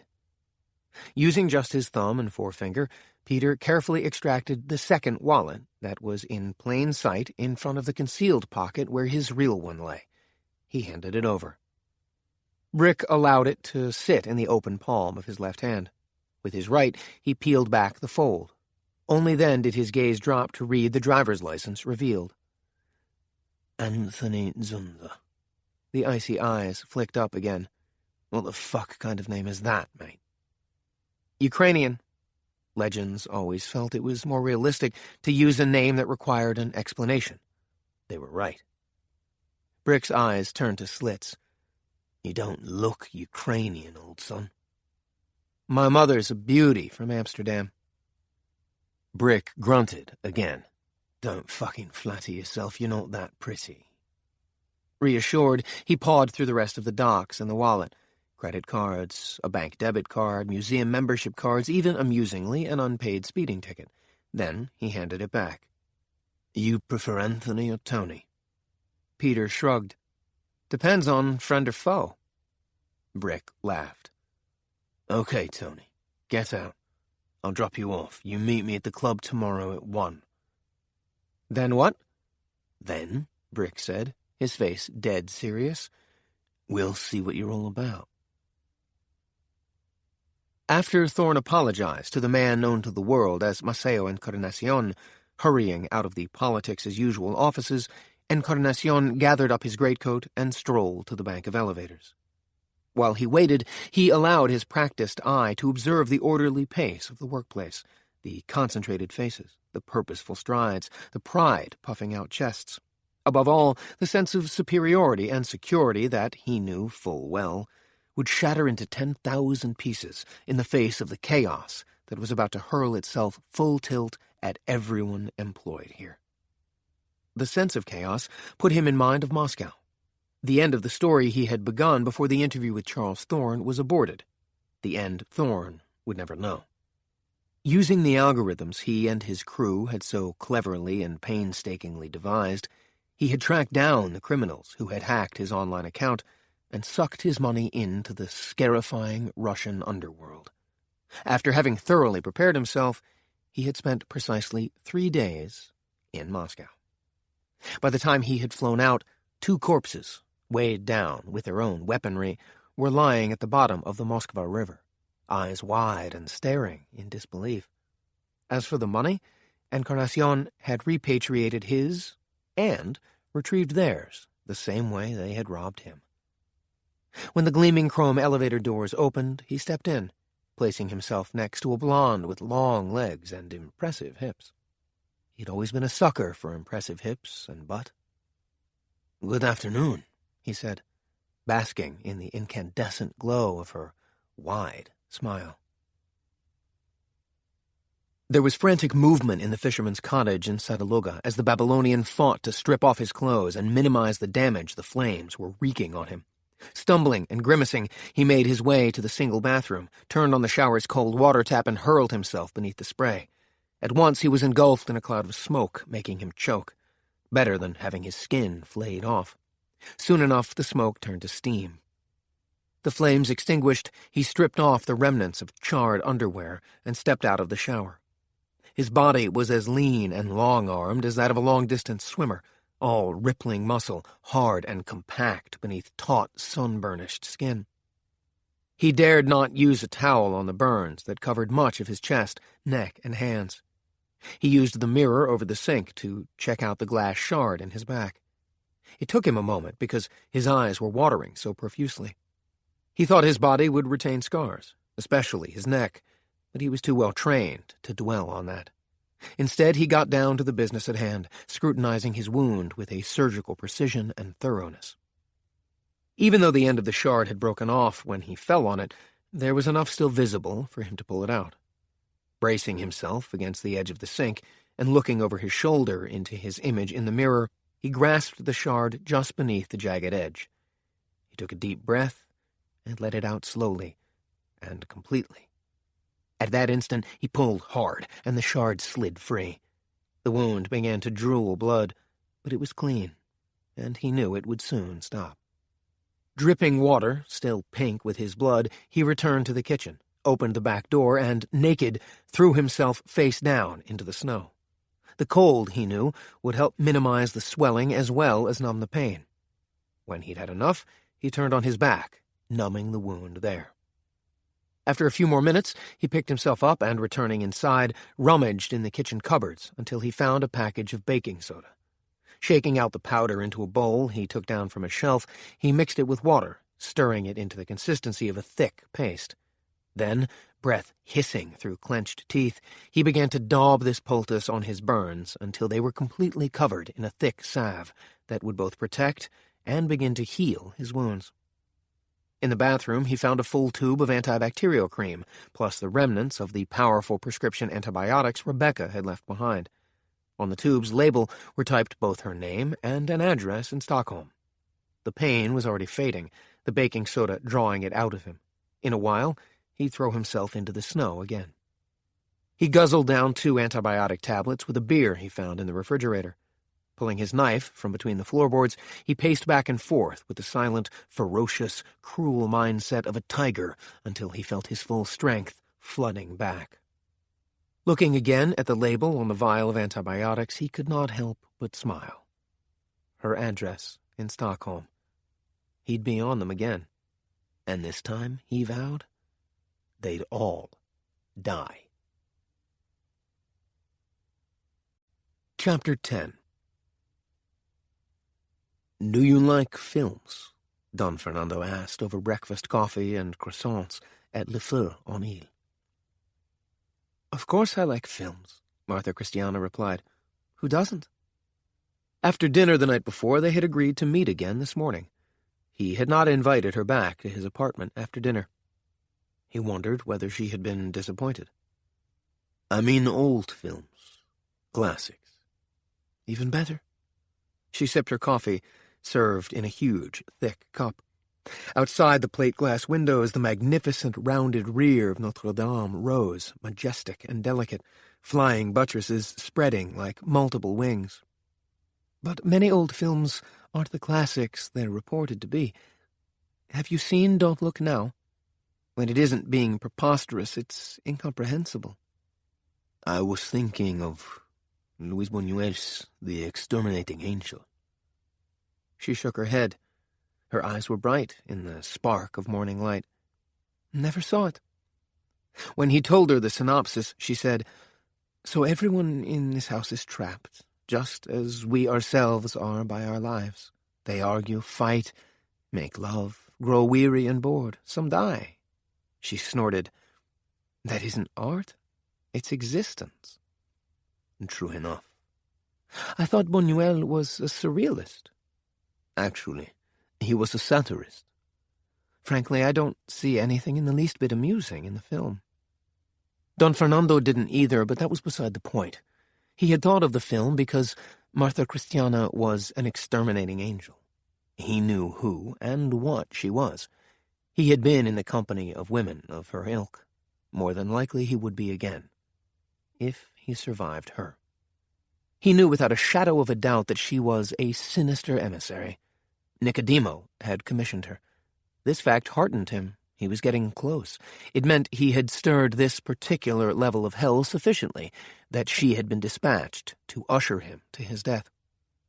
Smiling at his exterminating angel, he said, "The first time I saw the film, I was sitting next to Salvador Dali." "Really?" She cocked her head. She wore a Chanel rayon suit the color of breaking dawn over a butter-yellow shantung silk blouse, open at the throat. "What was that like?" "All I could see were his damnable mustaches." Her laugh was as soft and buttery as her blouse. "Did he say anything at all?" "Dali never said anything that wasn't for shock effect. Not in public, anyway." Her hand crossed an invisible barrier, her fingers taking his.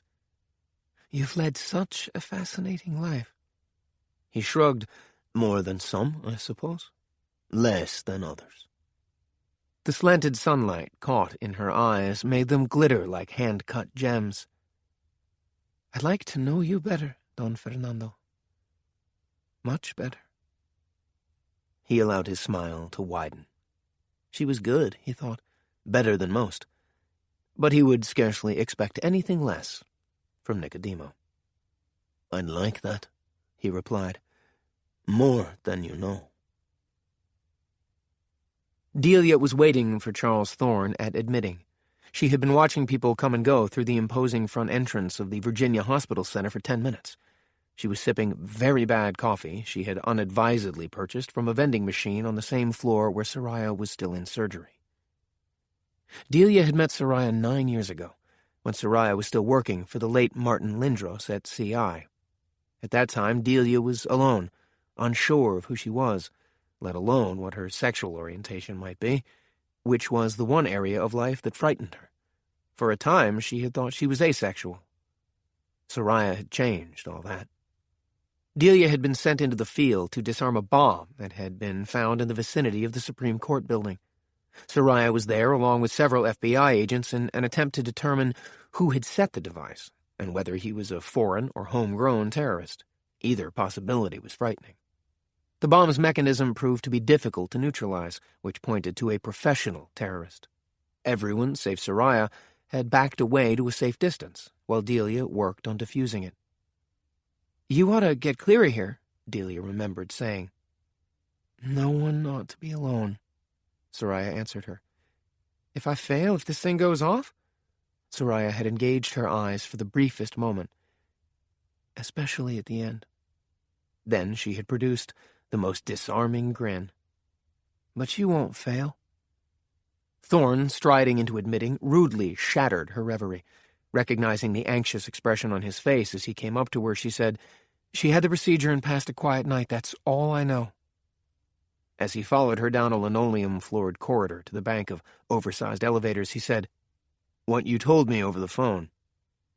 "All true," she said, intuiting his meaning. "There can be no doubt?" His eyes were clouded, with what emotions she could not yet say. "How many men do you think she was sleeping with, Charles?" She shot him an angry look. "But really, your attention should be focused on her." "Yes, of course, I know that," he said distractedly. The elevator doors opened, allowing people to exit.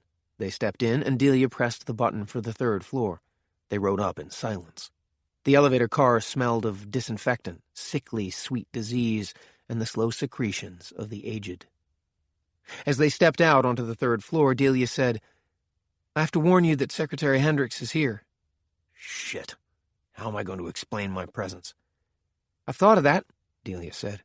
"Leave it to me." She led him down the hushed corridor, at the end of which was the metal door that opened onto the operating wing. Thorne inclined his head. "That's where it happened?" Delia nodded. Thorne licked his lips, his anxiety living on his face. And she's not awake yet. That can't be good. Don't be negative, Delia said, clearly annoyed. The procedure's delicate. She's being carefully monitored. But what if she... Keep quiet, she said, as they passed the secretary's bodyguard and entered the recovery waiting room. Hendricks was in the corner farthest from the flat-screen TV, on which CNN was streaming soundlessly. He was on his mobile, scribbling notes on a small pad perched on one knee. He scarcely looked up when they came in. Delia stared at the oily film that had developed on her coffee and, disgusted, threw it into the trash can. Before either of them could sit down, Hendricks finished his call and, looking up, recognized Thorne and did a classic double-take. As he rose and came over to them, Delia said, "Anything?" He shook his head. Then he turned his attention to the man beside her. Charles Thorne? Guilty, Thorne acknowledged, before realizing what in the coming days and weeks that could mean. The two men pumped hands briefly. I must admit, Hendricks said, to a certain amount of confusion regarding your presence here. Delia kept a smile on her face. The three of us are friends. I ran into him this morning, and he insisted on coming with me. That's good of you, Hendricks said distractedly. She can use the support. I don't want Soraya to be alone when she wakes up, Delia said. And right on cue, one of her surgical team appeared in the waiting room. Looking from one to the other, he said, I have news. Tom Brick, with Peter beside him, drove the red Audi south, deeper into the Virginia countryside. The sky was filled with troubling clouds. Yesterday's sun was only a memory. At length, Brick turned onto Ridgeway Drive, a bent finger that passed through dense copses of trees through which, now and again, could be seen the roof lines of large houses. Around one last bend to the left, Ridgeway came to an end at a circle, off which were 4 houses separated by deep woods. Brick took the right-hand driveway, graveled and well-kept. Stands of evergreens rose up on either side, so that at the dogleg left the road vanished as if it had never existed. They were in a world of their own, cut off from everyone and everything. Rolling the Audi to a stop, Brick got out and stretched. Peter followed him, surveying the house, which was large, stately, built as sturdily as a castle of brick and quarried stone. Architecturally, it fell neatly into the postmodern style, 2 stories with deep eaves, oversized windows, and a sun-splashed cantilevered deck. Brick trotted up the front steps and, from the deep shadows of the eaves, said, "Coming, Tony." Peter, conscious that he was now Anthony Zunza, nodded and went up the steps. Inside, the ground floor was light-filled and spacious. The furniture was low, sleek, modern, pale as bones stripped of flesh. "Would you like a drink, Tony?" Peter reminded himself why he was here. Tom Brick was the person to whom Dick Richards had run when Soraya had told him that she had it on good authority that Nicodemo was connected with Core Energy. "Where did you hear that?" Richards had said. "Tom Brick is CEO of Core Energy." And here Peter, or rather Anthony Zunza, was with Brick. Both Peter and Soraya had been certain that Richards would bolt to the president, to whom they assumed he reported. But no, it was to Tom Brick he had run. What in hell was going on? Was Richards a triple agent, working for the president and Brick? The living room was L-shaped. Peter followed Brick around to the left as he headed toward the wet bar, but then he pulled up short. There, at the short end of the L, was a man standing with his legs slightly spread. His jacket was off, so Peter had a clear view of the Glock, snug in its holster beneath his left armpit. "Tony, say cheers to Bogdan." Peter said nothing. His tongue seemed to have cleaved to the roof of his mouth. The scowling Bogdan was standing beside a plain, wooden slat-back chair, incongruous in this maximally designed house. A man, his back to Peter, sat strapped and bound to it. Brick, at the bar, said without turning around, "As they say in the movies, choose your poison." Peter did not have to see his face to know that the imprisoned man was Dick Richards. Not hearing an answer, Brick turned, an old-fashioned glass in one hand. "I'm having an Irish whiskey. I'll make 2. Peter, desperately trying to make sense of the scene, stood his ground, while Brick poured the drinks, brought them over, and handed him one. He clicked his glass against Peter's, then drank. "Cent'anni, as they say in the Mafia," he laughed. Then, seeing the direction in which Peter was looking, he gestured with his drink. "Come, I want to show you something." Reluctantly, Peter followed him over to where Richards and Bogdan, his forbidding guard, were situated out of the line of sight of any of the windows, as if anyone would be poking around way out here. Anyone apart from Peter himself, that is. "You said you want to work for me." Brick's voice assumed a warm, collegial tone, 2 men chatting at their club or on the golf links. "That's a tall order. I'm quite careful whom I hire, and never off the street. And you see, that's my dilemma, Tony. Much as I'm grateful for the information you've provided, you're off the street." Brick took another small swallow of the whiskey, rolling it around his mouth before he swallowed. Then he smiled, amiably. "But I like you. I admire your style. So I'll tell you what I'm going to do." Slipping the Glock from Bogdan's holster, he held it out butt first to Peter. "You advocated doing away with Peter Marks, Dick's boss. While I admire your initiative, I don't think it would be wise to go after a man like that. We don't want to bring down a shitstorm, do we?" He waggled the Glock invitingly, and reluctantly Peter took it. "No, I believe a far better choice is to nip matters in the bud. Take them to the cleaners. Isn't that how you Americans say it? The man who knows too much. That's the Brill move. So here he is, mate, waiting for the proverbial axe to fall." Grinning, he nudged Peter forward. "We don't want to disappoint him now, do we?" A line of pink was taking its time showing itself above the eastern horizon as they approached Stockholm. They made the crossing to the mainland in a minimum of light, but Bourne, having navigated the bay with Christian, guided them unfailingly to the car he had brought Rowland down in. They had bundled Rowland into the back seat, Rebeka sliding in beside him, while Bourne climbed behind the wheel. Now, hours later, as they approached the city, Bourne exited the highway, turning left at the end of the off-ramp and rolling through sleeping streets, eventually pulling up beside an empty lot due for new construction. It was enclosed by a drunken chain-link fence that had seen better days. Turning in his seat, Bourne said, "Get him out of here." Rebeka appeared about to query him, then thought better of it. Instead, she opened the curbside door and hauled Rowland out into the pre-dawn light. Bourne shut off the engine, got out, and, coming around the front of the car, took Rowland by the collar and frog-marched him to a waist-high gap in the fence. "Bourne," Rebeka said, "what are you going to do?" Pressing his hand to the top of Rowland's head, Bourne guided him through the gap, then stepped through himself. As he did so, Rowland made a break for it. Bourne went after him. Owing to his 2 frozen toes, Rowland ran at a spastic, lurching pace, so Bourne caught up to him without difficulty.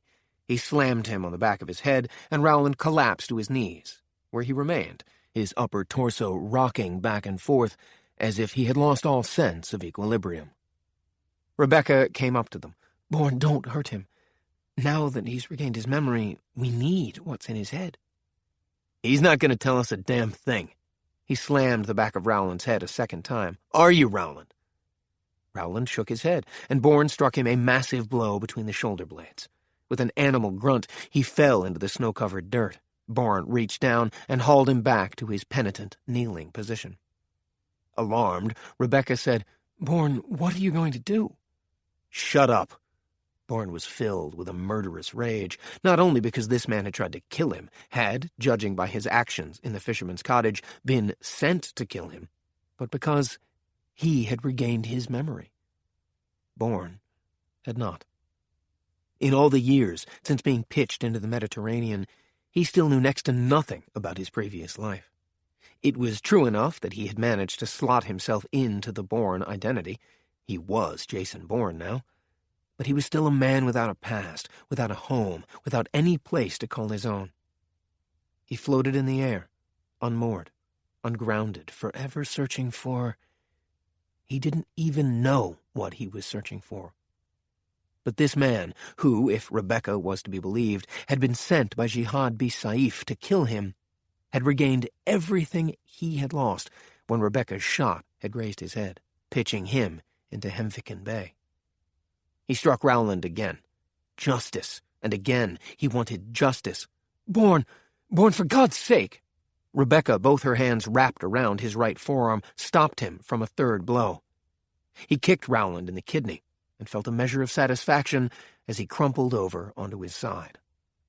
Then the acute rage subsided, and he allowed Rebeka to interpose herself. With a glare, she crouched down and began to help Rowland to his feet.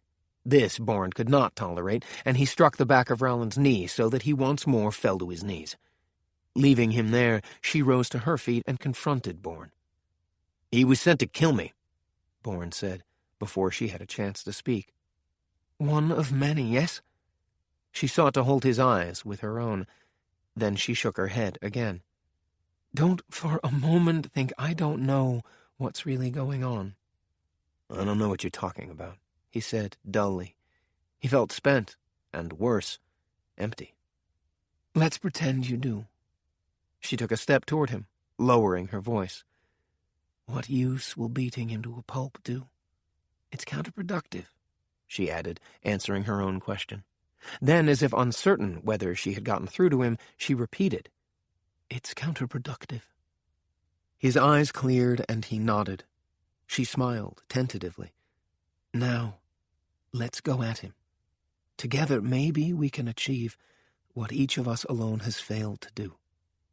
They went around, crouching down in front of Harry Rowland, who looked at them blearily out of red-rimmed eyes. "I know you work for Jihad bi Saif," Rebeka said, not yet trusting Bourne to begin this stage of the interrogation on the proper note. "Now, by your own actions, we know you were sent to kill Bourne." "What we don't know," Bourne said, taking his cue from her, "is why." Rowland's head swayed a little from side to side. He licked his lips, which were coated with dried blood. "Why does anyone want to kill you, Bourne?" "You're a threat to this network," Rebeka said to Bourne. She turned back to Rowland. "Why?"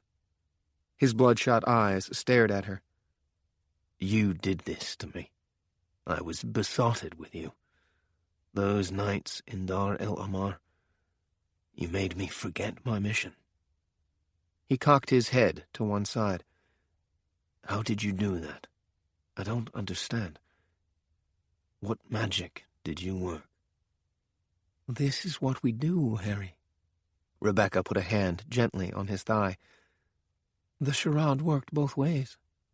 You fooled me. I had no idea you were a member of Jihad bi Saif until the end." He licked his lips again. He could not take his eyes off her. "What happened? I was so careful. What gave me away?" Her fingers moved on his thigh. She had seized on the pleading tone in his voice. "Tell me why Bourne is a threat to Jihad bi Saif." "Jihad bi Saif," he repeated with a sneer. "You don't know the first thing about Jihad bi Saif." Curiously, he was almost laughing. "Then enlighten us," Bourne said in Arabic, then Pashto. When Rowland didn't respond, Bourne shook his head. "There is no Jihad bi Saif, is there?" "Oh, but there is." A hinted-at smile of self-satisfaction was wiped off Rowland's face by Bourne's fist as it connected with his cheek. A squeak came from him as his head snapped back on his neck. Bourne caught him before he could fully tumble over. He slapped Rowland until his eyes came back into focus. "I guess I don't believe you." He gripped Rowland's jaw hard. "Let's put an end to this. Tell us what you know, or..." At that moment, a helicopter appeared over the rooftops, arcing across the sky. "Cops? Rebeka said, squinting up into the oyster-colored dawn. No insignias. Bourne rose, jerked Rowland onto his feet. The copter came swinging in toward them. Clearly it was homing in on them. We'd best find cover, Bourne said. But before they could move, the copter was overhead. The chattering of machine gun fire ripped up the dirty snow. Chips of ice and clots of freshly turned earth flew in all directions. Bourne tried to pull Rowland along with them, but the fire meant to separate them was too intense. The men inside the copter left them no choice. He and Rebeka ran toward a stack of piled-up brick and stone from the raised building. Bourne made one last attempt to reach Rowland, but the withering fire drove him back. The copter was moving, but instead of rising, it shot forward. The firing began again, this time clearly directed at Bourne. He dived under the cover of some wooden boards, which immediately began to splinter apart. He rolled, snaking away from where Rebeka had hidden, conscious of keeping the bullets away from her even while he sought to protect himself. Since it had explicitly targeted him, it was clear the copter belonged to Rowland's network, that those inside had recognized him. The copter stopped, hovering 20 feet off the ground. A door slid open, and a rope ladder extended from it. Rowland was up and was running unsteadily toward it. As Bourne wriggled under more boards, Rowland grasped a rung. Men inside the copter winched up the ladder, grabbing hold of Rowland as soon as he was within arm's reach. The copter now closed with the area where Bourne was hiding. The firing continued in brief but ferocious bursts. The boards kept flying apart, making it necessary for him to move again, and thus expose himself. The gunfire continued to track him, moving closer and closer. That was when Bourne heard the sirens. Someone had called the cops. He saw the flashing lights as a string of police vehicles rounded a corner and raced down the street toward the lot. The men in the copter saw them too. With a last burst of gunfire at the place where Bourne had been moments before, the copter rose, banked, and, as the sirens wailed ever louder, vanished into the rising sun. Chapter 11. Ms. Moore is out of surgery and in recovery, the doctor said. There was a collective sigh of relief in the waiting room. Is she okay? Secretary Hendricks said. We relieve the pressure and stop the bleeding. We'll know more in the next 24 hours. What the hell does that mean? Thorne blurted. Delia quickly placed herself between him and the surgeon. How's the fetus? We're monitoring it. We're hopeful. The surgeon was pale. He looked wiped out. But again, the next number of hours are critical for both mother and child. Delia took a breath and let it out. So you can't rule out intervention. At this point, the surgeon said, nothing should be ruled out. He looked at them. When she wakes up, I think it would help if she saw a friendly face. Hendricks stepped forward. I should. With all due respect, Delia said, if she sees you, the first thing she'll think of is Peter, and he's not here, is he? No. Hendricks turned to the doctor. I would like very much to see her, if you don't mind. The surgeon nodded. He was clearly uncertain, but cowed by Hendricks's position. But only for a moment, Mr. Secretary.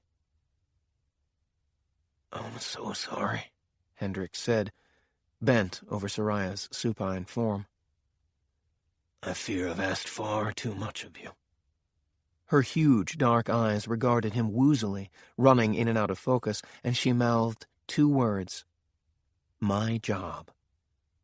He smiled, brushing damp hair off her forehead.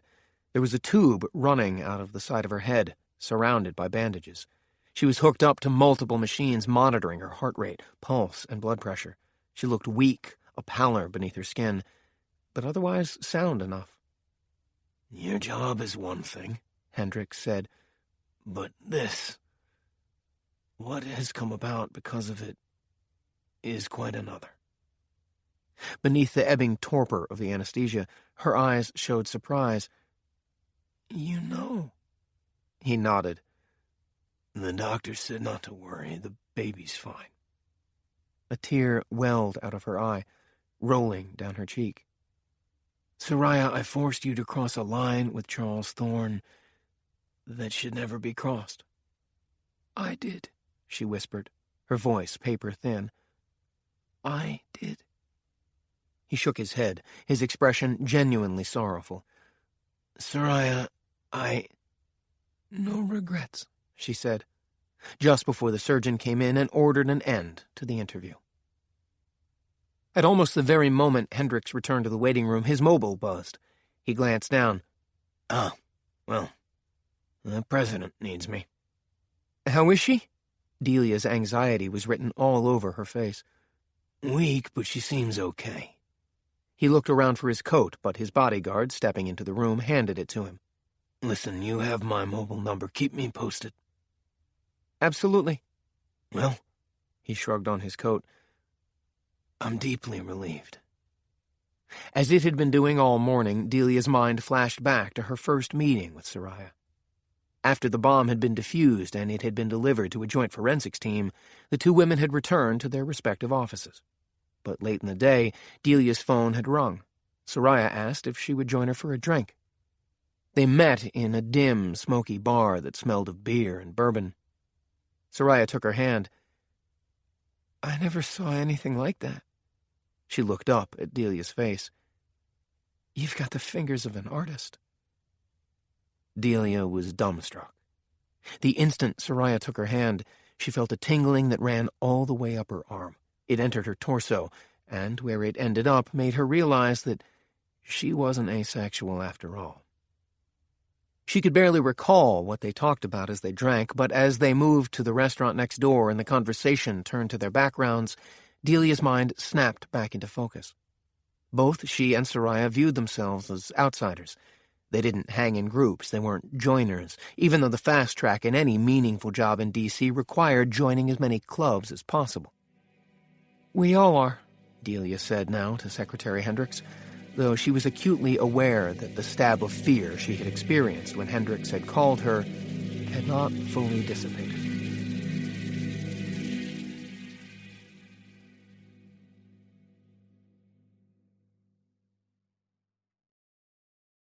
Silence, though somewhere a dog barked. Stasis, though somewhere a car started up. "Well?" Peter felt Brick's gaze descend on him like a hammer blow. "Act." Peter took Dick Richards' chin in his hand, tilting his head up so that their eyes met. "Yes, it's true. I want a position at your company." Deep in Richards's eyes, he could see that the other had been listening closely to every word that had been spoken in his presence. He knew that Tom Brick knew Peter as Tony. If he had any sense at all, he'd know that Peter was undercover. But Peter was looking into the eyes of a presumed triple agent. Deep down, whose side did Dick Richards want to be on? He supposed it was time to find out. He let go of Richards's chin and, snapping free the Glock's cartridge, found it to be empty. He checked the chamber. 1 bullet. Had he been expected to kill Richards with a single shot? Looking up into Brick's interested face, he said, "You've ordered me to act." Turning the handgun around, he returned it to Bogdan, who seemed to be sunk deep into a sulk, possibly because he had been denied the prospect of physical mayhem. Like a retriever who needed daily running, this guy seemed like he required a daily dose of destruction. Peter turned to Tom Brick, who stared at him for a moment. Suddenly, Brick broke out into a fit of laughter and, going into a deep Cockney accent, said, "Crikey Moses, Gov, you've got some pair of cobbler's awls, you have." Peter blinked. "What?" "Cobbler's awls. Balls," Bogdan said unexpectedly. "Cockneys are always street rhyming. It's in their nature." Brick pointed to Richards. "Boggs, untie the little bugger, yeah?" Reverting to his normal, refined accent. "Then have a bit of a deco outside. Make sure we're comfy, cozy, and all on our onlys. There's a good lad." Richards sat still as a statue as Bogdan untied him, kept sitting still as a statue as the hulking bodyguard loaded his Glock's magazine and snapped it into place. It was only when Bogdan stalked out of the room and he heard the front door slam that he slowly rose. He was unsteady as a newborn colt. Seeing this, Brick crossed to the bar, poured him a stiff whiskey. "Ice, yeah?" "Right, yeah." Richards looked not at him, but at Peter. There was a kind of pleading in his eyes, a silent apology. Peter, his back to Brick, mouthed, "Trust me." To his immense relief, Richards gave a tiny nod. Did that mean he could trust Richards? Far too early to say, but his expression was confirmation of Peter's suspicion. Richards was, in fact, a double agent, reporting both to the president and to Brick. Peter fought back an urge to wring his scrawny neck. He needed answers. Why was Richards playing this dangerous game? What did Brick hope to gain? Brick returned, handed Richards the whiskey, and said cheerily, "Bottoms up, lad." Turning to Peter, he said, "You know I never would have let you put a bullet through Dick's head." At this, Richards nearly choked on his whiskey. "No, the little bugger's far too valuable." He eyed Peter. "No is what?" Peter put an interested look on his face. "He's a stone-cold wizard at creating and cracking ciphers. Isn't that right, Dick?" Richards, eyes watering, nodded. "That what he does for core energy?" Peter said. "Crack codes?" "There's a shitload of corporate spying, and at our level it's bloody serious, let me tell you." Brick took another delicate sip of the Irish, which was first-rate. "We're in need of a bugger with his skills." He slapped Richards on the back. "Rare as hen's teeth, lads like him are." Richards managed a watery smile. "So, Anthony Zunza, meet Richard Richards." The two men shook hands solemnly. He gestured. "Righto, let's get this little chinwag started." As they were making their way to the low, angular sofas around the bend in the L, Bogdan returned from his deco, his recon. He nodded to Brick, who, from then on, completely ignored him. "I'd like an apology," Richards said, as the other two men sat down. "Don't be a wanker." Brick waved a hand. "It's so bloody tiresome." Richards, however, remained standing, fists clenched at his sides, glaring at his boss, or, Peter thought, one of them, anyway. Brick snorted finally. "Oh, for fuck's sake." He turned to Peter in a theatrical stage aside. "What I won't do to keep the staff happy." Turning back, he smiled up at Richards. "Sorry you had to undergo the Boggs method, old thing, but I had to put Tony's feet to the fire, as it were. All in a day's work." "Not my work, damn it." "Now you are being tiresome." He sighed. "There'll be a bit extra in your monthly stipend. How's that for compo?" Richards did not reply, simply sat down as far away from the other two men as he dared. "You know, it's a curious thing," Brick began, "but Dick has never disappointed me. Not once. That's a serious achievement." Now he looked directly into Peter's eyes. "Something for you to ponder, Tony. Something for you to strive for." He smiled. "Everyone needs a goal." "I'm self-motivated, Tom." Brick scowled deeply. "No one calls me Tom." Peter said nothing. There ensued a silence, increasingly uncomfortable as it drew out. At length, Peter said, "I don't apologize unless I've made a mistake." "That was a mistake." "Only after the ground rules are set." Brick stared at him. "Shall we take them out and measure them?" "I already know who'd win." This comment, meant to provoke, instead made Brick laugh. He shook a forefinger in Peter's direction. "Now I know the reason I liked you from the get-go." He paused for a moment, staring up at the high ceiling as if contemplating the infinite mystery of the stars in the night sky. When he looked at them again, his expression was altogether different. The British jokester was nowhere to be seen. "Times have changed," he began. "Well, times are always changing, but now they change to our advantage. Events have taken on an iron-fisted certainty. There is no longer the will for compromise. In other words, society is made of tigers and lambs, so to speak. This has always been true, I suppose, but the change that moves in our favor is that the tigers are all weak. In times past, these tigers were vindictive. This was always true. You merely have to take a peek at mankind's history of wars to understand that. Yet now the tigers are both vindictive and obstinate. All of them have dug in their heels. Good for us. Their pig-headedness has made them brittle, easy to manipulate, to discredit, which leaves all societies sheep leaderless in the meadow, ready to be sheared," he grinned, "by us." Good Lord, Peter thought, what have I stumbled into? Masking his face in a bland expression, he said, "How will that work precisely? The shearing, I mean?" Let's not put the shears before the barber, old thing. We need to get ourselves in position first. Peter nodded. All right, I understand perfectly, but who do you mean by we? The moment the question was out of his mouth, he knew it was a mistake. Why do you ask? Brick came forward on the sofa like a predator who senses prey. He became tense and wary. Peter knew he had to do something to diffuse his sudden suspicion. I'm accustomed to knowing who I work for. You work for me. Core Energy. You will have an official position in the company, yes, of course. But I won't work there. Why would you? Brick spread his hands. Do you know anything about energy? He waved his hand, erasing his own words. Never mind, that isn't what I'm hiring you for. I assume that's not why you hired Richards here, either. Brick smiled. Keep up that unbridled insolence of yours, my son, and guaranteed you'll come a cropper. All at once, his voice softened. Let me ask you a question, Tony. If you do your job right, it's the only question I'll ever ask you. Do the ends justify the means? Sometimes, Peter said, people who see the world as black or white are wrong. Life is a continuum of grays, each shade with its own set of rules and conditions. Brick tapped his forefinger against his lips. I like that, old thing. No one has put it quite that way, but no matter. Here, where we are now, you're wrong. Here there are no ends.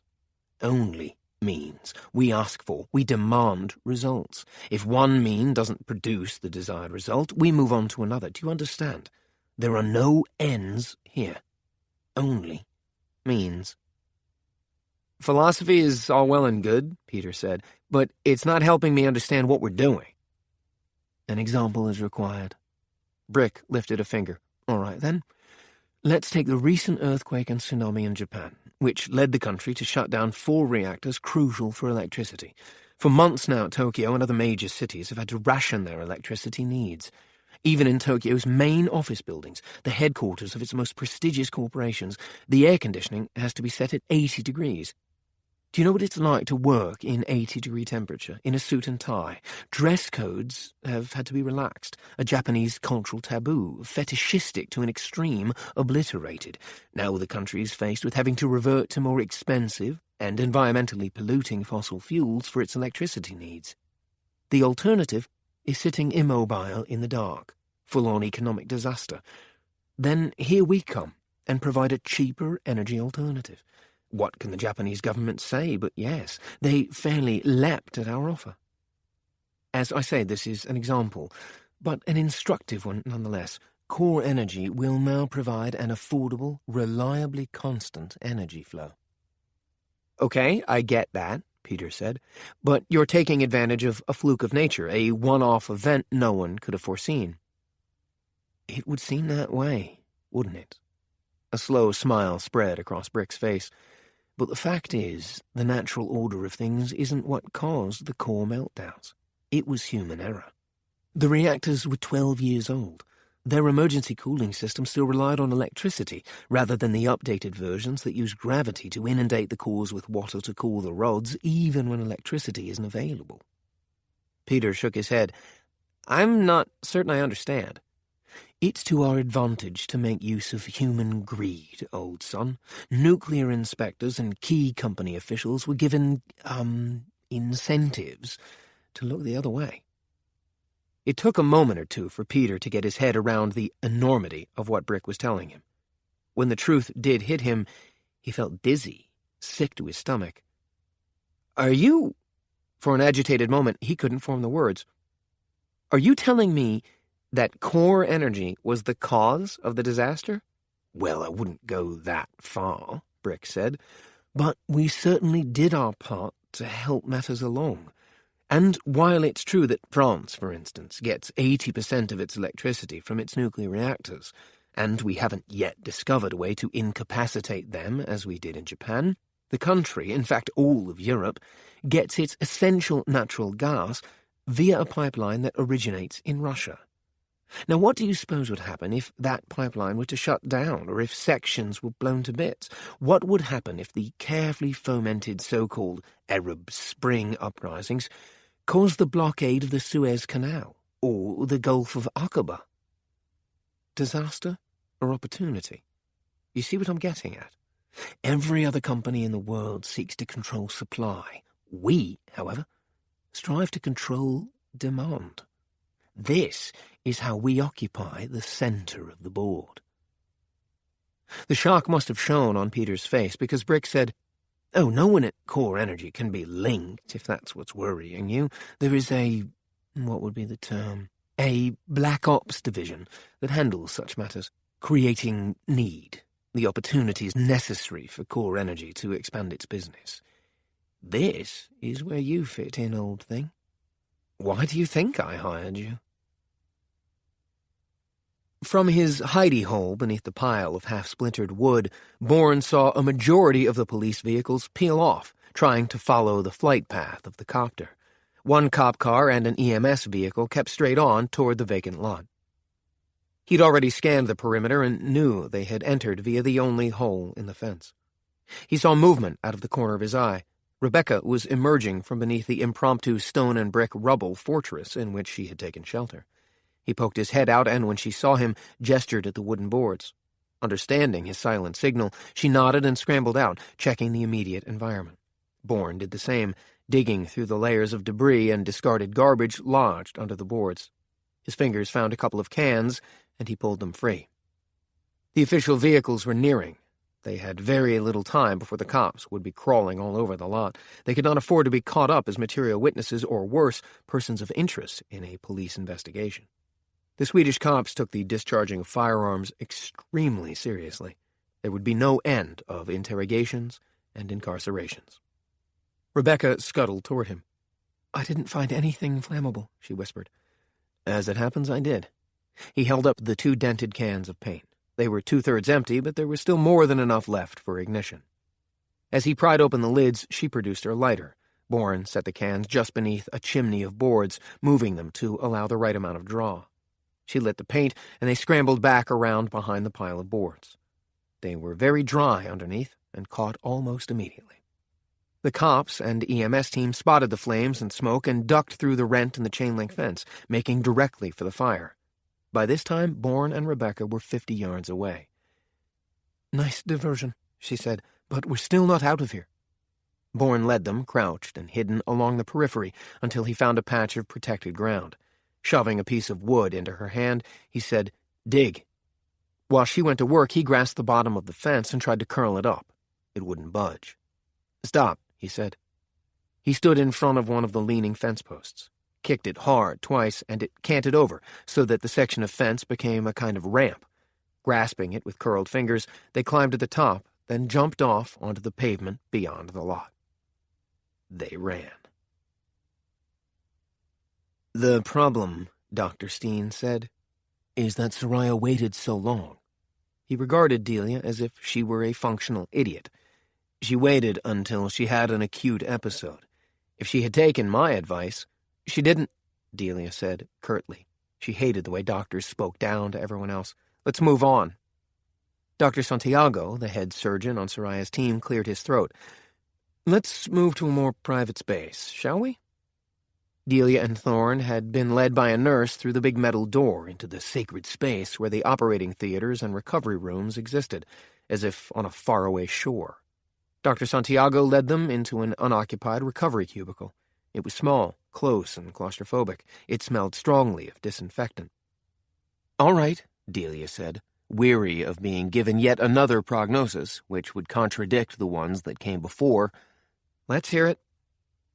"The bottom line," Dr. Santiago said, "is she's had some bleeding as the edema leaked. We've taken care of that. We're draining the excess fluid out of her brain. We're doing everything we can. Now we have to wait for her body to do the rest." "Is she compromised because of the fetus?" "The brain is a highly complex organ." "Just for God's sake, tell me." "I'm afraid so, yes." "How badly?" "Impossible to say." Dr. Santiago shrugged. He was a pleasant-looking man with black eyes and a hawk-like nose. It's a complication we could do without. I'm quite certain Soraya doesn't feel that way. She deliberately let the awkward silence extend before she said, I want to see her now.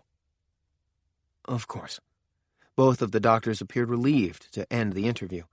Doctors hated feeling helpless, hated admitting it even more. As they went out, Delia turned to Thorne. I'm going in first. He nodded. As she was about to turn away, he said, Delia, I want you to know... He stopped there, unable to go on.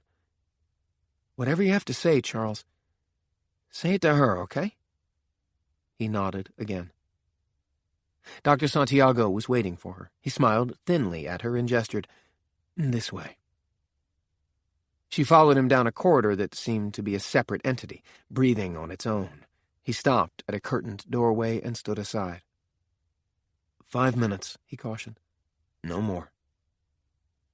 Delia found that her heart was pounding in her chest. It ached for her friend. Unable to imagine what was lying in wait for her behind the curtain, she pulled it aside and stepped into the room. Chapter 12. Your car. It's registered to my friend's company, Bourne said. He'll take care of any questions from the police. Rebeka glanced behind them. No one was following. I have a small flat here, she said. We can hole up there until we decide what to do next. I have a better idea. They were in a residential neighborhood whose streets were fast filling with traffic as people rose and went to work. Bourne took out his mobile and, despite the early hour, called Christian. What the hell have you and Aleph been up to? Christian's voice buzzed in his ear. I'm already fielding calls from the police. He's regained his memory. His name's Harry Rowland, or so he claims. There was nothing to be done. Bourne went on to explain briefly what had taken place yesterday in Sataloga. He mentioned Rebeka, but only as a friend of his, not wanting to complicate matters further or cause his friend any degree of suspicion. Damn, Christian said. But you're unharmed. Yes, what we need is to somehow track the copter that snatched Rowland. Are you in a safe place? Bourne spotted a small cafe open for breakfast. We are now, yes. Christian got their location in Gamlastan, told Bourne to sit tight, that he'd come to get them himself. They went to the cafe, all their senses on high alert. Inside, they reconnoitered, discovered the rear entrance through the kitchen, then chose a table in the rear with a view of everyone who came in and out. When they had ordered, Bourne said, Tell me how the Israeli government was able to establish a research facility in Dar el Amar. Rebeka had stiffened at the words, research facility. So you know. I thought you had brought me to a temporary Mossad forward outpost in Lebanon. He waited while the servers set down their coffee and sweet rolls. When I escaped in the copter I had stolen in Syria, I realized that Dar el Amar isn't a military encampment. The Mossad is there to guard a research facility. Rebeka stirred sugar into her coffee. What did you see? I saw the camouflage netting, and I swung low enough to see the bunkered building underneath. There are experiments going on in that building, and I have to ask myself why these experiments are being undertaken in Lebanon, not Israel, where they'd be far more secure. But would they be more secure in Israel? Rebeka cocked her head. Why would our enemies look for Israeli research on Lebanese soil? Bourne stared at her. They wouldn't. No, she said slowly. They wouldn't. What's in the bunker lab? What are they working on? 3 people came in, 1 left. She stirred more sugar into her coffee, then took a sip. She was gazing at a space between him and the door, looking at nothing but her own thoughts, as if weighing her next action. At last, she said, Have you ever heard of Silex? He shook his head. For decades now, there has been a theory knocking around the nuclear fuel industry that posited the theory of extracting U-235, the isotope used for enriched uranium fuel rods, via lasers. For a long time it was overhyped, and all designs proved either ineffective or prohibitively expensive. Then in 1994, a pair of nuclear physicists came up with Silex, separation of isotopes by laser excitation. The Americans control that process, and a project with Silex at its center is even now going forward. At Dar el Amar, we have come up with a parallel methodology.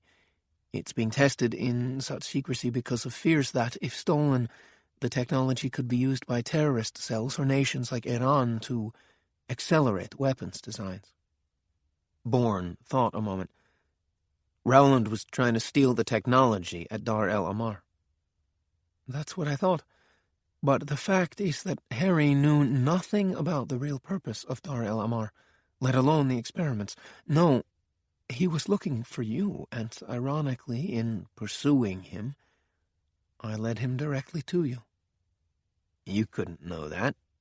She made a face. Outside in the street, they watched a long black car slide past, more slowly than the rest of the traffic. It could mean nothing, or everything.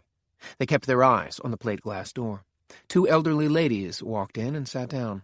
A suit with an iPad under his arm rose and went out. A young mother and child pushed in and looked around for a free table. The 3 servers passed to and fro. When several minutes went by and nothing untoward happened, Rebeka relaxed. I'm taking a chance telling you this, she said. Colonel Ben David is already convinced I know Dar el Amar's secret. The question to be answered is why Harry Rowland was sent to kill me. Why? Do you think it's all connected? We can't rule out the possibility until we know the network's goal. For that, we need Harry. He nodded. Our only lead is the copter that snatched him. Rebeka frowned. How do you propose we...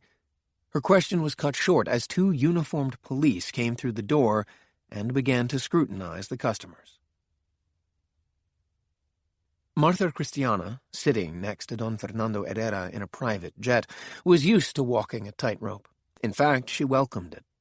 But for the first time since she had begun taking on commissions, she wasn't certain of her footing.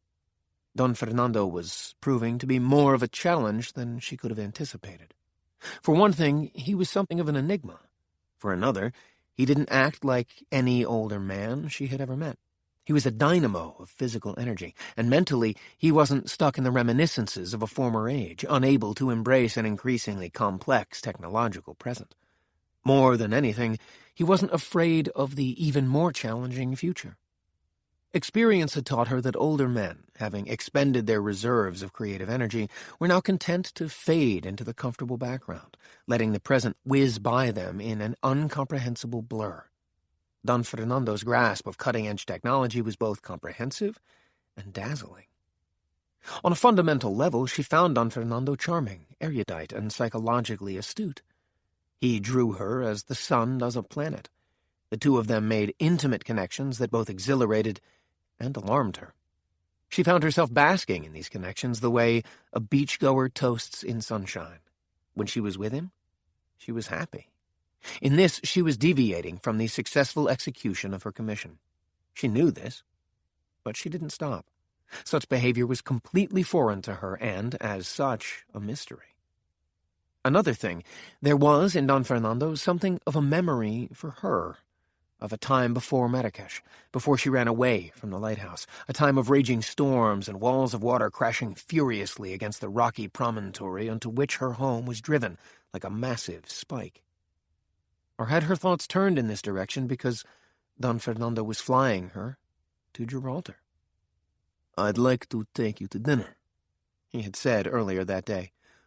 What restaurant? She had said. How shall I dress? She wore a black sheath skirt and matching braided bolero jacket, beneath which was an oyster-white silk shirt, pinned at the top with an onyx oval. It's a surprise. His eyes twinkled. As for how to dress, I see nothing wrong with what you're wearing. The surprise had been the jet, waiting for them on the tarmac of a private field on the outskirts of Paris. It was only after they had raced down the runway and lifted into the air that he had told her their destination. Heart racing, she had said, "What's in Gibraltar?" "You'll see." Now they had landed. A car and driver were waiting for them. As soon as they climbed in, it swept away down a coast all too familiar to her. 20 minutes later, the lighthouse came into view, rising from the rocky promontory of her youth. I don't understand. She turned to him. Why have you brought me here? Are you angry? I don't know how you... I don't know... No, The car stopped. The lighthouse loomed high above them. It's automated now. It has been for years, Don Fernando said as they got out. But it's still functioning. It still serves its original purpose. Leading her around to the west side of the lighthouse, he walked with her several hundred yards to the gravesite. She stopped, reading the headstone. It was her father's grave. Why have you done this, Don Fernando? You are angry. Perhaps I was wrong. He took her elbow gently. Come, we'll leave immediately. But she did not move, stood her ground, and shook off his hand as gently as he had gripped her. She walked several paces away until she was directly in front of the grave. Someone had left flowers in a zinc container, but that was some time ago. The flowers were dried, many of the petals missing. Martha Christiana stared down at the stone below which her father lay buried. Then, surprising even herself, she knelt down to touch the earth. Above her, clouds raced across the azure sky. Seabirds swooped, calling to one another. Lifting her head, she saw a sea eagle's nest and thought of family and home. Unaccountably, her fingers went to the pin she wore at her throat. She unfastened it, dug a shallow depression in the earth over her father, and placed the pin in it. Then, slowly, almost reverently, she covered it over, placed her palm onto the earth, as if she could still feel it, like a beating heart. When she rose, Don Fernando said, "Do you want to go inside?" She shook her head. "I belong out here." He nodded, as if he understood her completely. Instead of annoying her, that gesture of their unspoken, innate connection comforted her. She linked her arm in his, walked him away to the edge of the rocky promontory. Below them the sea rose, foaming against the granite teeth far below. "When I was a little girl," she said, "I used to stand here. The sea looked like brittle glass as it broke apart on the rocks. It made me think of my family. It made me sad." "This is why you left." She nodded.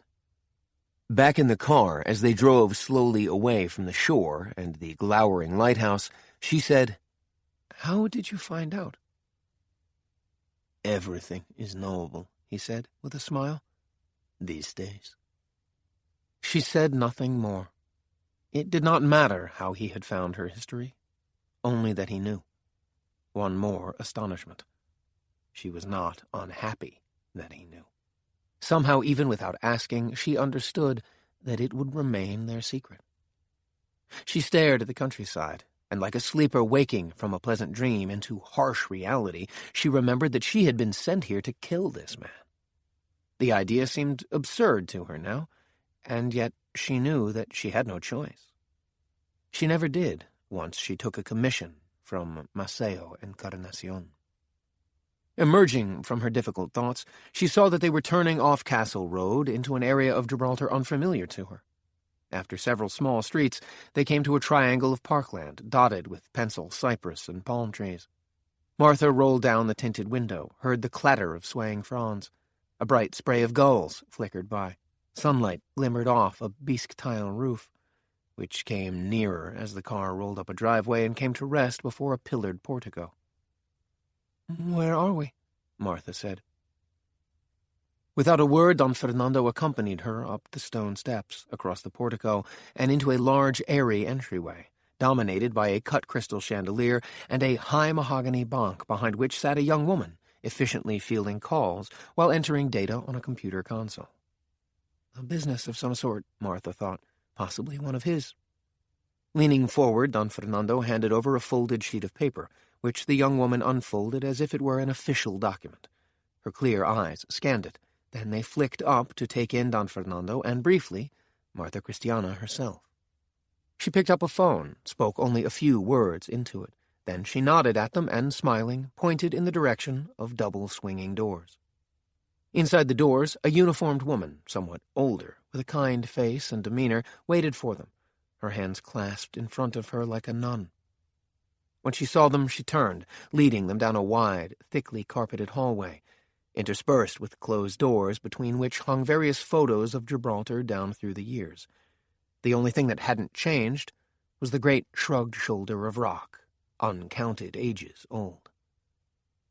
At length the woman stopped in front of a door and gestured. "Take as long as you wish," she said. She retreated down the hall in the direction they had come, before Martha had a chance to ask her what this was all about. Don Fernando looked at her without an expression she could read. "I'll be right here if you need me." She was about to query him, but immediately realized that it would do no good. Resigning herself, she pushed open the heavy door and stepped inside. "How can they be looking for us?" Rebeka said. "They can't know our faces." "Nevertheless, they're here. Whether or not they know our faces, they're looking for the people at the construction site who escaped on foot." "Anyone who looks guilty or is trying to hide?" Bourne looked at her. "Hit me." Her eyes found his, found the answer she was seeking there. Leaning across the table, she slapped him hard across the face, backed up, upending her chair, and shouted, "Bastard!" The cops looked, but then so did everyone else in the cafe, even the servers who stood frozen in place. "Calm down," Bourne said loudly, still seated. "Calm down! How could you do this to me, and with my own sister?" He rose now, the second scene of the play beginning. "I told you to calm down." "Don't tell me what to do," she tossed her head. "You have no right." "I have every right," he said, as he grabbed her wrist. Rebeka jerked back even as he held on. "Let me go, you son of a bitch!" The physical contact was enough for the police, who stood up simultaneously and approached the table. "Sir," the older of the two said, "the lady wants you to let her go." "Stay out of this," Bourne said. "Do it!" The younger one moved forward menacingly, and Bourne at once dropped his hold on Rebecca's wrist. "Are you all right, ma'am?" the older cop said. "Do you want to press charges?" Eyes flashing, Rebeka said, "I just want to get out of here." Gathering up her coat and shoulder bag, she turned and stalked out of the cafe, all eyes following her. The older cop turned his attention to Bourne. "Pay your bill and clear out. And stay away from the woman, hear?" Bourne put his head down, threw some krona on the table, and swept out. As the door closed behind him, the cafe returned to life. The cops sat back down and finished their coffees, the incident evaporating instantly from their minds. Bourne met Rebeka around the corner. She was laughing. "How's your cheek?" "I'll turn the other one." She laughed even harder. It was a rare, light-hearted moment in their time together. Across the street, he saw Christian standing beside a black late-model Volvo. He was smoking a small cigar and eyeing the almost steady stream of young women wrapped in their winter coats, as if he had not a care in the world. Evading the traffic, Bourne and Rebeka crossed the street. He grinned at them, especially Rebeka, as he let her into the back seat. Bourne sat beside him in front. Christian had left the engine running, and he nosed out as soon as he glimpsed a break in the traffic. "I have a trace on the copter," Christian said. He was far too savvy to ask Bourne any more about Rebeka than Bourne had seen fit to tell him over the phone. That proved to be no problem. There aren't many with those markings, in fact, only one. "What kind of markings are they?" Rebeka asked. Christian gave her the once-over in the rearview mirror. "This is where the abduction gets interesting." He handed Bourne a folder filled with high-resolution photos. Rebeka leaned forward between the bucket seats to get a good look. "We have access to a number of the city's surveillance cameras." Christian made a turn onto Proskauton, moving more slowly with the increasing crush of traffic. "I had those blown up, and our computer enhanced the images. Page through them. You'll see why." There were 4 8x10 photos. The enlargements and enhancements had drained them of almost all color, but both Bourne and Rebeka recognized the helicopter that had shot at them and had snatched Harry Rowland. As if they needed confirmation, the second photo showed Rowland through the window of the side door. Bourne flipped to the third photo. "Kunglinga transport," Rebeka said. "It looks like a typical commercial aircraft." Yes, Christian said, but it's not. Look at the last photo. Up past the tail rotor. Bourne flipped again. This photo was an even closer shot. He held it up so more light fell on it. That's a corporate logo, he said, but I can't make out the name. It's too small, even for the enhancements. They stopped at a light. Christian tapped the logo. See the shape? It's kind of unusual, so we ran the outline through one of our bleeding-edge computer recognition programs, and what do you know, we got a hit. This copter belongs to Steel Trap. Internet security, Rebeka said. Top-shelf stuff. Christian nodded. Talk about bleeding edge. Steel Trap software is light years ahead of anyone else's. What, Bourne said, is Steel Trap doing trying to kill me and at the same time rescue Harry Rowland? He turned to Rebeka. You said Rowland worked for a terrorist network. Which one? Christian said. Jihad Saif, Rebeka said. I overheard Colonel Ben David talking about it in Dar El Amar. He thought I was still unconscious. Who was he talking with? Bourne asked her. She shook her head. I don't know. She sat back, arms crossed under her breasts. One thing seems clear, though. It looks like Steel Trap does more than produce bleeding-edge software. Like what? Christian said. Bourne grunted. Bleeding edge. Period. Chapter 13. When Martha Christiana saw the old woman sitting beside the large picture window, she saw herself. The room was sparsely furnished and even more sparsely decorated. There were few personal items: a comb, a hairbrush with a silver handle, a small yellowed scrimshaw of a lighthouse standing alone on a promontory, a faded photo of a beautiful but frail-looking woman holding against her shins a small girl. That was all. But the room was filled to brimming with a loneliness so profound it took Martha's breath away.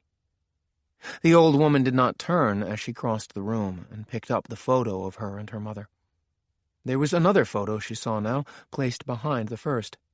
It showed a slim man in a peacoat standing beside the cut-glass beacon of the lighthouse.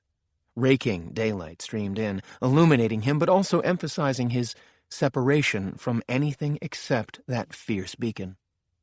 Martha Christiana stared at the photo of her father, but she did not pick it up. She did not touch it at all. She felt, in her heart, that touching it would be a desecration, though she could not say why.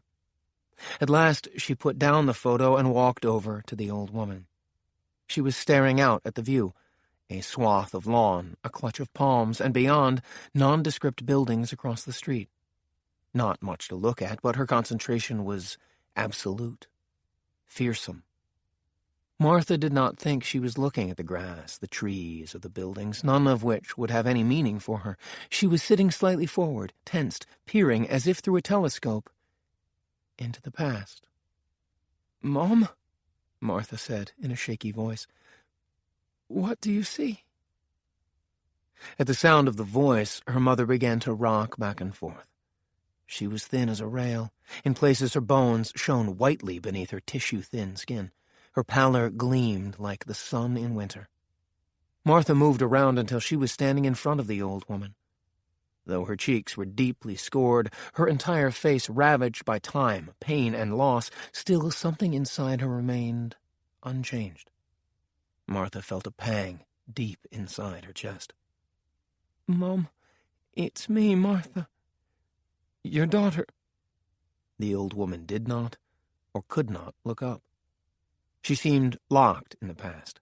Martha hesitated, then reached out, took the skeletal hand in hers. It was as cool as marble.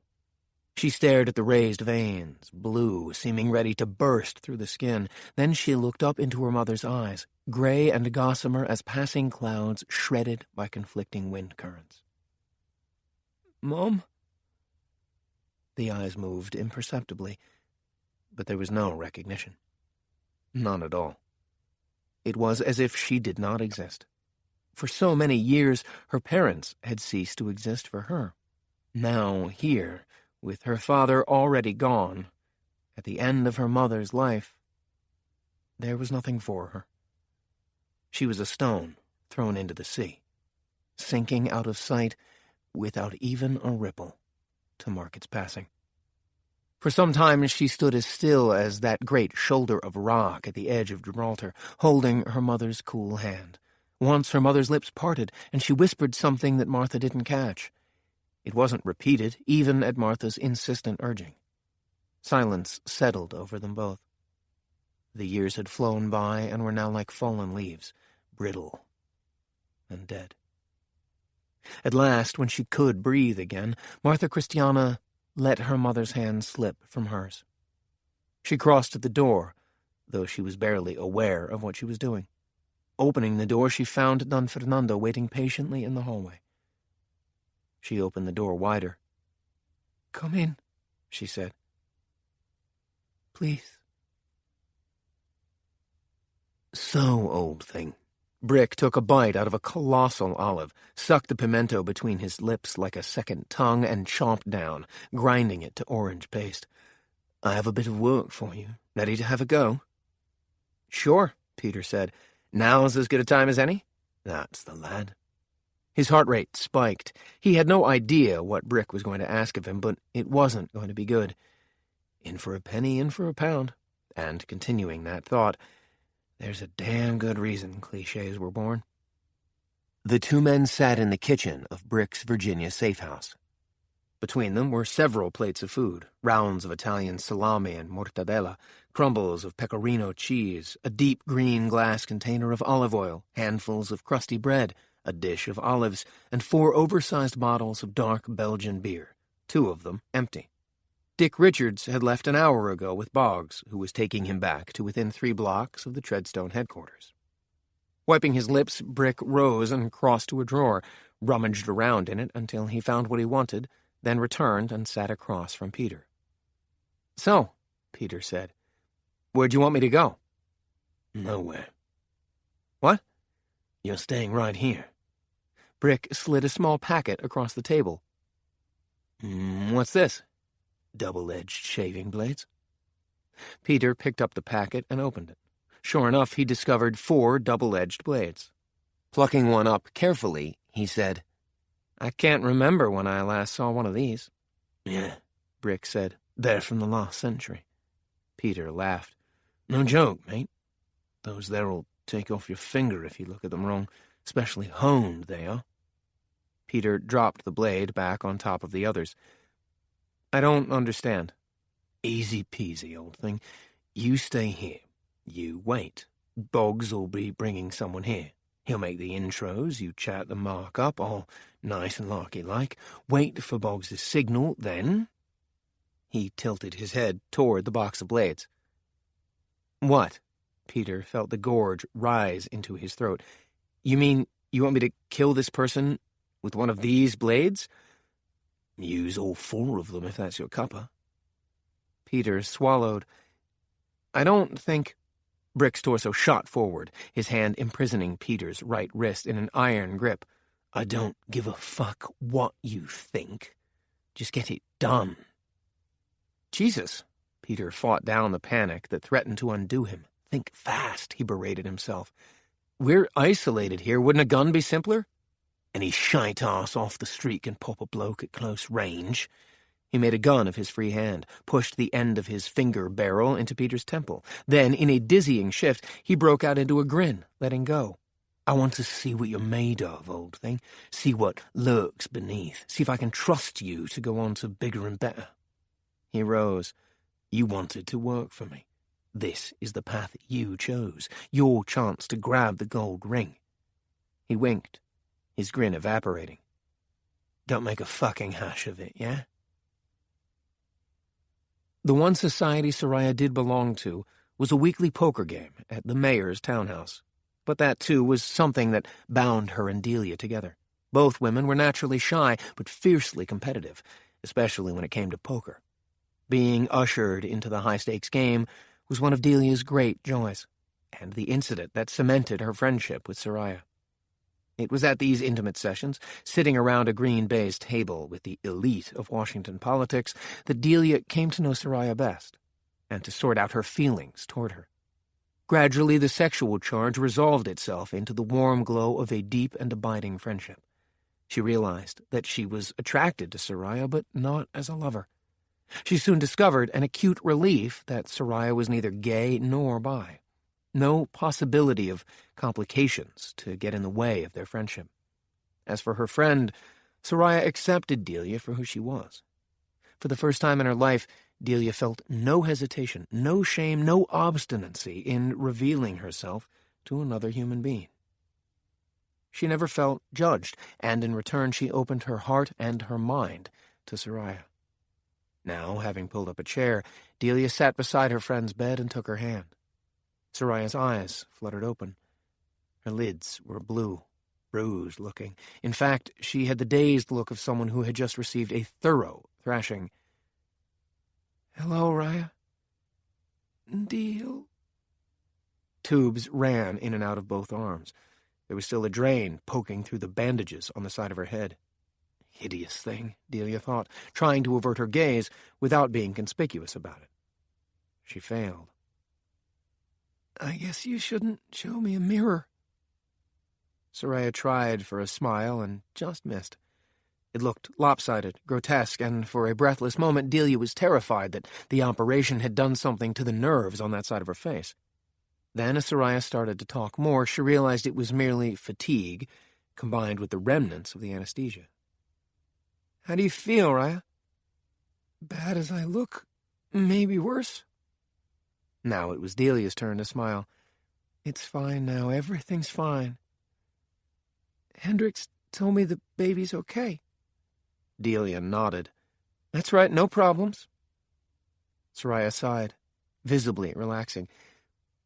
"When can I get out of here? Did the doctors say?" Delia laughed. "Why, you itching to get back to work already?" "I have a job to do." Delia bent over her. "Right now your job is to get better for yourself and for the baby." She took her friend's hand. "Listen, Raya, I did something you warned me not to do, but under the circumstances I thought... I told Charles about the baby." Soraya, overwhelmed with guilt, closed her eyes. But she knew she had to continue on down this path, step by ugly step. "I'm sorry, Raya, truly, but I was so afraid for you. I thought he had a right to know." "It's your basic decency, Deal," Soraya said. "I wasn't thinking clearly. I should have known." In fact, she had known. She had been banking on Delia's basic decency. "Where's Charlie now?" "He's been here for a while," her friend said. "I'm kind of surprised he's stayed so long." "Does his wife know he's here?" Delia made a face.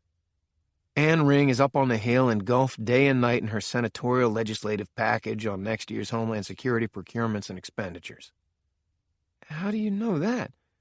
"I read Politico. They don't like her either." "Who does, except her constituents? And, of course, the Beltway Journal." "Now you're going to say you can't understand why he married her." Soraya's lips curled in the semblance of a smile. "She married him. She was like an unstoppable force. He couldn't say no." "Any adult can say no and mean it, Raya." "But not Charlie. He was bedazzled." "Senator Ring has that effect on a lot of conservative Republicans. She could do a spread in Playboy." "If only," Soraya said. "Then we'd all be rid of her." "I don't know. I have a feeling she'd be able to somehow spin it to her advantage." Soraya laughed and squeezed her friend's hand.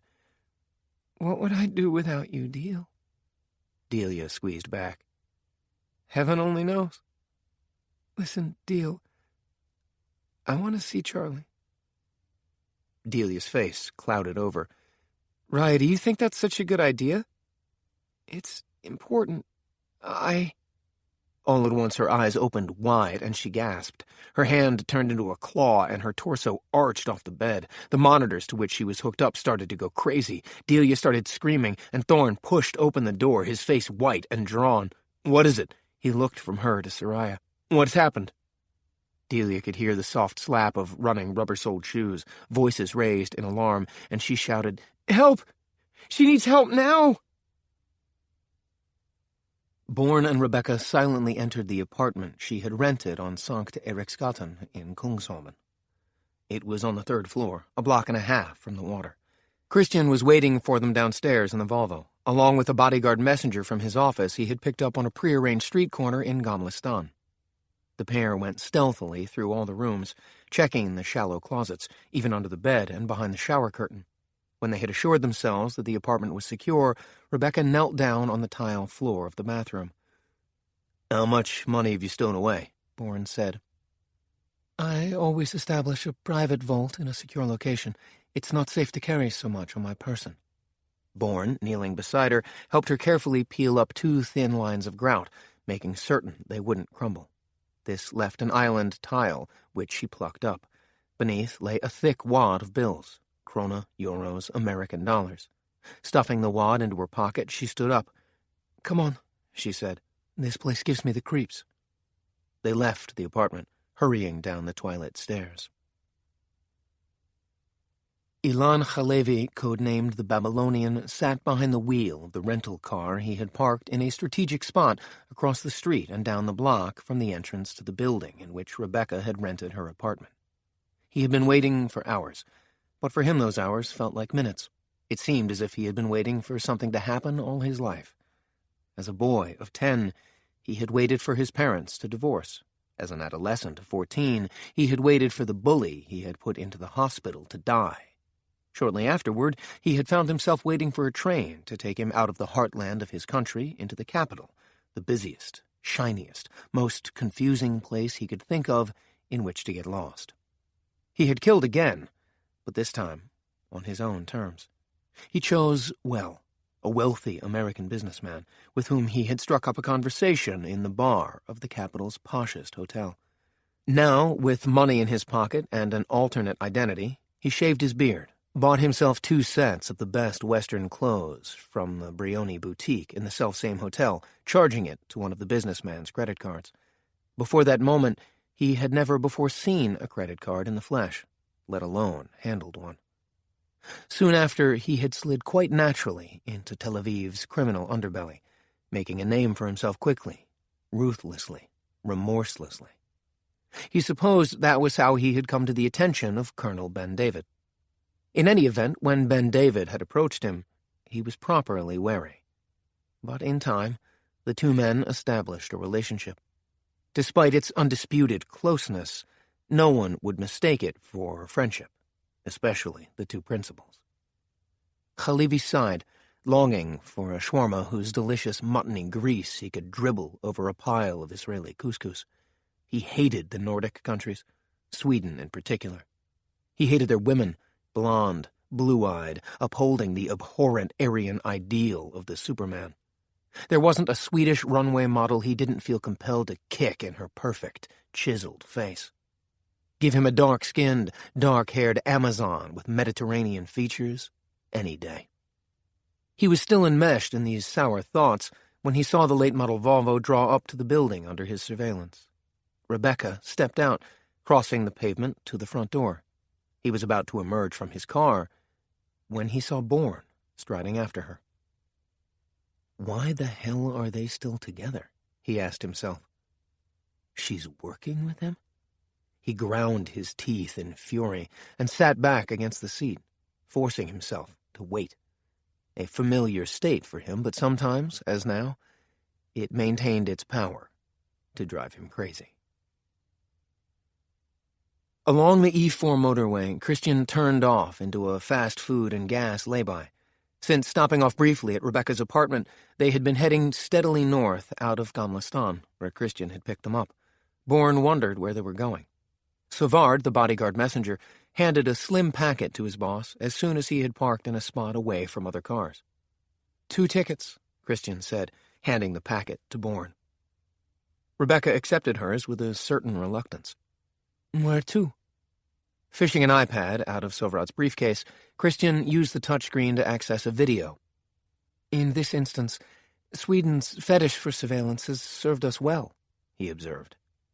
The three of them watched a video that had obviously been quickly and roughly spliced together from several fixed CCTV cameras at various locations. In the beginning, there was nothing of much interest. A swath of tarmac, overalled workers with ear-dampening headphones and small motorized carts heading back and forth. Arlanda Airport. Then, in a flurry of activity, a sudden backwash sent people scurrying.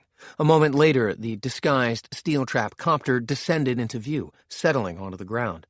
Almost immediately, the side door slid back and three men clambered down. One of them was clearly Harry Rowland. He hustled between the two men, moving left to right, vanishing out of camera range. Jump cut to another camera in another area of the airport. Three men were seen hustling across the tarmac. Though the view was from farther away, it was clear from their gait that these were the same three men from the steel trap copter. A long-range private jet was waiting for them. An immigration official checked their passports, stamped them, and nodded them up the mobile stairs. Another jump cut, this time a different angle on the same scene, closer up, probably through a telephoto lens, judging by the jittery images. One by one, the men bent down, disappearing into the belly of the jet. A final jump cut to the jet rolling down the runway, gathering speed. When it lifted off, out of the frame, Christian stopped the video and stowed the iPad. The pilot was required to file a flight plan with the tower at Arlanda. The plane is headed to Mexico City via Barcelona. Christian smiled. It so happens that Maceo Encarnacion, the president of Steel Trap, has his main residence in Mexico City. Nice work, Bourne acknowledged. Christian nodded. Your Aeromexico flight will be following virtually the same route as the Steel Trap jet, but they'll have a 2-hour head start. Jason, I know you have a passport. Rebeka? Don't leave home without it, she said with a wry smile. He nodded. Good. We're set, then. Putting the Volvo in gear, he rolled out of the lay-by, back onto the E4, heading for Arlanda Airport. Sauvard was on his way back from security, to which he had accompanied Christian's VIP guests, when a man asked him for the time. The moment he glanced at his watch, he felt an immense pain at the nape of his neck. As he pitched forward, the man caught him under the arms and half-dragged him into an airline lost luggage office. It was currently unlighted and unmanned, beyond its hours of operation. In his current semi-paralyzed state, Sauvard had no idea how he had gotten into the locked office. In any event, he was set down against a pile of suitcases, duffel bags, and backpacks. His equilibrium shot, he teetered. As he did so, he caught a glimpse of the livid scars on the man's neck. When he tried to right himself, the man delivered a massive blow to both ears that caused Sauvard's eyes to roll up in their sockets. He felt sick, incapable of stringing two thoughts together, let alone trying to figure a way out of his imprisonment. I have little time. The man touched Sauvard on a nerve bundle behind his right ear, and a firework of pain exploded in Sauvard's brain. Where are they going? Sauvard stared up at him, blankly. A sliver of drool escaped the corner of his mouth, discolored his shirt. It was pinkish with his own blood. I will only ask you one more time. Again, the Babylonian used only one finger, this time stopping the flow of blood through Sauvard's carotid artery, then released it. You have 10 seconds to answer my question. After that, I will bring you to the point of unconsciousness over and over until you beg me to kill you. Frankly, I'd like that. But I'm thinking altruistically. I'm thinking of you.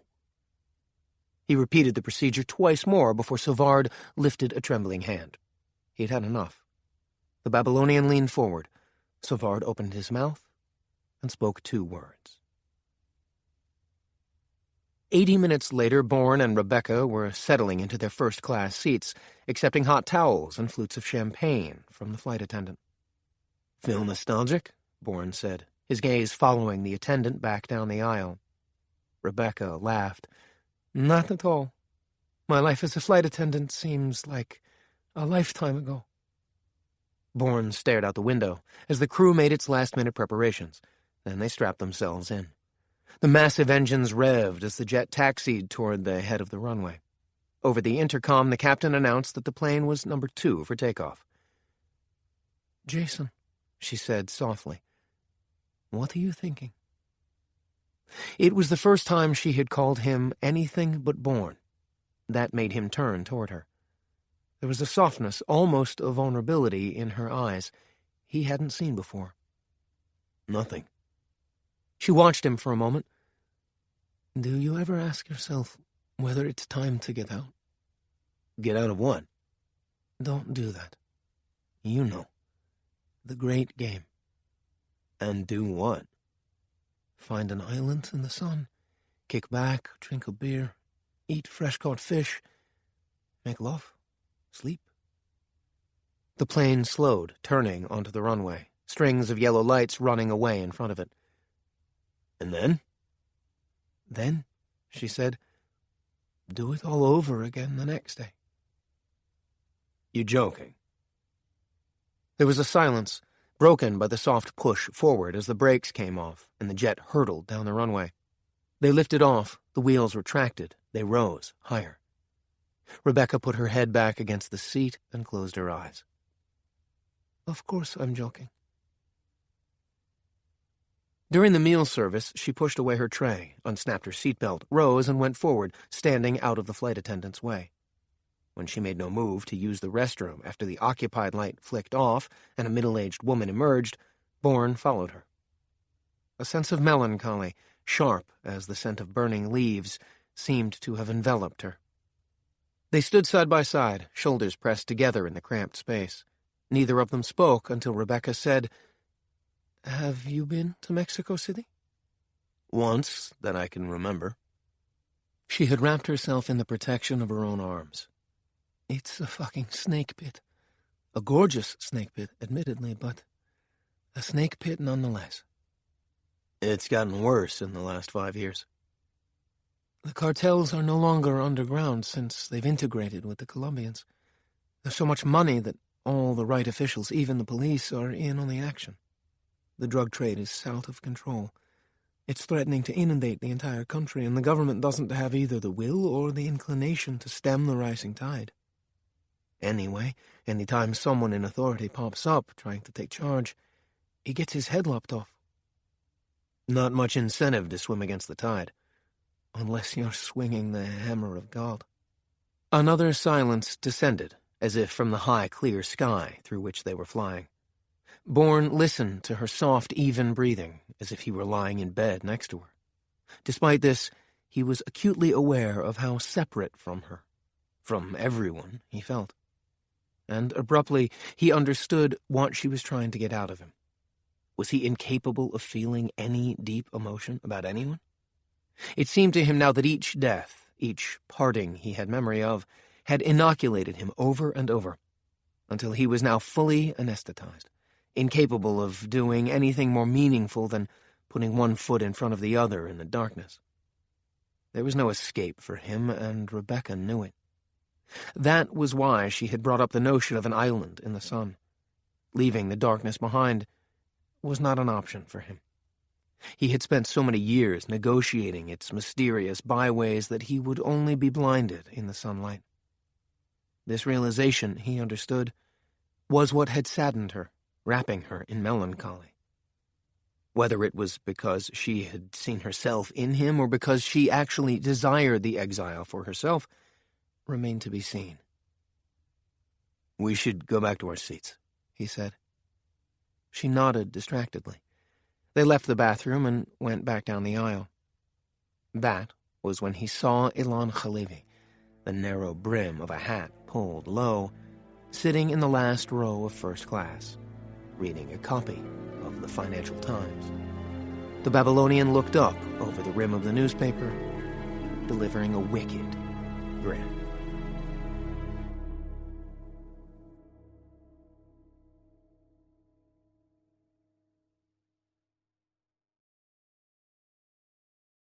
Chapter 14.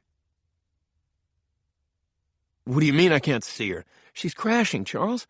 Delia put her hands against his chest, pushing Thorne back from the recovery room. He stood against the wall as doctors and nurses pushing stainless steel carts hurried past. He followed them with his eyes.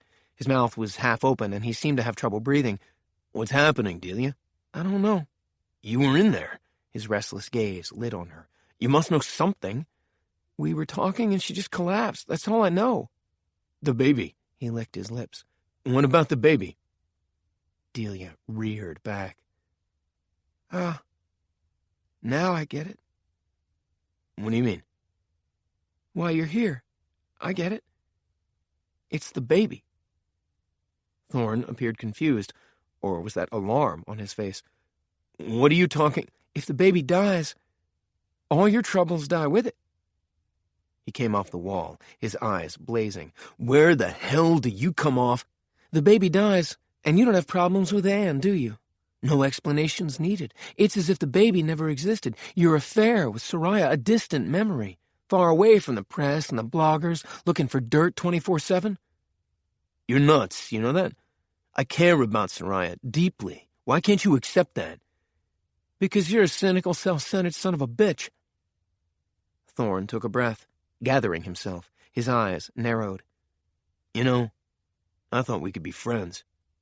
You mean you thought you could recruit me? She produced a steely laugh. Fuck off. Turning her back on him, Delia went to talk to Dr. Santiago as he emerged from Soraya's room. How is she? Stable, Dr. Santiago said. She's being moved to the ICU. Delia was aware that Thorne had come up behind her. She could almost hear him listening. What happened? A slight blockage developed at the surgical site. Rare, but it happens sometimes. We've cleared it, and we're giving her a low dose of blood thinner. We'll try to get her off it as soon as we deem it safe. Safe for her, Delia said. What about what's safe for the baby? Ms. Moore is our primary patient. Her life takes precedence. Besides, the fetus... Her baby, Delia said. Dr. Santiago regarded her enigmatically for a moment. Right, excuse me. Delia, melancholy and forlorn, watched him disappear down the hallway. Thorne sighed. Now I see how it is between you and me. I'll lay my cards on the table. When will you learn I don't give a shit about your cards? I'm wondering whether Amy will feel the same way. Delia spun on him. What did you say? You heard me. The challenge in his voice was unmistakable. I have transcripts of your voicemails with Amy Brandt. What? Surprised? It's a simple hack. We use a software program that imitates caller ID. It's how we can gain access to your mobile phone, anyone's really, and bypass the password protection. So you have... Every message you and Amy have left for each other. He could not hide a smirk. Some of it's pretty hot. She slapped him across the face so hard he rocked back on his heels. You hit like a guy, you know that? How the hell do you live with yourself? He laughed, thinly. It's a dirty job, but someone's got to do it. She eyed him warily. If you have a point, make it. We each have something on the other, he shrugged. Just something to remember. I don't care, but Amy does, doesn't she? In her line of work, she has to be careful. A shitload of parents don't like their kids being taught by a lesbian. Delia thought of several choice things to say, but at that moment a pair of grim-faced nurses wheeled Soraya out of recovery, past them down the hall to the ICU. There was silence for a time after that. So there's our truce, Thorne said. Laid out for you. Delia turned back to him. Did you ever care about Soraya? Even for a moment? She's a hellcat in bed. What's the matter? Anne's not enough for you? Anne has sex with her job. Otherwise, she's a cold fish. My heart goes out to you, she said, acidly. He gave her a lupine grin. And mine to you. He grabbed his crotch. You don't know what you're missing. Maceo Encarnacion, staring out the Perspex window as his jet circled Mexico City prior to landing, saw the familiar fug of brown effluvia that hovered over the sprawling metropolis like a filthy carpet. A combination of the happenstance of geography and the unbridled emissions of modern progress formed this almost permanent atmospheric layer. Mexico City, built upon the ruins of the great Aztec megalopolis Tenochtitlan, seemed to be drowning in its own future. The first thing his lungs inhaled when he stepped onto the rolling stairs was the stink of human shit, used to fertilize many of the crops. In the street markets where fruits and vegetables were laid out on the ground, dogs and toddlers alike pissed and shat on the wares, without consequence. Encarnacion ducked into a black armored SUV, its motor running so that it sped off the moment he had settled into the back seat. His elaborate colonial California-style house, with its pseudo-Baroque quarry windows, front garden, and elaborate wood-clad interior hallways, was on Castelar Street, in Colonia Polanco, situated less than a mile from Chapultepec Park and the Museum of National History.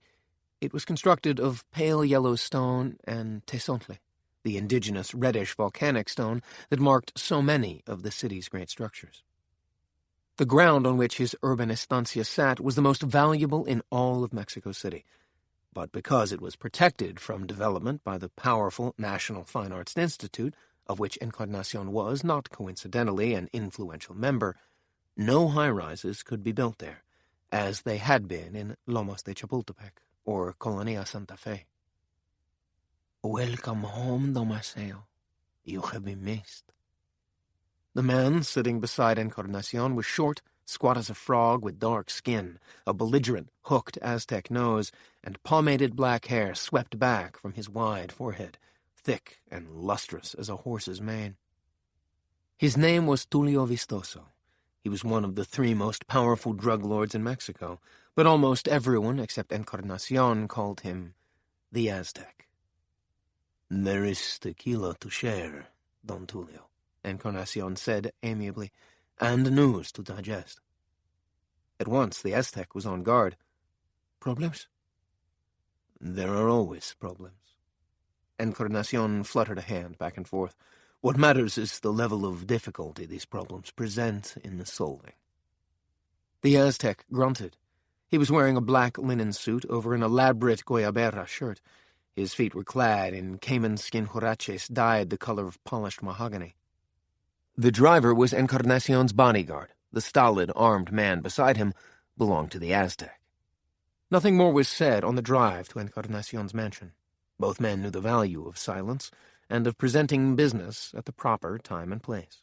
Neither man was possessed of an impetuous nature. They were not prone to make a move before its time. The familiar streets, avenues, and squares slid by in a blur of color and cacophonous noise. Bursts of bougainvillea crawled up the stucco sides of restaurants and tavernas. Lumbering buses belched carbonized particulates. They passed by the square of Santo Domingo, inhabited by evangelistas with their old, bulky typewriters, banging out for the city's illiterates letters of love or condolences, simple contracts to be explained and signed, eviction notices to be delivered orally, occasionally short, stark missives of bile and hate. The sleek, armored SUV maneuvered nimbly in the rattling sea of taxis, painted in violent colors, and trucks and buses packed with stinking men, women, children, and animals. While church and cathedral bells clanged incessantly, it passed through the thick, grainy, wallowing morass of the city on its way to the cleanly exalted Colonia Polanco, and nestled within its heart the villa, screened by high walls and pines, secured by electrified fences. Beautiful as it was, with finely wrought designs and magnificent scrollwork, Encarnacion's mansion was built like a fortress, an absolute necessity even for him in the city's crime-ridden environs. Yet it wasn't the increasingly powerful drug lords the premises were fortified against, but the shifting political landscape, unstable as quicksand. Over the years, Encarnacion had witnessed too many of his supposedly invulnerable friends plowed under by regime changes. He had vowed that would never happen to him. It was the time of La Comida, the grand theatrical lunch of the city of the Aztecs, a meal taken as seriously as a saint's festival, and with an almost religious fervor. It started at 2:30, often lasting until 6 p.m. Grilled meat with assertive pasilla chilies, baby eels, white as sugar in a thick, vinegary stew, grilled fish, flour tortillas, hot and steaming from the griddle, chicken mole, and, of course, bottles of aged tequila, set the long plank table in Encarnacion's paneled, light-filled dining room to groaning. The 2 men sat opposite each other, drank a toast with tequila the color of sherry, then set about sating their immense appetites, at least for the time being. They were served by Annunziata, the nubile daughter of Maria Elena, Encarnacion's longtime cook. Seeing something special in her, he had relieved her of learning the finer points of cooking with the 1,000 varieties of fried peppers and exquisite moles, and was instead teaching her the finer points of disruptive technology in cyberspace. Her mind was as active and nubile as her body. When their bellies were full, the dishes cleared, and the espressos and cigars served, Annunziata brought in enormous mugs of hot chocolate laced with chilies, which she proceeded to whip into a froth with a traditional wooden molinillo. This was the most important part of the ritual. Mexicans believed that the powerful spirit of the drink lives in the foam. Placing a mug in front of each man, she vanished as silently as she had appeared, leaving the two men alone to discuss their Machiavellian plans. The Aztec was in a jovial mood. Little by little, like hair falling from an aging scalp, the president is ceding power to us. We run this city. We have control, yes. Don Tulio cocked his head. This does not please you, Don Maceo? On the contrary. Encarnacion sipped his hot chocolate meditatively. It wasn't until he tasted this magnificent drink that he truly knew he was home. But gaining control and maintaining it are two very different animals. Succeeding at the one does not guarantee the other. The country abides, Don Tulio. Long after you and I are dust, Mexico remains. Like a professor in a classroom, he lifted a finger. Do not make the mistake of taking on the country, Don Tulio. Governments can be toppled, regimes can be replaced. To defy Mexico itself, to take it on, to think you can overthrow it, is hubris, a fatal mistake that will bury you, no matter the length and breadth of your power. The Aztec, not quite seeing where the conversation was going, opened his spatulate hands. Besides, he wasn't altogether certain what hubris meant. Is this the problem? It is a problem, a discussion for another day. It is not the problem. Encarnacion savored a draught of the chilly chocolate foam, sweet and spicy. Yes, he said, licking his lips. The problem. Extracting a pen and pad from his breast pocket, he scribbled something on the top sheet, tore it off, folded it in half, and passed it across the table.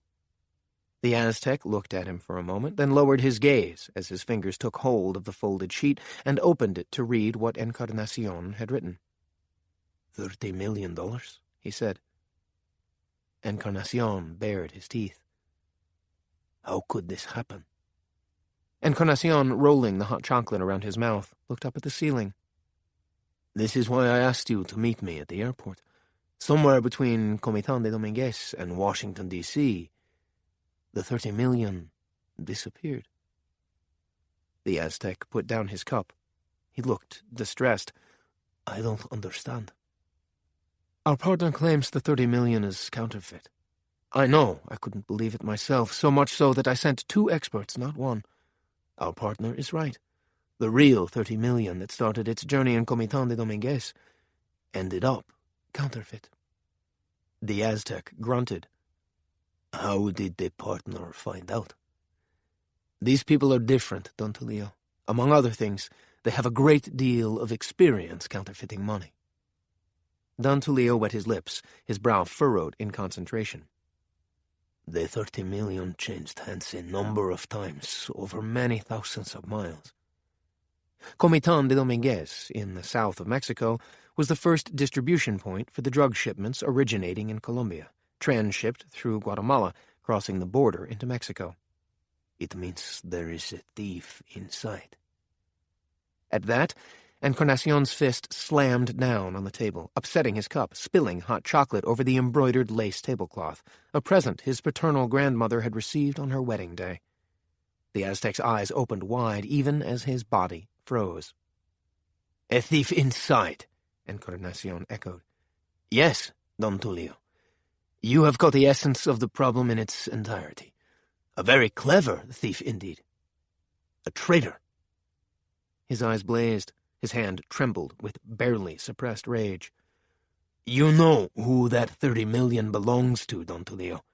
It's taken me 5 years of the most delicate, frustrating, and nerve-wracking negotiations to get to this point. Our buyers must take possession of that money within 48 hours or the deal. Everything I've worked toward will be flushed. Have you any idea what it took to make those people trust me? Dios de diablos, Don Tulio. There is no reasoning with those people. Their word is ironclad. There is no wiggle room, no elasticity whatsoever. We are bound to them, and them to us, till death do us part. Comprende, hombre?" His fist came down again, rattling cups and saucers. "This does not happen in my house. This cannot happen. Do I make myself clear?" "Absolutely, Don Maceo." The Aztec knew when he was being dismissed. He rose.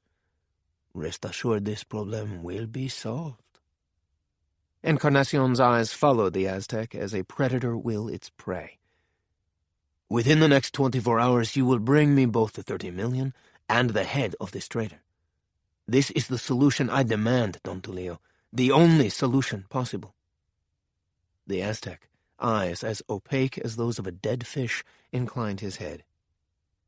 "Your will, Don Maceo. My hand." When Boggs reached the area surrounding the Treadstone headquarters, he pulled the car up to the curb, but restrained Dick Richards as he was about to get out. "Where do you think you're going?" Boggs said. "Back to work," Richards answered. "I've already been away from my desk for too long." He glanced down at Boggs's meat-hook hand on his arm. "Let me go." "You'll go when you're told to go, not before." Boggs looked at Richards intently. "It's time for you to go to work." "Go to work? I have been working." "No," Boggs said. "You've been sleeping. Now you will create. I will give you specific instructions. You're to carry them out to the letter. You do what I tell you in the way I tell you, no more, no less. Got it?" Richards, his insides suddenly turned liquid, nodded uncertainly. "Naturally." "What we have in mind isn't easy." He leaned toward Richards. "But what in life ever is?" Richards nodded again, even more uncertainly. He had not expected this. Up until now, his life as a triple agent had gone relatively smoothly, settling into a pattern that was easy to follow. Now he knew that he had been lulled into a false sense of calm and security. Boggs was right. He had been sleeping. Now came the deep. Now came the unknown, where monsters that could swallow him whole lurked. "What?" His words stuck in his throat. He licked his lips as if to grease the way. "What do you want me to do?" "We want you to set a Trojan inside the Treadstone intranet."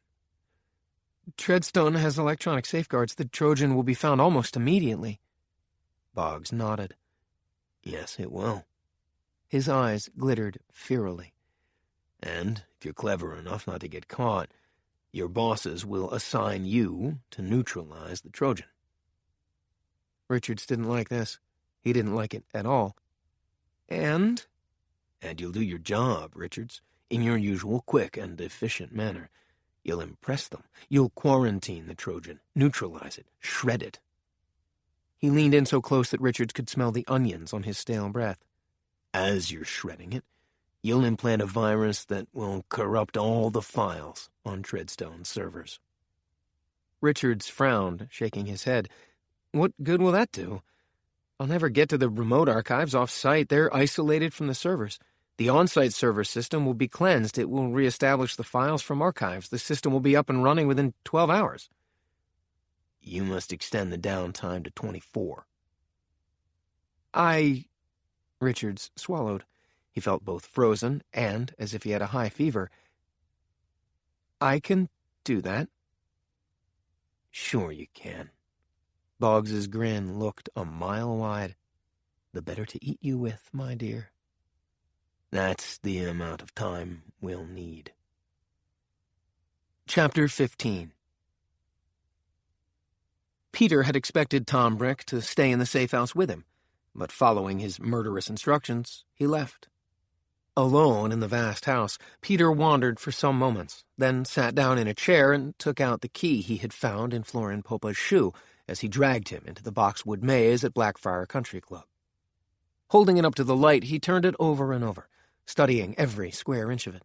It was small, with a round plug at the end, covered in a blue rubberized material similar to what had been used on public locker keys, back in the days before 9/11, when there were such things as public storage lockers.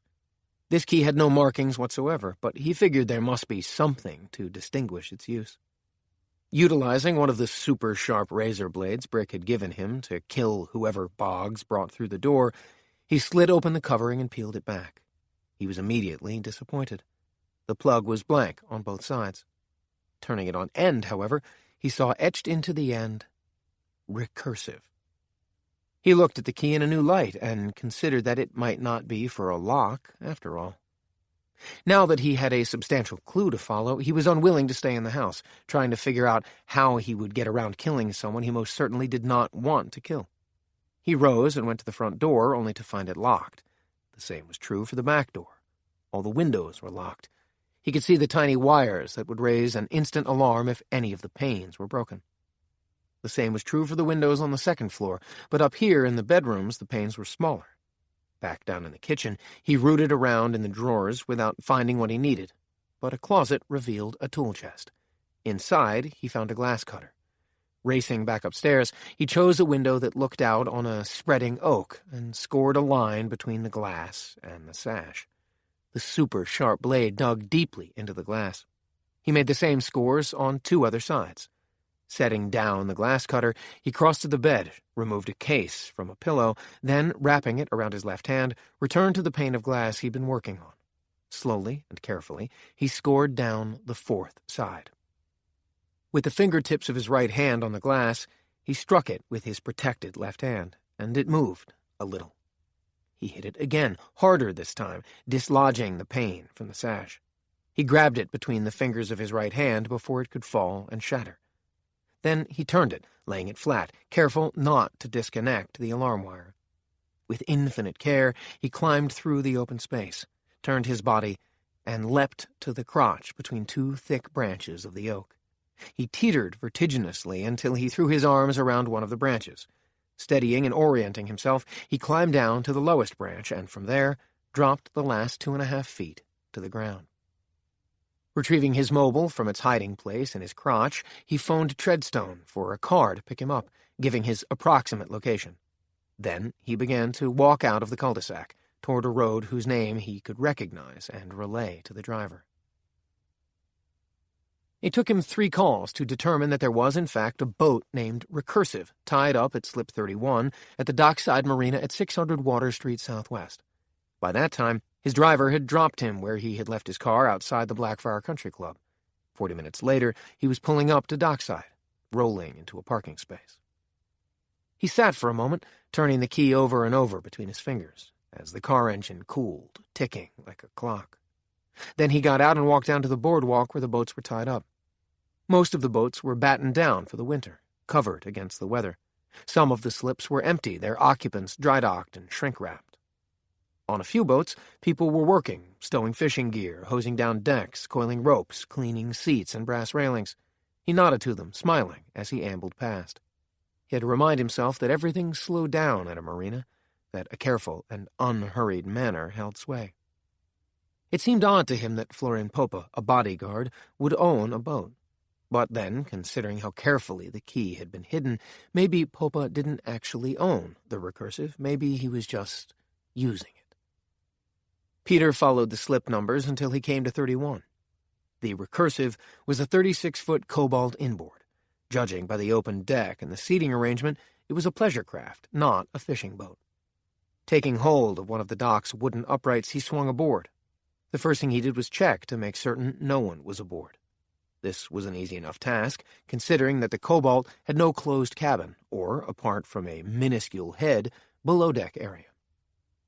Taking the key, he slid it into the ignition slot. He could only get it in halfway, however. It would not start the boat.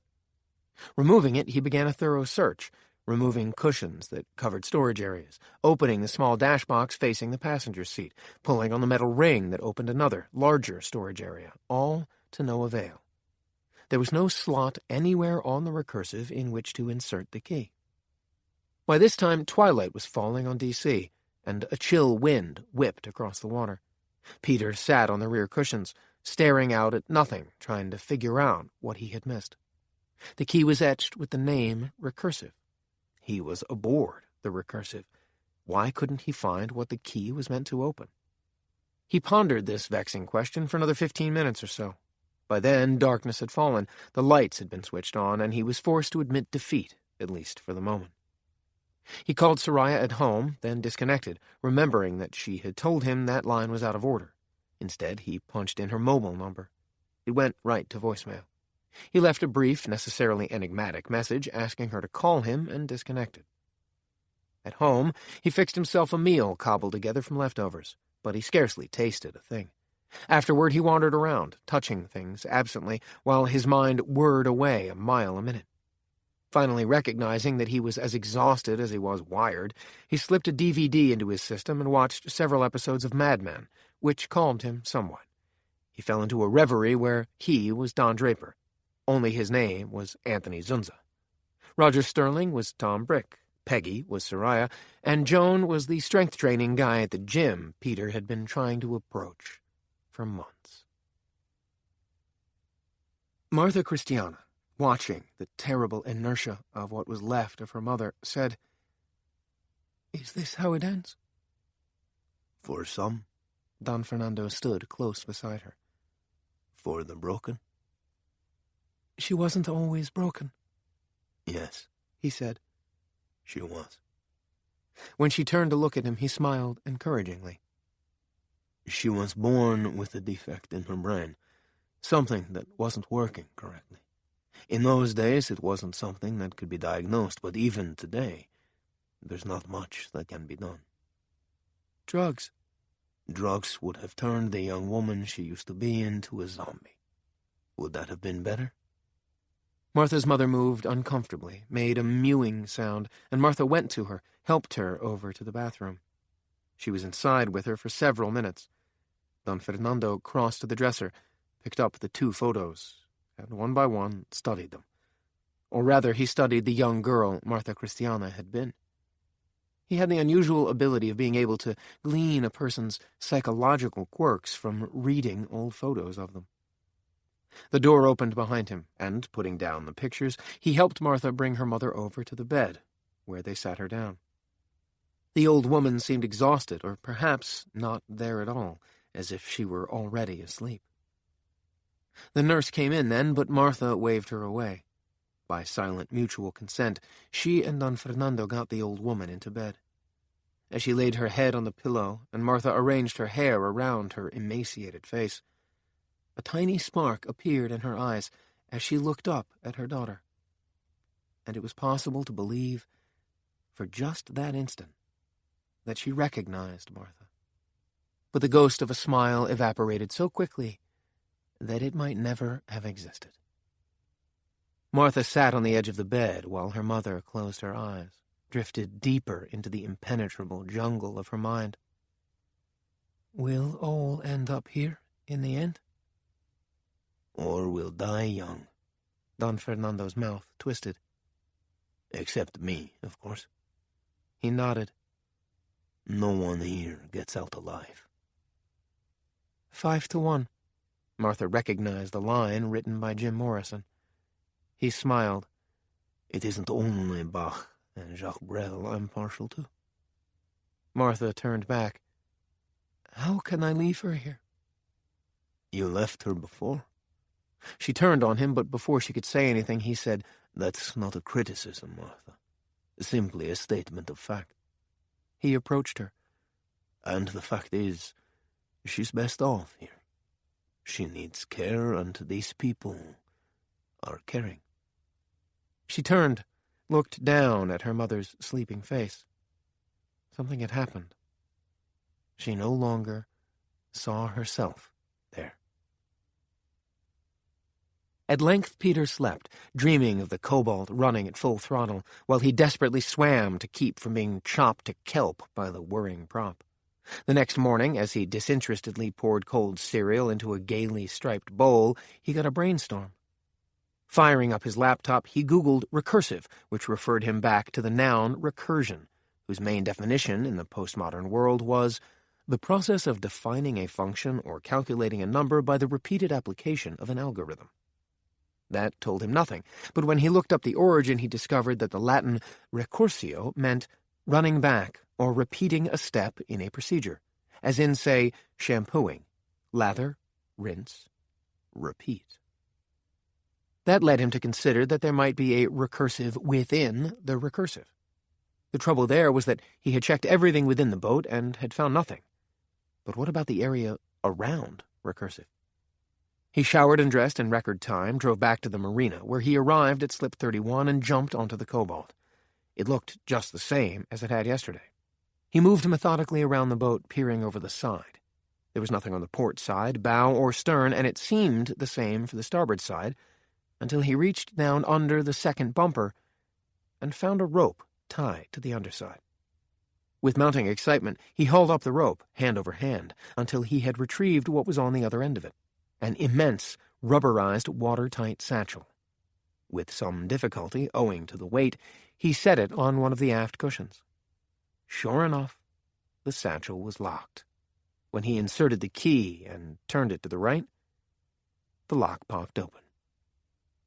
Removing it, the satchel's top opened like an animal's jaws.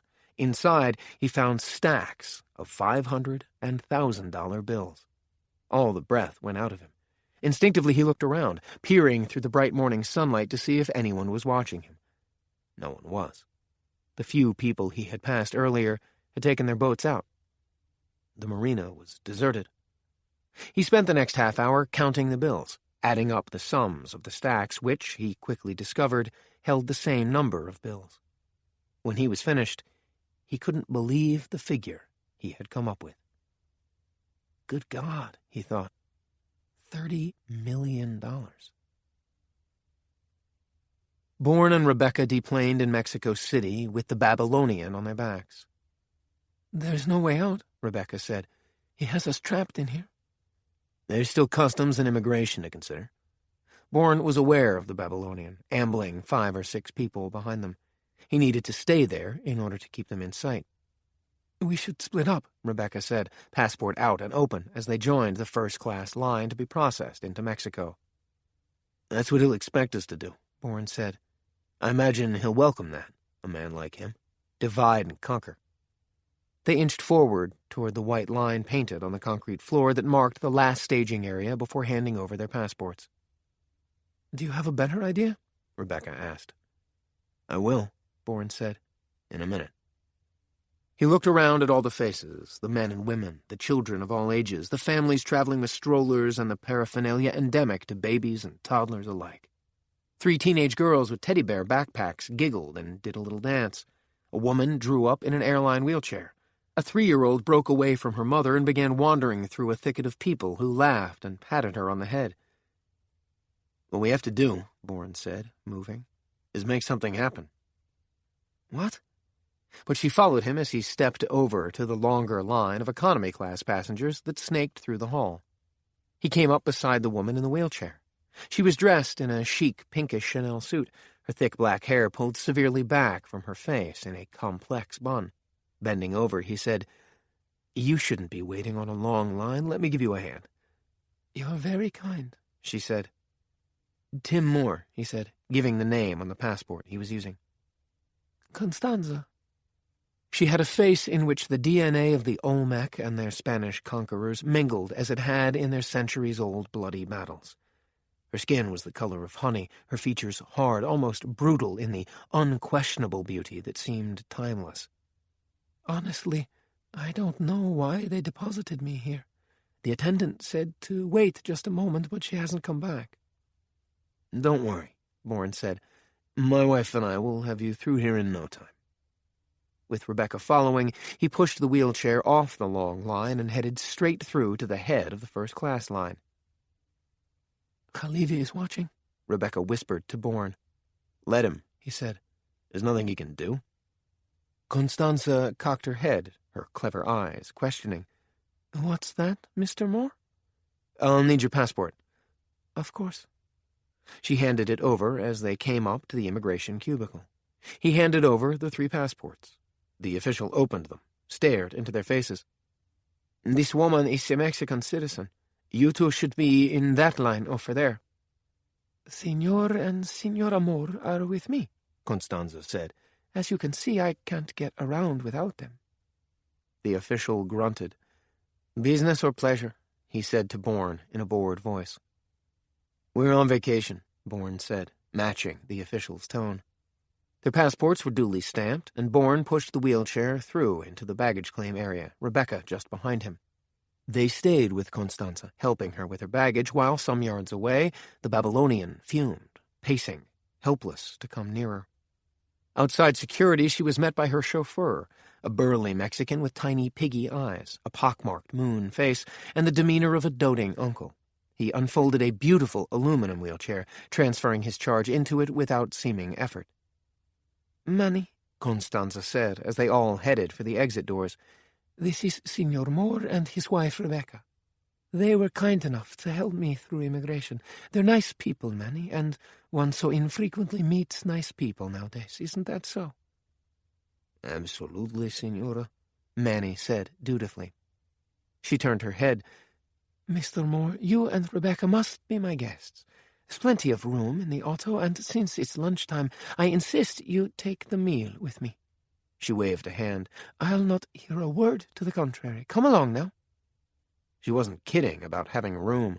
Her auto was a Hummer limo with a custom interior that made it as comfortable as a living room.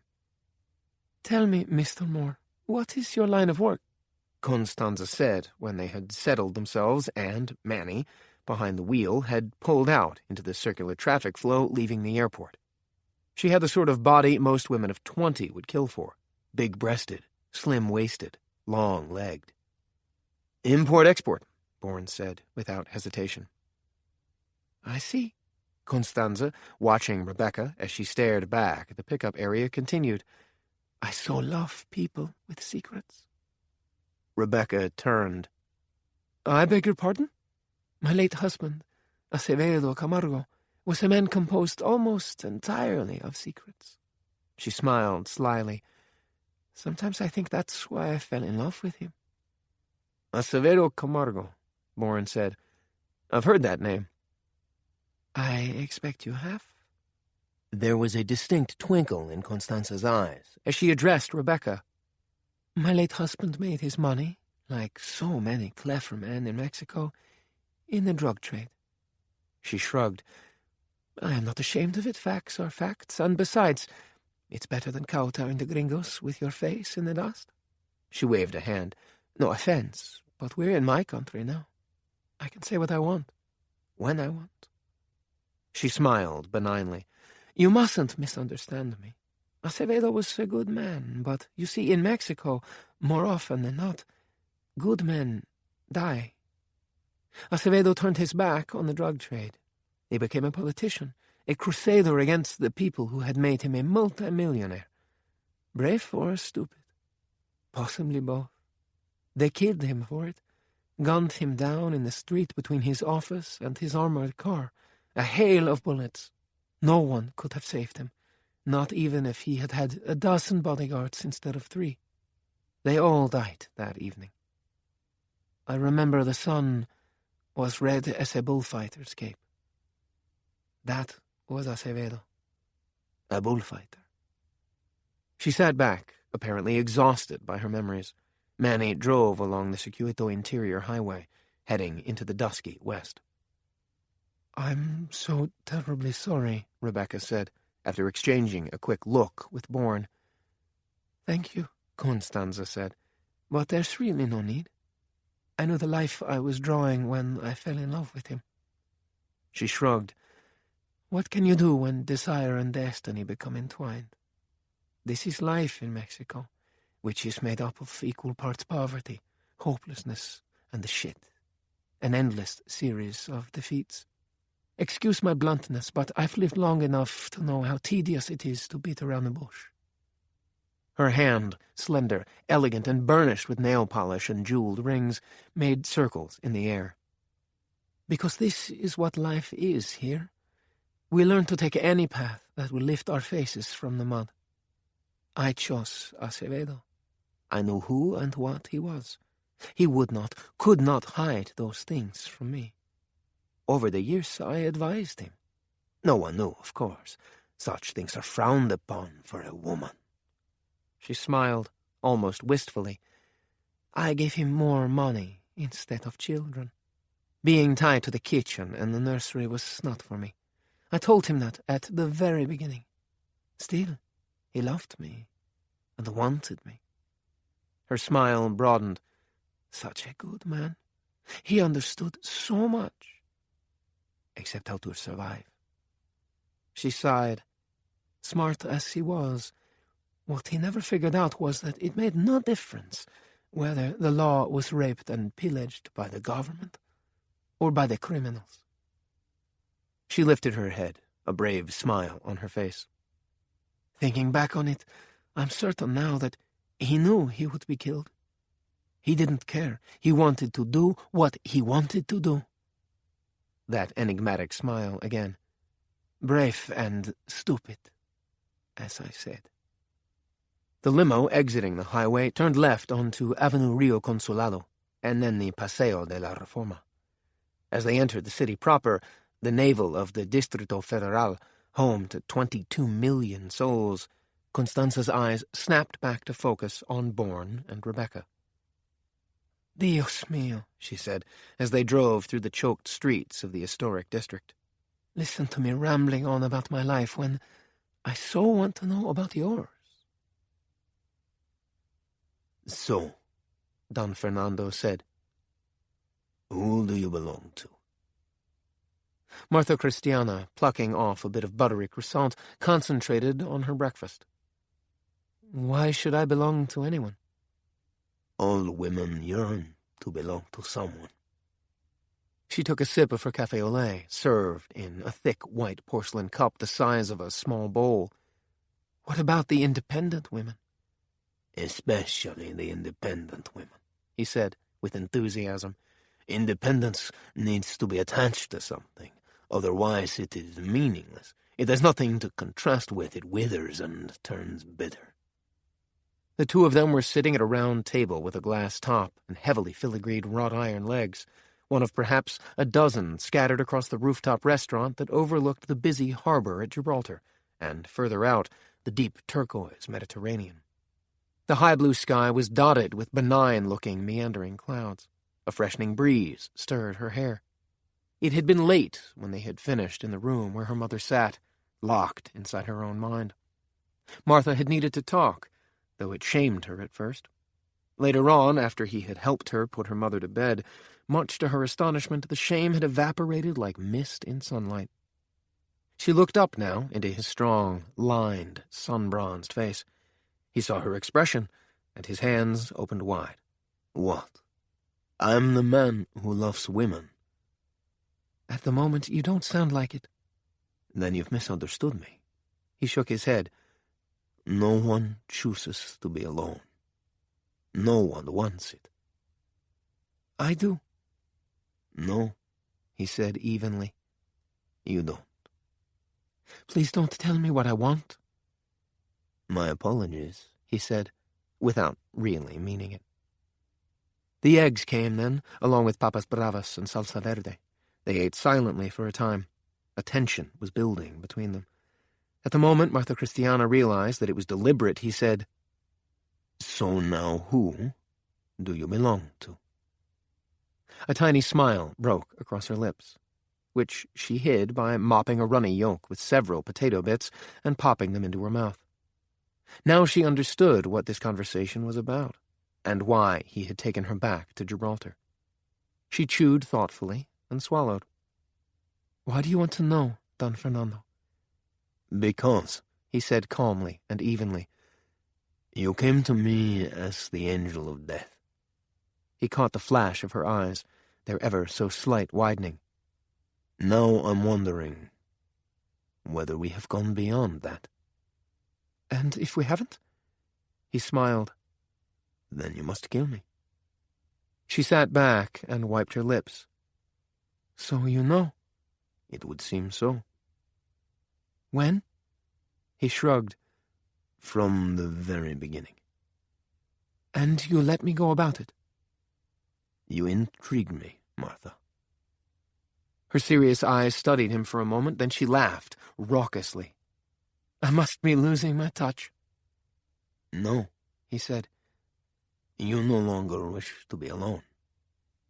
You want to belong. I belong to Maceo Encarnacion. There. She had said the dreaded name. It was out. He shook his head. That, my dear, is an illusion. Now I suppose you'll tell me it's an illusion created by Maceo Encarnacion. In fact, it's an illusion you yourself created. Don Fernando, knowing she loved fresh squeezed blood orange juice, refilled her tall, narrow glass. Maceo Encarnacion does not possess that power. He paused for a moment, as if in deep contemplation. Unless, of course, you have given it to him. He shrugged again, his gaze tangling with hers. You're stronger than that. This I know without question. How? She said. How do you know?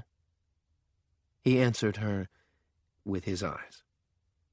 I have been with Maceo Encarnacion for a number of years, after a long line of... She was about to say, after a long line of men who used me and who I used, after I escaped Marrakesh. But she bit her tongue instead.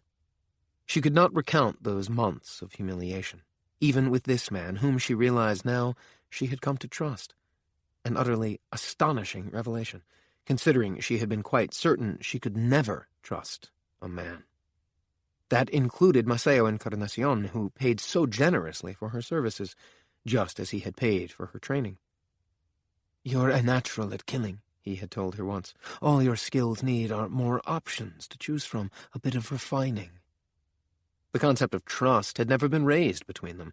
Theirs was a strictly transactional relationship, nothing more, but nothing less either. The fact remained, however, that she had never once contemplated betraying him. Until now. Don Fernando Herrera, the man sitting across from her, staring, it seemed, into her very soul, had changed everything, upending her life, causing her to transgress every rule she had imposed on herself. But on second thought, maybe not. Perhaps he was an emissary. Perhaps he had just handed her the key. The rest had been her choice, as he had intimated. It was she who had opened the door, stepping through into an entirely new world. He hadn't told her how to act or feel. He had been trying to tell her that she had already made her decisions. She knew, without having to ask, that this was how Don Fernando saw it, and she was immensely grateful for that. He was the sort of man she had dreamed of, but had convinced herself she would never meet, that he could not possibly exist.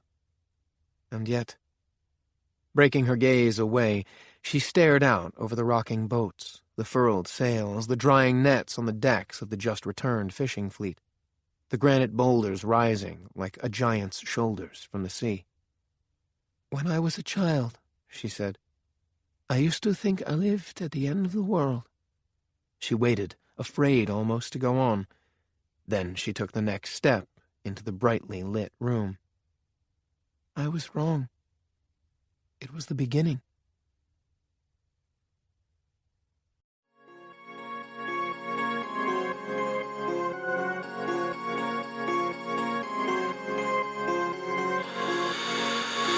Oh, this feeling, could this be real? Tell me just one thing, where should I begin? looking into your eyes.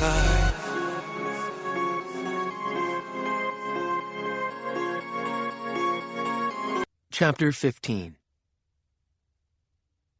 Peter had expected Tom Brick to stay in the safe house with him, but following his murderous instructions, he left. Alone in the vast house, Peter wandered for some moments, then sat down in a chair and took out the key he had found in Florin Popa's shoe as he dragged him into the boxwood maze at Blackfriar Country Club. Holding it up to the light, he turned it over and over, studying every square inch of it. It was small, with a round plug at the end, covered in a blue rubberized material similar to what had been used on public locker keys, back in the days before 9/11, when there were such things as public storage lockers.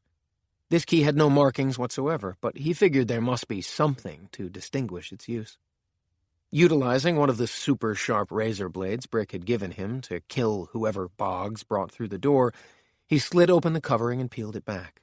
He was immediately disappointed. The plug was blank on both sides. Turning it on end, however, he saw etched into the end, recursive. He looked at the key in a new light and considered that it might not be for a lock, after all.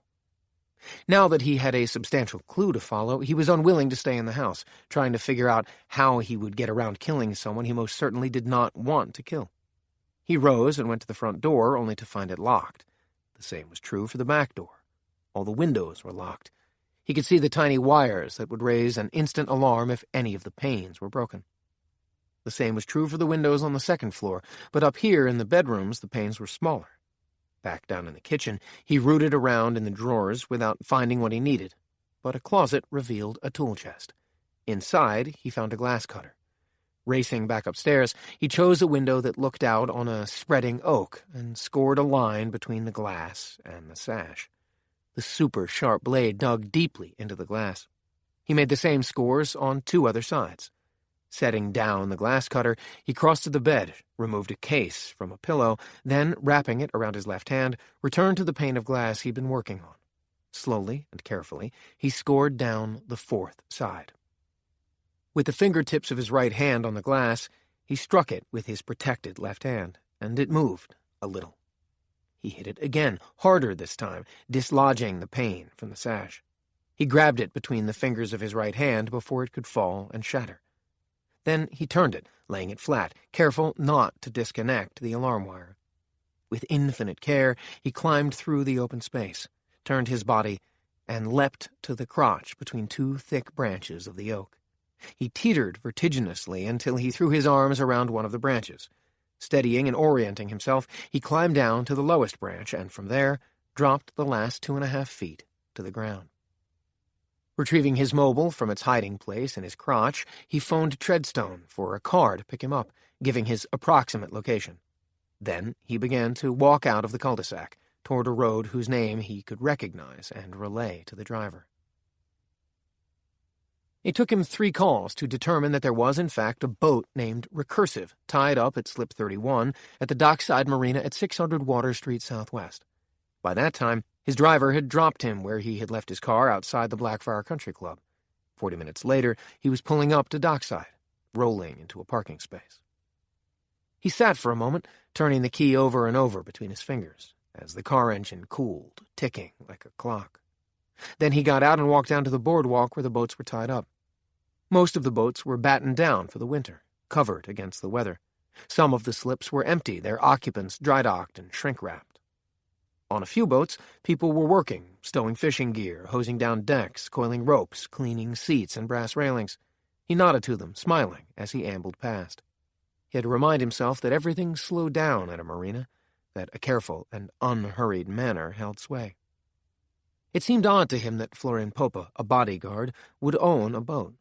But then, considering how carefully the key had been hidden, maybe Popa didn't actually own the Recursive. Maybe he was just using it. Peter followed the slip numbers until he came to 31. The Recursive was a 36-foot cobalt inboard. Judging by the open deck and the seating arrangement, it was a pleasure craft, not a fishing boat. Taking hold of one of the dock's wooden uprights, he swung aboard. The first thing he did was check to make certain no one was aboard. This was an easy enough task, considering that the Cobalt had no closed cabin, or, apart from a minuscule head, below-deck area. Taking the key, he slid it into the ignition slot. He could only get it in halfway, however. It would not start the boat. Removing it, he began a thorough search, removing cushions that covered storage areas, opening the small dashbox facing the passenger's seat, pulling on the metal ring that opened another, larger storage area, all to no avail. There was no slot anywhere on the recursive in which to insert the key. By this time, twilight was falling on D.C., and a chill wind whipped across the water. Peter sat on the rear cushions, staring out at nothing, trying to figure out what he had missed. The key was etched with the name Recursive. He was aboard the Recursive. Why couldn't he find what the key was meant to open? He pondered this vexing question for another 15 minutes or so. By then, darkness had fallen, the lights had been switched on, and he was forced to admit defeat, at least for the moment. He called Soraya at home, then disconnected, remembering that she had told him that line was out of order. Instead, he punched in her mobile number. It went right to voicemail. He left a brief, necessarily enigmatic message asking her to call him and disconnected. At home, he fixed himself a meal cobbled together from leftovers, but he scarcely tasted a thing. Afterward, he wandered around, touching things absently, while his mind whirred away a mile a minute. Finally recognizing that he was as exhausted as he was wired, he slipped a DVD into his system and watched several episodes of Mad Men, which calmed him somewhat. He fell into a reverie where he was Don Draper. Only his name was Anthony Zunza. Roger Sterling was Tom Brick, Peggy was Soraya, and Joan was the strength-training guy at the gym Peter had been trying to approach for months. Martha Christiana, watching the terrible inertia of what was left of her mother, said, "Is this how it ends?" For some. Don Fernando stood close beside her. For the broken. She wasn't always broken. Yes, he said. She was. When she turned to look at him, he smiled encouragingly. She was born with a defect in her brain, something that wasn't working correctly. In those days, it wasn't something that could be diagnosed, but even today, there's not much that can be done. Drugs. Drugs would have turned the young woman she used to be into a zombie. Would that have been better? Martha's mother moved uncomfortably, made a mewing sound, and Martha went to her, helped her over to the bathroom. She was inside with her for several minutes. Don Fernando crossed to the dresser, picked up the 2 photos, and one by one studied them. Or rather, he studied the young girl Martha Christiana had been. He had the unusual ability of being able to glean a person's psychological quirks from reading old photos of them. The door opened behind him, and, putting down the pictures, he helped Martha bring her mother over to the bed, where they sat her down. The old woman seemed exhausted, or perhaps not there at all, as if she were already asleep. The nurse came in then, but Martha waved her away. By silent mutual consent, she and Don Fernando got the old woman into bed. As she laid her head on the pillow, and Martha arranged her hair around her emaciated face, a tiny spark appeared in her eyes as she looked up at her daughter. And it was possible to believe, for just that instant, that she recognized Martha. But the ghost of a smile evaporated so quickly that it might never have existed. Martha sat on the edge of the bed while her mother closed her eyes, drifted deeper into the impenetrable jungle of her mind. "We'll all end up here in the end?" Or we'll die young. Don Fernando's mouth twisted. Except me, of course. He nodded. No one here gets out alive. 5-1. Martha recognized the line written by Jim Morrison. He smiled. It isn't only Bach and Jacques Brel I'm partial to. Martha turned back. "How can I leave her here?" You left her before? She turned on him, but before she could say anything, he said, "That's not a criticism, Martha. Simply a statement of fact." He approached her. "And the fact is, she's best off here. She needs care, and these people are caring. She turned, looked down at her mother's sleeping face. Something had happened. She no longer saw herself there. At length Peter slept, dreaming of the cobalt running at full throttle, while he desperately swam to keep from being chopped to kelp by the whirring prop. The next morning, as he disinterestedly poured cold cereal into a gaily striped bowl, he got a brainstorm. Firing up his laptop, he Googled recursive, which referred him back to the noun recursion, whose main definition in the postmodern world was the process of defining a function or calculating a number by the repeated application of an algorithm. That told him nothing, but when he looked up the origin, he discovered that the Latin recursio meant running back or repeating a step in a procedure, as in, say, shampooing, lather, rinse, repeat. That led him to consider that there might be a recursive within the recursive. The trouble there was that he had checked everything within the boat and had found nothing. But what about the area around recursive? He showered and dressed in record time, drove back to the marina, where he arrived at slip 31 and jumped onto the cobalt. It looked just the same as it had yesterday. He moved methodically around the boat, peering over the side. There was nothing on the port side, bow, or stern, and it seemed the same for the starboard side, until he reached down under the second bumper and found a rope tied to the underside. With mounting excitement, he hauled up the rope, hand over hand, until he had retrieved what was on the other end of it, an immense, rubberized, watertight satchel. With some difficulty, owing to the weight, he set it on one of the aft cushions. Sure enough, the satchel was locked. When he inserted the key and turned it to the right, the lock popped open. Removing it, the satchel's top opened like an animal's jaws. Inside, he found stacks of $500 and $1,000 bills. All the breath went out of him. Instinctively, he looked around, peering through the bright morning sunlight to see if anyone was watching him. No one was. The few people he had passed earlier had taken their boats out. The marina was deserted. He spent the next half hour counting the bills, adding up the sums of the stacks, which, he quickly discovered, held the same number of bills. When he was finished, he couldn't believe the figure he had come up with. Good God, he thought.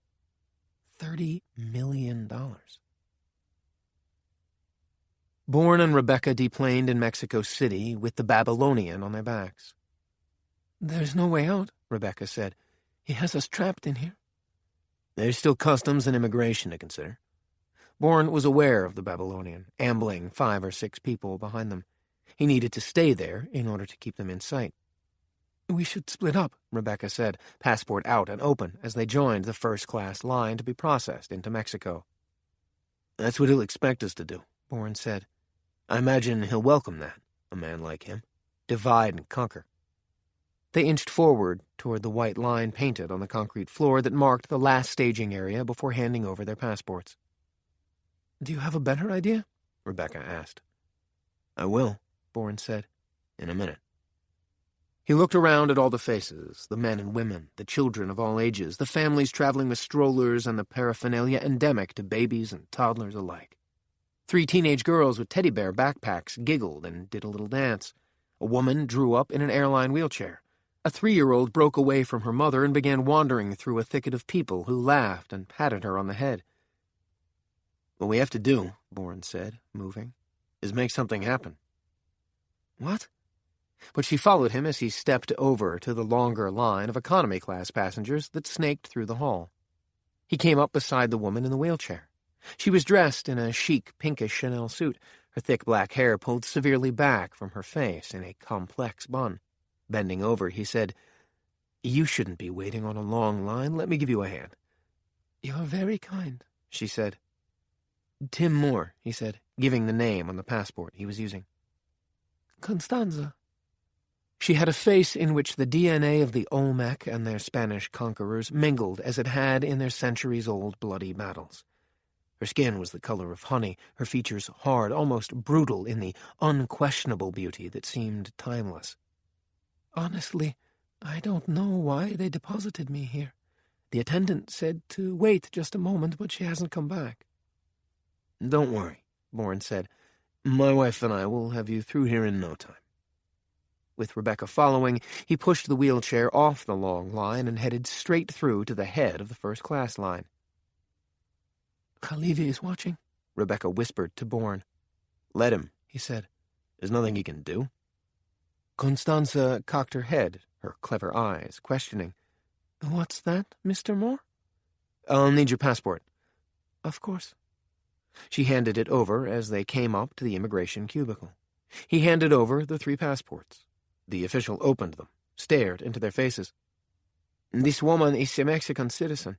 You two should be in that line over there. Senor and Senora Moore are with me, Constanza said. As you can see, I can't get around without them. The official grunted. Business or pleasure? He said to Bourne in a bored voice. We're on vacation, Bourne said, matching the official's tone. Their passports were duly stamped, and Bourne pushed the wheelchair through into the baggage claim area, Rebeka just behind him. They stayed with Constanza, helping her with her baggage, while some yards away, the Babylonian fumed, pacing, helpless to come nearer. Outside security, she was met by her chauffeur, a burly Mexican with tiny piggy eyes, a pockmarked moon face, and the demeanor of a doting uncle. He unfolded a beautiful aluminum wheelchair, transferring his charge into it without seeming effort. Manny, Constanza said, as they all headed for the exit doors. This is Senor Moore and his wife Rebeka. They were kind enough to help me through immigration. They're nice people, Manny, and one so infrequently meets nice people nowadays. Isn't that so? Absolutely, Senora, Manny said dutifully. She turned her head. Mr. Moore, you and Rebeka must be my guests. There's plenty of room in the auto, and since it's lunchtime, I insist you take the meal with me. She waved a hand. I'll not hear a word to the contrary. Come along now. She wasn't kidding about having room. Her auto was a Hummer limo with a custom interior that made it as comfortable as a living room. Tell me, Mr. Moore, what is your line of work? Constanza said when they had settled themselves and Manny, behind the wheel, had pulled out into the circular traffic flow leaving the airport. She had the sort of body most women of 20 would kill for. Big-breasted, slim-waisted, long-legged. Import-export, Bourne said, without hesitation. I see. Constanza, watching Rebeka as she stared back at the pickup area, continued. I so love people with secrets. Rebeka turned. I beg your pardon? My late husband, Acevedo Camargo, was a man composed almost entirely of secrets. She smiled slyly. Sometimes I think that's why I fell in love with him. Acevedo Camargo, Bourne said. I've heard that name. I expect you have. There was a distinct twinkle in Constanza's eyes as she addressed Rebeka. My late husband made his money, like so many clever men in Mexico, in the drug trade. She shrugged. I am not ashamed of it. Facts are facts, and besides, it's better than kowtowing the gringos with your face in the dust. She waved a hand. No offense, but we're in my country now. I can say what I want, when I want. She smiled benignly. You mustn't misunderstand me. Acevedo was a good man, but you see, in Mexico, more often than not, good men die. Acevedo turned his back on the drug trade. He became a politician, a crusader against the people who had made him a multimillionaire. Brave or stupid? Possibly both. They killed him for it, gunned him down in the street between his office and his armored car. A hail of bullets. No one could have saved him, not even if he had had a dozen bodyguards instead of 3. They all died that evening. I remember the sun was red as a bullfighter's cape. That was Acevedo, a bullfighter. She sat back, apparently exhausted by her memories. Manny drove along the Circuito Interior Highway, heading into the dusky west. I'm so terribly sorry, Rebeka said, after exchanging a quick look with Bourne. Thank you, Constanza said. But there's really no need. I knew the life I was drawing when I fell in love with him. She shrugged. What can you do when desire and destiny become entwined? This is life in Mexico, which is made up of equal parts poverty, hopelessness, and the shit. An endless series of defeats. Excuse my bluntness, but I've lived long enough to know how tedious it is to beat around the bush.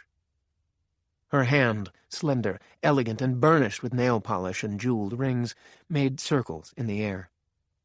Because this is what life is here. We learn to take any path that will lift our faces from the mud. I chose Acevedo. I knew who and what he was. He would not, could not hide those things from me. Over the years I advised him. No one knew, of course. Such things are frowned upon for a woman. She smiled, almost wistfully. I gave him more money instead of children. Being tied to the kitchen and the nursery was not for me. I told him that at the very beginning. Still, he loved me and wanted me. Her smile broadened. Such a good man. He understood so much. Except how to survive. She sighed.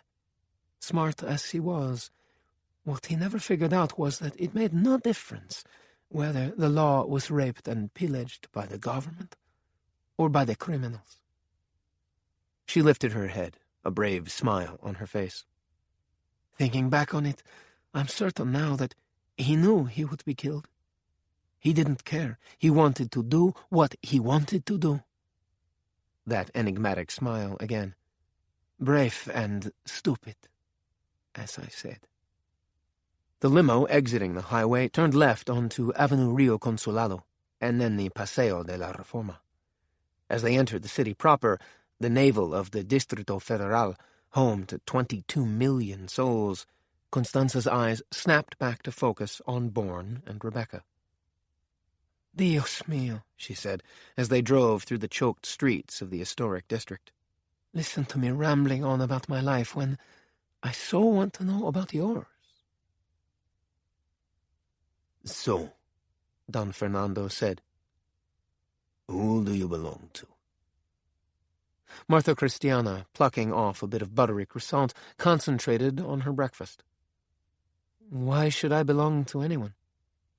All women yearn to belong to someone. She took a sip of her café au lait, served in a thick white porcelain cup the size of a small bowl. What about the independent women? Especially the independent women, he said with enthusiasm. Independence needs to be attached to something, otherwise it is meaningless. It has nothing to contrast with, it withers and turns bitter. The two of them were sitting at a round table with a glass top and heavily filigreed wrought iron legs, one of perhaps a dozen scattered across the rooftop restaurant that overlooked the busy harbor at Gibraltar, and further out, the deep turquoise Mediterranean. The high blue sky was dotted with benign-looking meandering clouds. A freshening breeze stirred her hair. It had been late when they had finished in the room where her mother sat, locked inside her own mind. Martha had needed to talk, though it shamed her at first. Later on, after he had helped her put her mother to bed, much to her astonishment, the shame had evaporated like mist in sunlight. She looked up now into his strong, lined, sun-bronzed face. He saw her expression, and his hands opened wide. What? I'm the man who loves women. At the moment, you don't sound like it. Then you've misunderstood me. He shook his head. No one chooses to be alone. No one wants it. I do. No, he said evenly. You don't. Please don't tell me what I want. My apologies, he said, without really meaning it. The eggs came then, along with papas bravas and salsa verde. They ate silently for a time. A tension was building between them. At the moment Martha Christiana realized that it was deliberate, he said, So now who do you belong to? A tiny smile broke across her lips, which she hid by mopping a runny yolk with several potato bits and popping them into her mouth. Now she understood what this conversation was about, and why he had taken her back to Gibraltar. She chewed thoughtfully and swallowed. Why do you want to know? Don Fernando? Because, he said calmly and evenly, you came to me as the angel of death. He caught the flash of her eyes, their ever so slight widening. Now I'm wondering whether we have gone beyond that. And if we haven't? He smiled. Then you must kill me. She sat back and wiped her lips. So you know? It would seem so. When? He shrugged. From the very beginning. And you let me go about it? You intrigue me, Martha. Her serious eyes studied him for a moment, then she laughed, raucously. I must be losing my touch. No, he said. You no longer wish to be alone. You want to belong. I belong to Maceo Encarnacion. There. She had said the dreaded name. It was out. He shook his head. That, my dear, is an illusion. Now I suppose you'll tell me it's an illusion created by Maceo Encarnacion. In fact, it's an illusion you yourself created. Don Fernando, knowing she loved fresh-squeezed blood orange juice, refilled her tall, narrow glass. Maceo Encarnacion does not possess that power. He paused for a moment, as if in deep contemplation. Unless, of course, you have given it to him. He shrugged again, his gaze tangling with hers. You're stronger than that. This I know without question. How? She said. How do you know? He answered her with his eyes. I have been with Maceo Encarnacion for a number of years, after a long line of... She was about to say, after a long line of men who used me and who I used, after I escaped Marrakesh. But she bit her tongue instead. She could not recount those months of humiliation, even with this man whom she realized now she had come to trust. An utterly astonishing revelation, considering she had been quite certain she could never trust a man. That included Maceo Encarnacion, who paid so generously for her services, just as he had paid for her training. You're a natural at killing, he had told her once. All your skills need are more options to choose from, a bit of refining. The concept of trust had